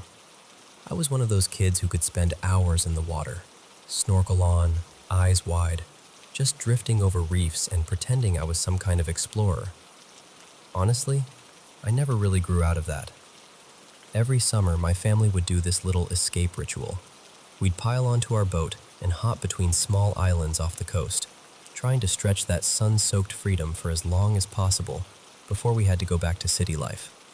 Traffic, routines, the same streets, the same everything. And then there was this one trip, maybe 7-ish years ago now, one that still shows up at every family dinner like it's a legend we're obligated to retell. My aunt had come along, and so had a couple cousins. One of them, Leo, was my age and always up for anything even mildly adventurous. And my mom has this obsession with finding places that feel untouched. Like she gets genuinely excited about little blank corners on a map. She'll zoom in on some curved inlet and swear she's discovered a secret. That day, she was convinced she'd found the one. Some small, hidden gulf tucked between rocky edges in the Mediterranean. No docks, no beach clubs, nothing. She talked the skipper into trying it, and after a long ride, something like an hour and a bit, we finally arrived. And I swear to you, it was unreal. The water was so clear it felt fake, like someone had poured glass into the sea. You could see the bottom perfectly, ripples in the sand, dark patches of seaweed swaying like hair, rocks layered with tiny colonies of life. Fish everywhere, little silver flashes and bigger ones cruising slowly like they owned the place. But the best part? No people. Not a single other boat. It felt like we'd stumbled into some private aquarium that the world had forgotten. Of course, by the time we got in, the light was starting to dip. You know that moment when the sun is still out but the shadows stretch longer and the water starts looking deeper than it should? The adults told us not to stay in too long. Visibility was getting worse, and they didn't want anyone smashing a knee on a rock or swimming too far without realizing it. But I had my snorkel gear, and this small, waterproof flashlight I was weirdly proud of, like it made me a professional or something. I was buzzing. I didn't want to just swim in this place. I wanted to see it. So I convinced Leo to come with me, and we started doing these slow dives, ducking under the surface and gliding along the bottom like we belonged there. It was one of those moments where you're so focused on what you're seeing that you forget time is passing. I remember spotting these bursts of color, corals in reds and purples, tiny snails stuck to stone, shells half buried in sand like treasure. Schools of fish moved in these synchronized waves, and every time I turned my head, something new came into view. After a while, I came up for air, took a breath, and then dipped my face back down. And that's when I saw it. At first, it was just a shape, something pale and round sitting on the seabed. It blended in with the sand, and it had a thin layer of algae on it like it had been there a long time. My brain didn't know what it was yet, but something in me immediately went still. I pointed my flashlight at it and swam down, slow and careful, like I didn't want to startle the ocean itself. And then it clicked. A skull. A human skull. And I felt this sharp drop inside my stomach, like the world had suddenly gotten colder. I shot back up toward the surface, trying to keep myself lined up so I wouldn't lose the spot, and I started waving at Leo like a maniac.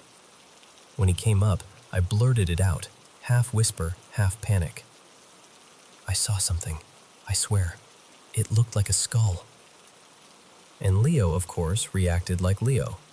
His eyes lit up like Christmas. He didn't look scared, he looked thrilled. He took a breath and went straight down. I stayed up top, barely blinking, watching his silhouette move over the bottom. He searched for a bit, long enough that my heart started kicking harder, and then he came back up, sputtering seawater and shaking his head. "I don't see anything," he yelled. And I was like, no, there is no way I imagined that. So we tried again, and again. For what felt like forever, probably closer to 40 minutes, we combed that area. We dove along the rocks, checked behind corals, traced the sand in widening circles like detectives at the bottom of the sea. Nothing. Not even a hint of it. It was like the ocean had swallowed the evidence the second I looked away. By the time we finally gave up, the light was even lower, the water darker, and the adults were calling us back to the boat. We climbed aboard, dripping and breathless, and I couldn't stop looking back at the water like it might suddenly reveal it again, just to prove I wasn't crazy. We left that gulf not long after. And here's the strangest part. Over time, we lost track of exactly where it was. My mom remembers the general trip, the feeling of the place, but not the exact location. And honestly, neither do I. It's like that gulf exists only in the story now. But I'll never forget that moment. That pale circle in the sand, the flashlight beam, and the awful, unmistakable realization of what was staring back at me. To this day, it's still the story that comes up whenever we're all at the table. Someone will grin and go, "Tell them about the disappearing skull." And everyone leans in like it's their first time hearing it.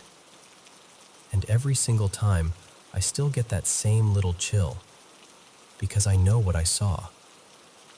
I just don't know where it went.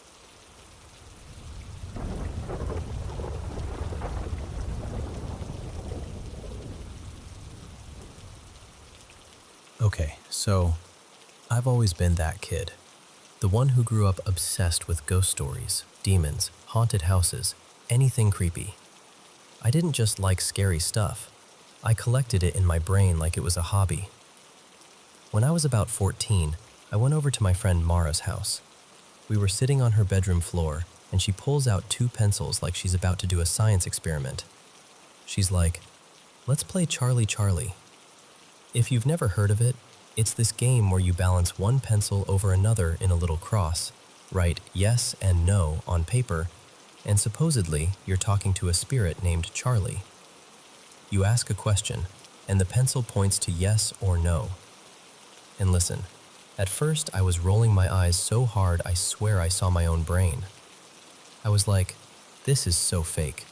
This is air movement. This is someone breathing too hard. This is gravity. I did not believe it. But then, one of our friends took a picture of us while we were doing it. Later, when she looked at the photo, there was this weird reddish ring, like a circle, around me and Mara. And I know how that sounds. I know. But it didn't look like a normal camera glitch. It looked like something had basically highlighted us. And that was the first time I felt that little shift in my stomach, like, okay, maybe I don't know everything. Now jump ahead.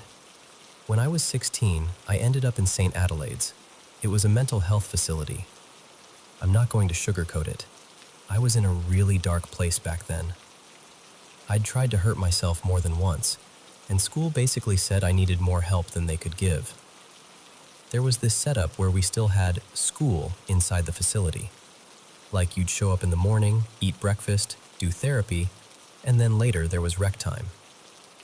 Rec time was in this gym, and the gym had this stage attached to it, like an old, half-forgotten stage that looked like nobody had touched it in years. Behind the stage was a mess, cardboard, dusty junk, and somehow glass bottles. Which, looking back, I have no idea why that was even allowed back there. The supervision wasn't great, and the older kids knew it. So one day a few of us, me, Jade, and Kelsey, we got this genius idea. We broke a bottle, used a smooth piece of glass like a planchette, and drew our own Ouija board on cardboard. I remember thinking, this is so stupid, but also kind of exciting. Like a scary movie where you already know what not to do, but you do it anyway. We started asking questions, and I swear to you, the glass moved. At first, I told myself it had to be one of the girls pushing it, because that's what people do. That's the explanation that makes sense. But then we asked who we were talking to, and it spelled out a name. Eli. We kept going, kind of half laughing, half nervous. And then it got personal. Because Eli gave me my dad's middle name, then my brother's middle name, then my middle name. And I froze, like full body cold. Because those weren't names I went around saying, especially not my dad's and brother's middle names. Those weren't things my friends knew, and definitely not kids inside a facility I'd only been around for a short time. Even saying it out loud now makes my chest tight because it felt so sad. Not like a horror movie, more like a lost kid. Then one day, it changed, like the energy shifted. We asked if it was still Eli, and the board answered with something else. It gave a word, something that sounded old and sharp, like it didn't belong in a gym behind a stage. One of the girls later said it looked like a Latin word. We looked it up, and I remember my stomach dropping because the meaning was bad. I can't even tell you exactly what it was now. I just remember thinking, oh, this is not the same thing. So we tried to get rid of the board. We couldn't burn it. No lighters, no matches, and we were searched all the time. So we ripped the cardboard into pieces and buried it outside near the fence line, like that was somehow going to undo what we'd started. And then, months later, I got discharged and tried to go back to normal school. That didn't go well. I spiraled again, got admitted again, this time inpatient, and when I finally came home, that's when the weird stuff started happening. My parents' house had this heavy living room door, not one of those doors that swings easily. This thing would drag on the carpet. If you wanted it shut, you had to really lean into it. One day I walked through and it slammed behind me, hard, like somebody had thrown it shut. I told myself it was a draft, or the carpet, or whatever. A few days later, my dad casually mentions, like he's talking about the weather, how the bathroom window slammed shut while he was in the bath. And he was confused because the window had that mechanism that holds it open, and it stuck sometimes because of old paint. It wasn't the kind of window that just slams on its own.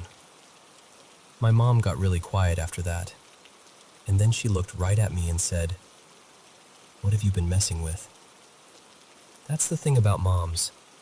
They don't always know the details, but they know when the air in the house feels wrong. So I told her. I told her about St. Adelaide's. I told her about the cardboard board. I told her about Charlie with Mara. I told her everything. My mom didn't yell. She just got this determined look and immediately called my grandma. That same day, my grandmother showed up with holy water. She walked through the house blessing doorways, corners, windows, the hallway, all of it. And my room?